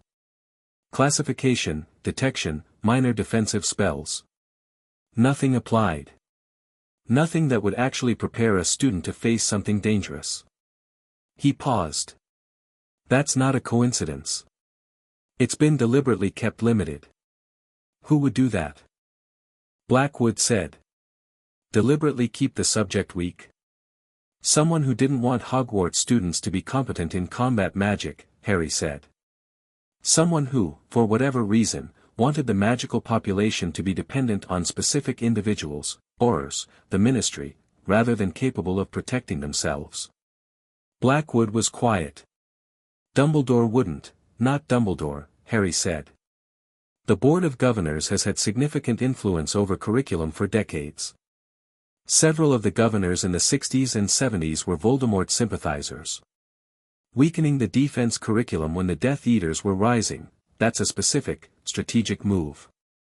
The curriculum is set through the board," Blackwood said. "Which means changing it requires either a board vote or a sovereignty decree," Harry said. "One of those is faster." He paused. "I want someone good for the position. Someone who actually knows what practical defense looks like." "Who are you thinking?" "Remus Lupin," Harry said. He was a friend of my parents." He's one of the finest practical defenders in Britain, by the records I've found. He's been unable to hold work because of," he paused. "A condition that most employers consider disqualifying." He paused again. "It doesn't disqualify him from this." Blackwood looked at him sidelong. "The condition is lycanthropy." "Yes," Harry said. "The staff will object." "Some of them," Harry said. "Snape will object most loudly. But the sovereignty clause includes provisions for the sovereign to make faculty appointments in cases where an exceptional candidate has been refused under discriminatory grounds." He looked at the ring.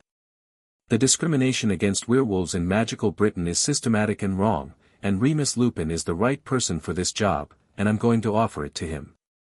He paused. "After Christmas." Blackwood was quiet for a moment. "Then, you're restructuring the curriculum as well?" "Yes. To include applied defense. Practical training from third year," Harry said. "Theory first. I'm not removing the foundational content, but practical application alongside it. Self-defense. Shield work. Disarmament. Actual preparation rather than classification of things they might encounter." "The board will push back," Blackwood said. "The board will adjust," Harry said. "This is foundational to what the school is. The founding plaque, the original one, Marin's version, specifies that Hogwarts exists to prepare students for the full reality of the magical world. That includes the reality that the magical world has violence in it and students should be able to defend themselves." He paused. "This one isn't a decree. I want to bring it through the proper governance process. I want teachers and students to be part of it." Blackwood was quiet for a long moment. "Why?" he said. "You could just decree it." "Because," Harry said, "having the authority to do something unilaterally and choosing to do it collaboratively instead is different from not having the authority.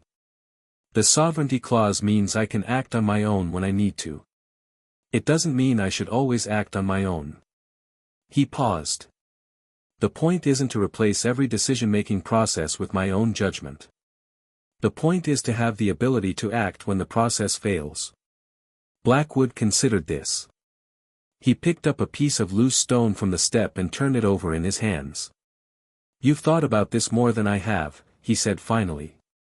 "I've had longer," Harry said. "I've been thinking about power and when to use it since I was old enough to notice who had it and who didn't." He paused. "The Dursleys weren't complicated.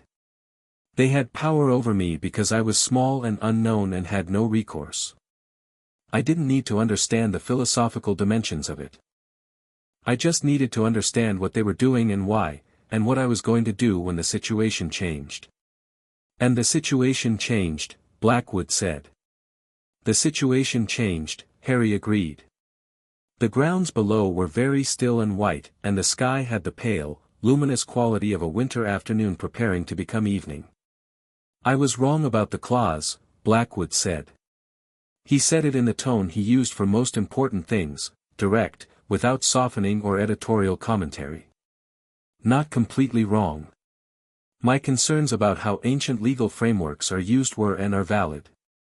But I was wrong about the clause specifically, and I was wrong about you." He paused. "I want to be clear about that. You were working from incomplete information," Harry said. "And your instinct, to question rather than accept, was the right instinct. I'd rather have someone who questioned me on good grounds and was persuaded by evidence than someone who agreed with me from the start." Blackwood set the piece of stone down. "I'm going to keep questioning you," he said. "Good," Harry said. "I'd lose something important if you stopped." Blackwood stood, brushed stone dust off his robes. "The article on curriculum reform, the historical case for it, before you announce anything. The founding-era educational principles, Marin's texts on inclusive preparation. I'll start drafting." "After Christmas," Harry said. "After Christmas," Blackwood agreed, and went back inside. Harry sat on the steps for a while longer. The grounds went from white to gray to the blue-gray of early winter dusk, and the castle's lights came on one by one in the windows around him, warm yellow rectangles in the stone, and the hum was steady and clean beneath him. He thought about the year and what it had built. Ron and Hermione were already on the express, Ron going to the Borough, Hermione to her parents in London, both of them full of their respective plans for the holiday. Neville had gone home yesterday. Blackwood was leaving tomorrow. Harry was leaving this afternoon, to a house he'd never been to spend Christmas with a man he'd been writing to for 2 months, who was his godfather and was legally his guardian as of 3 weeks ago when the Wisengamot had formally finalized Sirius's exoneration. He put his hand on the cold stone of the step. The castle was warm under his hand. "I'll be back in 2 weeks," he said, which was perhaps a strange thing to say to a building, and was also entirely natural. He went inside to get his trunk. The journey to London was different from September's train in the same way that everything about this December was different from everything about last July, not the same journey at all but a new one, running on different rails. Sable was in her cage on the seat beside him and his trunk was overhead, and out the window the English countryside went grey and bare and beautiful, and Harry read for half the journey and looked out the window for the other half and arrived at King's Cross at 4:30 in the winter dark. Sirius was on the platform. Harry had wondered how he'd recognize him. The photographs, there weren't many, but Gringotts had some in the estate documentation, showed a young man, dark-haired and broadly grinning with the easy confidence of someone who had not yet encountered anything he couldn't manage. The person on platform 9 at 4:30 was not quite that person. Taller than Harry had expected. Thinner than the photographs. Dark hair, grey eyes, the bones of his face more prominent than they should be, and standing with the very specific posture of someone who has been waiting for something for a very long time and is not entirely sure it's real. He saw Harry and went very still. Harry walked toward him, and Sirius crossed the remaining distance quickly, and for a moment they just stood there, two people at the end of a very long story looking at each other on a train platform in the winter dark. Sirius's expression was doing several things at once, none of them quite resolved, and Harry thought that was probably the most honest expression he'd ever seen on an adult's face. "Harry," Sirius said. "Hello," Harry said. Sirius looked at him. His eyes moved, the way everyone's eyes moved, to the scar, and then, differently from everyone else, moved on from it quickly, to Harry's face, and then to the ring, and then back to Harry's face, and the look that settled was one that Harry didn't have a name for yet but thought he might eventually. "You look like James," Sirius said.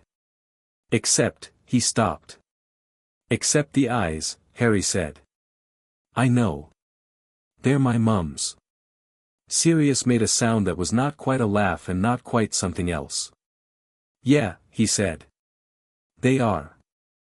They took the underground to Grimmauld Place, which Sirius navigated with the specific disconnected expertise of someone who learned the tube before Azkaban and is finding it both familiar and strange.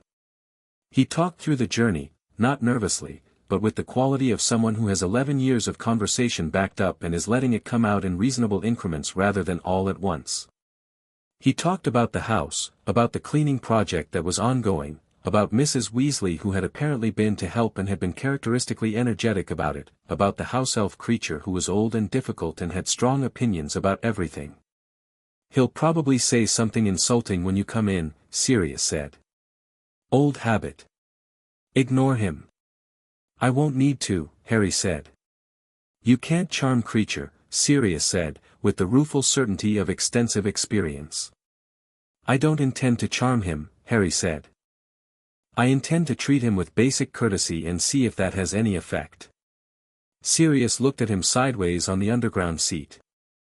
"You're 10 years old," he said. "How are you like this?" "I've had time to think," Harry said. Grimmauld Place was a tall, narrow townhouse in a row of tall narrow townhouses, all of them dark and quiet in December, and it had the specific quality of a house that has been shut up for a long time and is not entirely sure about being opened. But there was light in the lower windows and the smell of something cooking, a spell, Sirius said, a charm that kept a pot going for arriving guests. Apparently Mrs. Weasley had installed it and he hadn't had the heart to remove it. and when Harry stepped through the front door the warmth of the house was real and present, the warmth of a place that had been dark and was choosing to be lit again. Creature appeared from the kitchen doorway. He was old, very old, wearing a filthy cloth and regarding Harry with the specific expression of a house elf who has been the last keeper of a place's dignity for decades and has complicated feelings about new arrivals. He looked at the ring. His enormous eyes went wide, briefly, just for a second, before professional impassivity reasserted itself. Master's guest, Creature said, in the raspy voice of someone who doesn't use his voice very often. Creature, Harry said. I'm Harry Potter. Thank you for keeping the house. Creature stared at him. Creature has kept the house, he agreed, carefully, as if testing a response he hadn't expected to use. I can see that, Harry said. He looked around the hallway, dark wood, old portrait frames, a row of house elf heads mounted on the wall that he was carefully not reacting to. The kitchen smells good. Creature blinked. Looked at Harry. Looked at the ring. Looked at Harry again. Then he turned and went back toward the kitchen, and they could hear him muttering, but the specific quality of the muttering was different from what Sirius had described, which was characterized as malevolent. This was more like the muttering of someone reassessing. I told you, Harry said. You absolutely did not tell me, Sirius said, staring after Creature. You said you'd treat him with courtesy. I didn't think, he stopped. What is it about you? I grew up in a house where my opinion of myself didn't matter, Harry said. It taught me to think about how I treat other people separately from what I'll get out of it. He paused. Creature's been alone for years. In a house that went from everything to nothing. He deserves to be thanked for the keeping. Sirius was quiet for a moment. Then, you're a better person than I am. You've been in Azkaban for 11 years, Harry said. Your baseline is different from mine. Sirius looked at him. The something that didn't have a name was there again in his expression.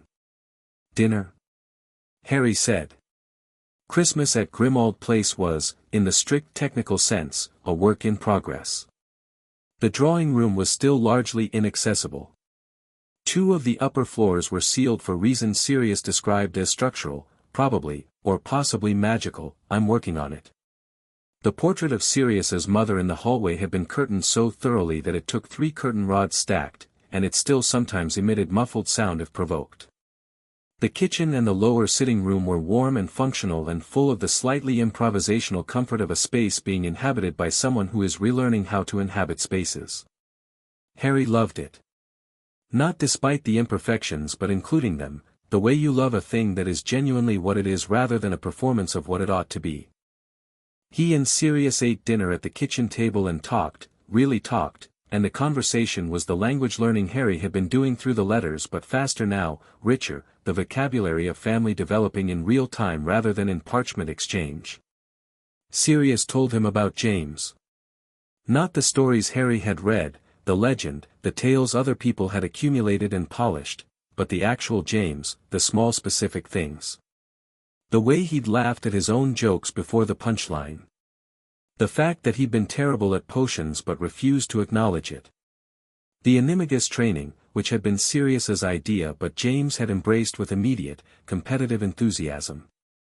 Harry listened and felt something settling, not grief exactly, though grief was in it, the specific feeling of a space in you that has been empty for a long time acquiring shape, becoming a room rather than a gap. He told Sirius about the vault. About the rings. About Hogwarts. He told him about the Dursleys, briefly and factually, without drama, and Sirius's face did something during that part that had the quality of a feeling being very forcibly restrained, and Harry said, "It's done. I'm here now." "I know," Sirius said tightly. "I know it's done." "You couldn't have known about the will," Harry said. "You were in Azkaban." "I should have, what?" Harry said. "From inside Azkaban." Sirius looked at him. He was doing the restrained feeling thing again, and underneath it was the specific guilt of a person who knows logically that they could not have acted and cannot make their feelings agree with that logic. Harry recognized it. He'd seen it in Petunia, in a different form. The guilt of people around things they could not have changed. You didn't put me in that cupboard, Harry said. Dumbledore made a choice. I've talked to him about it. It's not resolved, and I'm not pretending it is, but it's named, and it's being dealt with. He paused. What I need from you is not someone to be angry on my behalf. He stopped. What? Sirius said, very quietly. I need a family, Harry said. The actual thing. Someone who is in my life because I'm in theirs, not because they're managing me or need something from me or have plans. He paused. That's what I need. Sirius was quiet for a long moment. The kitchen was warm and the house creaked occasionally in the December cold, and from somewhere upstairs Creature moved around doing whatever Creature did in the evenings. Yeah, Sirius said. His voice was very rough. Yeah. I can do that. Good, Harry said. Creature appeared with pudding. He set it on the table with the care of someone who has decided that if a thing is worth doing, it is worth doing properly, and then stood for a moment at the end of the table as if deciding something. The house is glad, Creature said, without looking at Harry. That master has, that there is a Potter here. Then he went back to the kitchen. Sirius stared at the doorway. He has never, he said, very carefully, in 30 years of memory, said anything that was not an insult or a complaint. Change takes time, Harry said, and ate his pudding. The 2 weeks of Christmas break had the quality of something necessary, something Harry had needed without knowing he needed it, time that was simply time, not strategic, not purposeful, not moving toward a specific outcome. He and Sirius explored the house room by room, and some of the rooms were genuinely alarming, dark artifacts accumulated over generations, the specific hoarding of a family that had believed certain things for a very long time, and they dealt with them methodically. Harry contributed more to this than Sirius expected, which Sirius said approximately 3 times before Harry pointed out that he'd been reading about dark artifacts since August. He flew in the small back garden when the weather allowed, which was twice, and once he simply sat in the upper sitting room, the one with the least inaccessibility, and read for an entire afternoon, and the reading was the deep, uncomplicated kind where you are not reading to know something but simply for the company of the words. Ron wrote 3 times. Hermione wrote every other day, because she had found, predictably, that Christmas did not stop her from thinking about things, and thinking about things required communication. Her first letter included 4 pages of notes about the defense curriculum reform proposal and a draft outline of the student consultation process she thought Harry should run. He wrote back, "This is excellent. Yes to all of it. Happy Christmas." She wrote back, "I know. Happy Christmas. Also, I found something about Edric the Grey in a book my parents' friend left them, which is technically impossible because it's not a magical book and I cannot explain it, but I'm bringing it in January." He wrote, "Bring it." The new year arrived.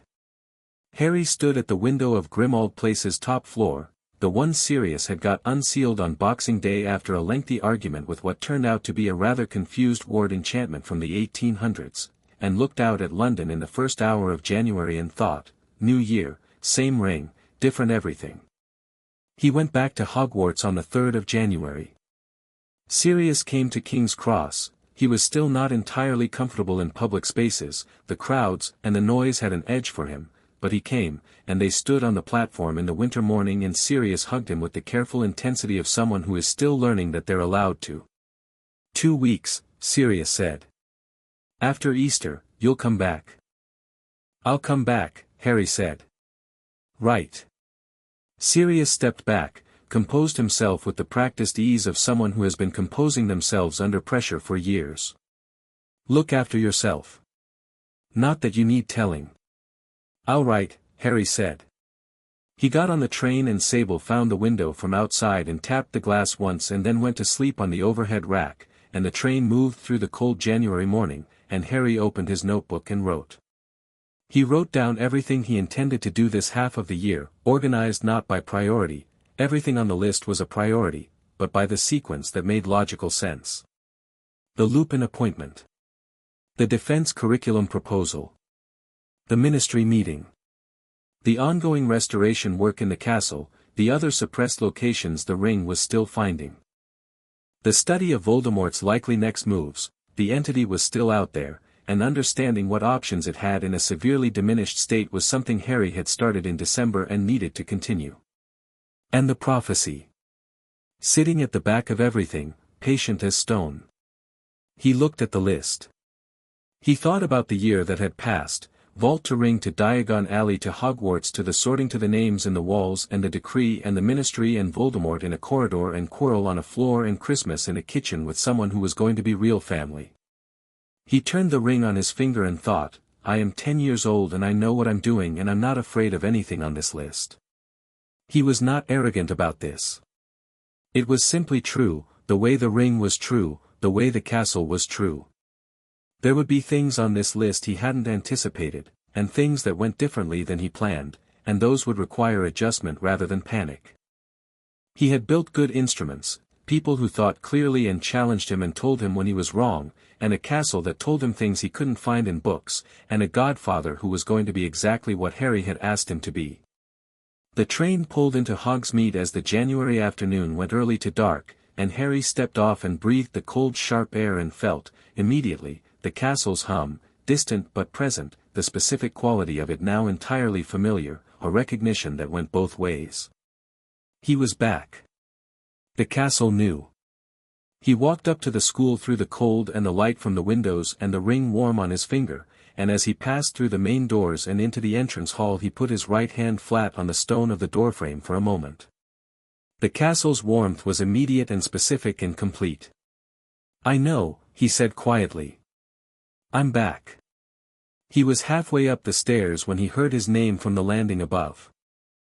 Hermione was there, and Ron beside her, and Neville behind Ron, and at a slight remove, because it would not have been Blackwood to stand in a welcoming group without the slight remove, Blackwood, with his arms crossed and the expression that was his version of pleased.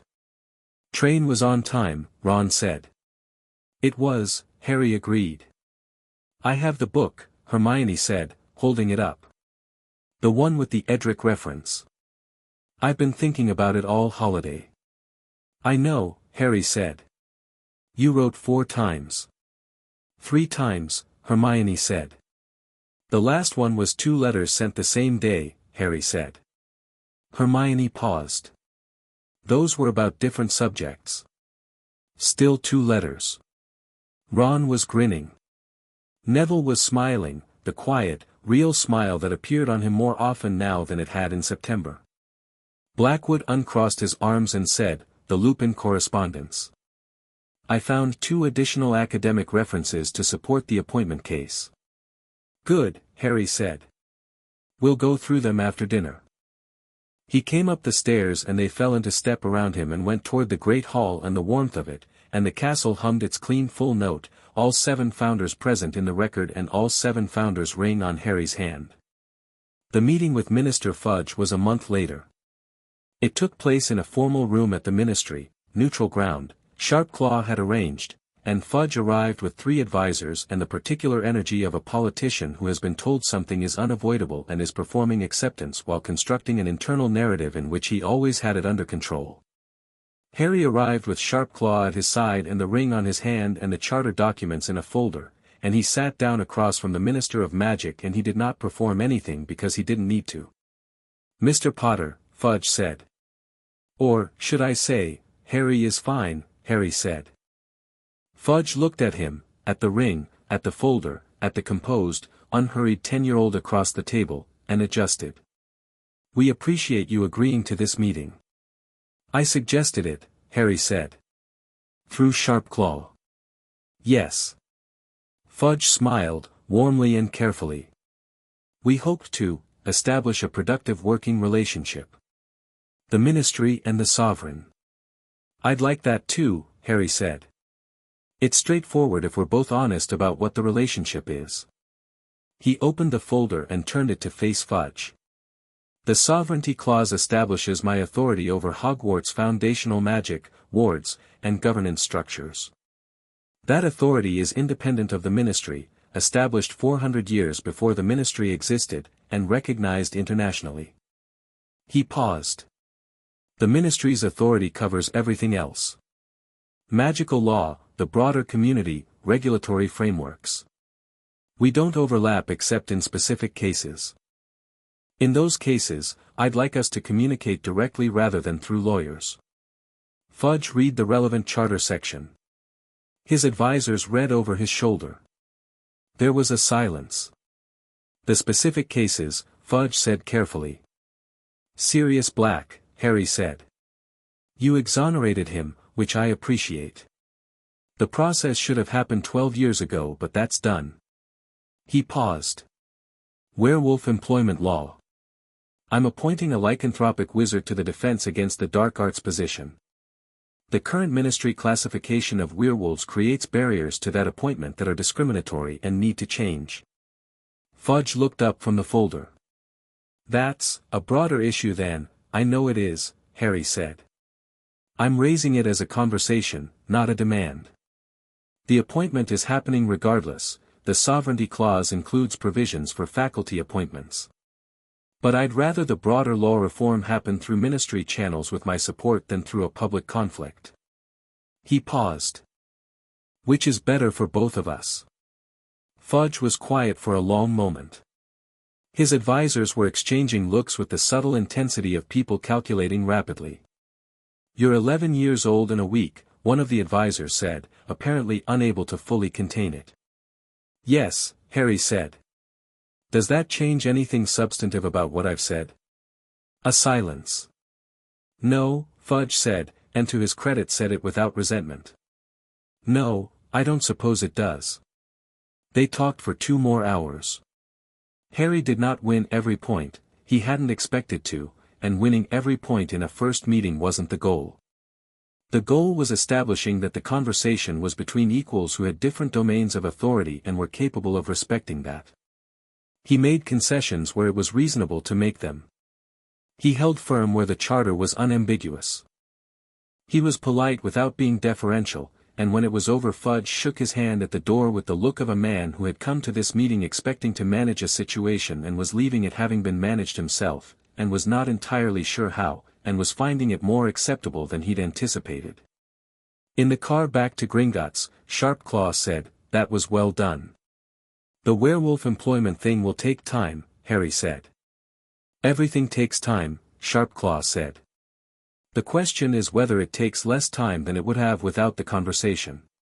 Does it? Harry said. Yes, Sharpclaw said. Considerably. Remus Lupin accepted the defense position in a letter that arrived on Harry's birthday, January 11th, which was a Tuesday this year. The letter was 5 pages long, which was more than Harry had expected from someone described as quiet and precise. The first 2 pages were careful, measured acceptance, going through the terms and his understanding of the appointment and the things he wanted to be clear about. The last 3 pages were a curriculum proposal that was, Harry read with the specific pleasure of encountering someone who knows their subject, exactly what a practical defense curriculum should look like. He wrote back, yes to everything. Start September. Happy to meet before term to discuss the student consultation process. Ron read the curriculum proposal and said, this is brilliant. First years get practical training from day 1. Foundational theory first, Harry said. 4 weeks. Then applied. By 3rd year the practical component is equal to theory. Fred and George are going to lose their minds, Ron said. In a good way. Your brothers are in their 6th year, Harry said. It won't affect them this term. They'll be furious on principle, Ron said. In an extremely happy way. The spring term moved. The castle restored 2 more suppressed locations, one in the Great Hall's foundational inscription, one in the dungeons near the place where Snape had found the founding plaque. Hermione's discovery about Edric turned out to be genuinely significant.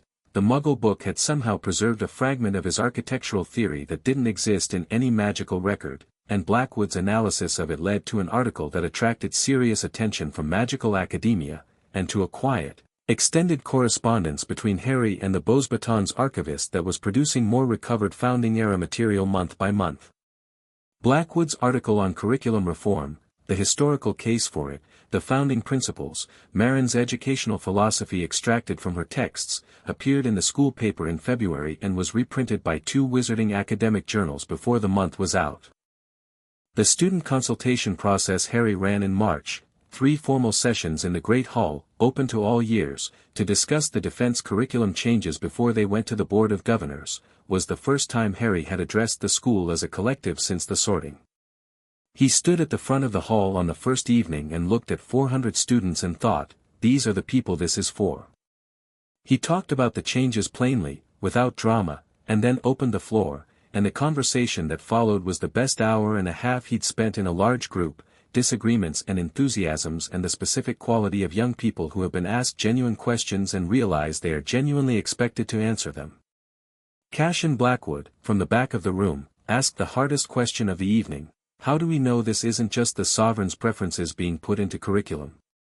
What's the check on your judgment here? This process, Harry said. These 3 sessions. What you say in them will directly inform what goes to the board. And the board is still the board, they vote on curriculum. I have no plans to override that vote regardless of the outcome. He paused. I'm sovereign of this castle's foundational magic. I'm not trying to be headmaster or curriculum director. Those aren't my roles. Even if you disagree with the outcome. Blackwood said. Even then, Harry said. There are things I will decree. Things where the foundational principles are clear enough that going through a lengthy process is just delaying the right answer. But curriculum reform isn't that. It should go through the right process.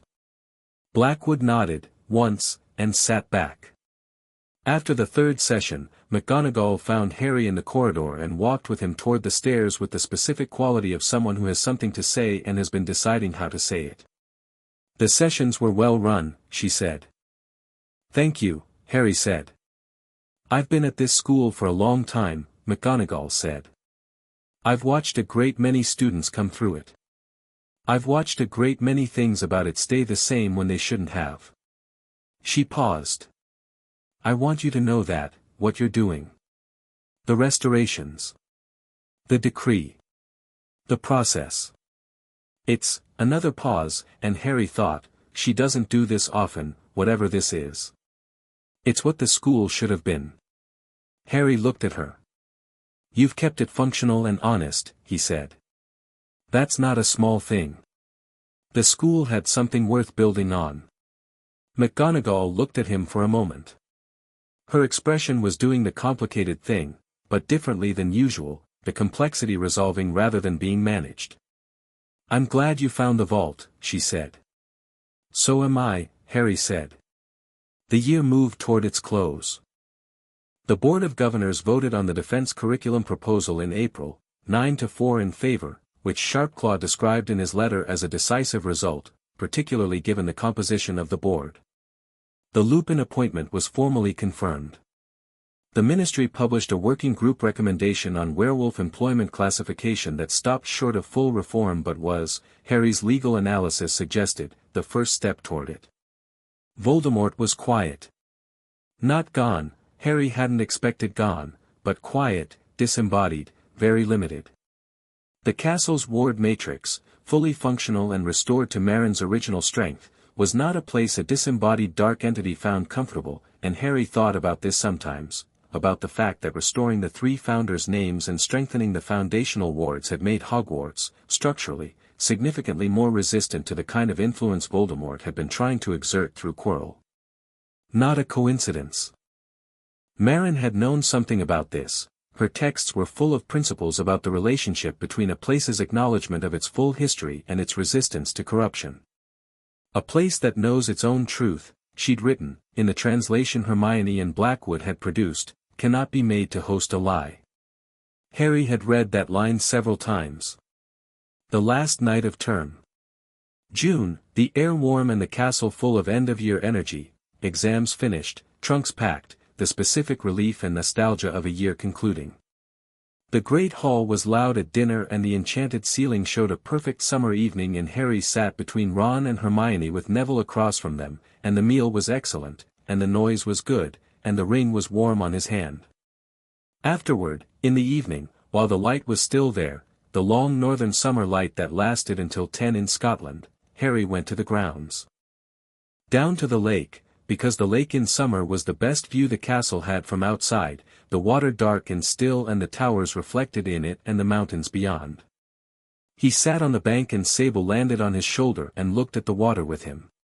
He thought about September and the vault and the voice, the sovereign has awakened, and about what awake meant, and what it had meant over the last 9 months. Not just power. Not just the ring. Something else, something that had to do with knowing what he was and what he was for and what the people around him needed from him and what he needed from them. He thought about Marin and Edric and Thessaly, their names back in the stone and the star charts and the founding plaque where they'd always belonged. He thought about the decree on the library wall, and the defense curriculum going forward, and the ministry meeting, and Quirrell in St.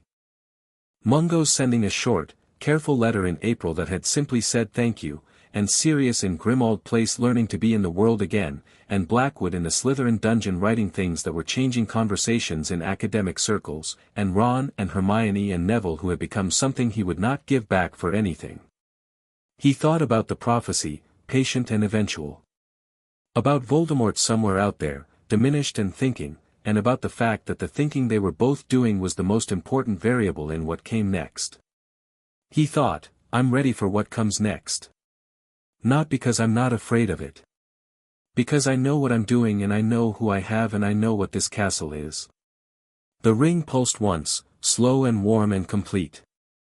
He'd been sitting for a few minutes when he heard footsteps on the path and Hermione sat on the bank beside him, close enough that their shoulders nearly touched.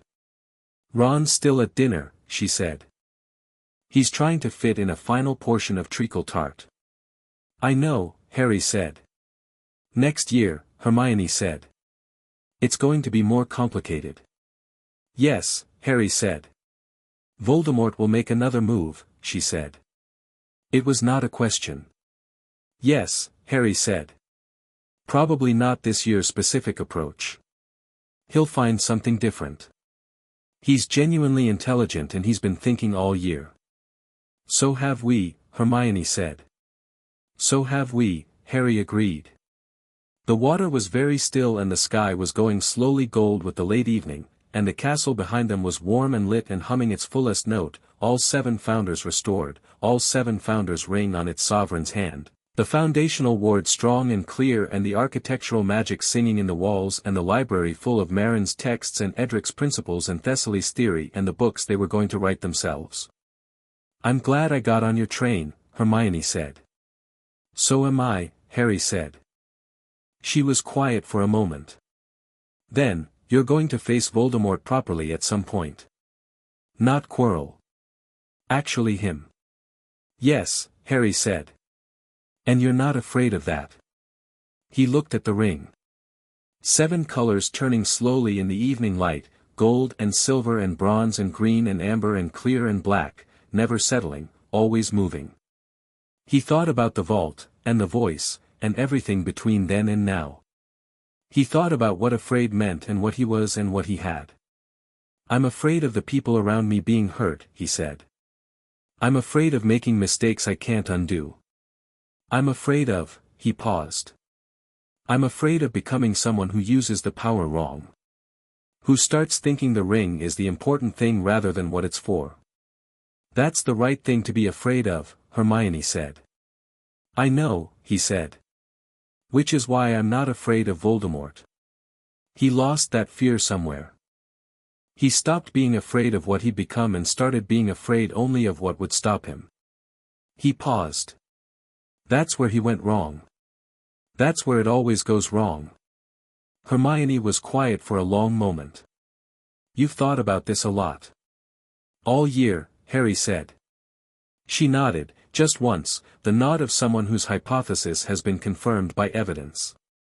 Then she looked at the water and the castle and the water and the sky going gold above it, and said nothing, because nothing needed to be said. The summer term closed. The school emptied. The students went home. McGonagall and Dumbledore and Flitwick and Snape and all the others settled into the quiet rhythms of a school between years, the kind of deep institutional breath that August brings. The lake was still. The grounds were warm.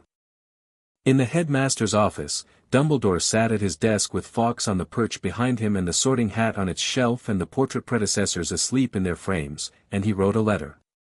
The letter was to himself, approximately, not an actual letter but a set of notes, which he did sometimes when he needed to think by writing rather than thinking and writing separately. The notes were about Harry. About the year. About what had happened and what was different and what the prophecy meant when its subject was this particular person.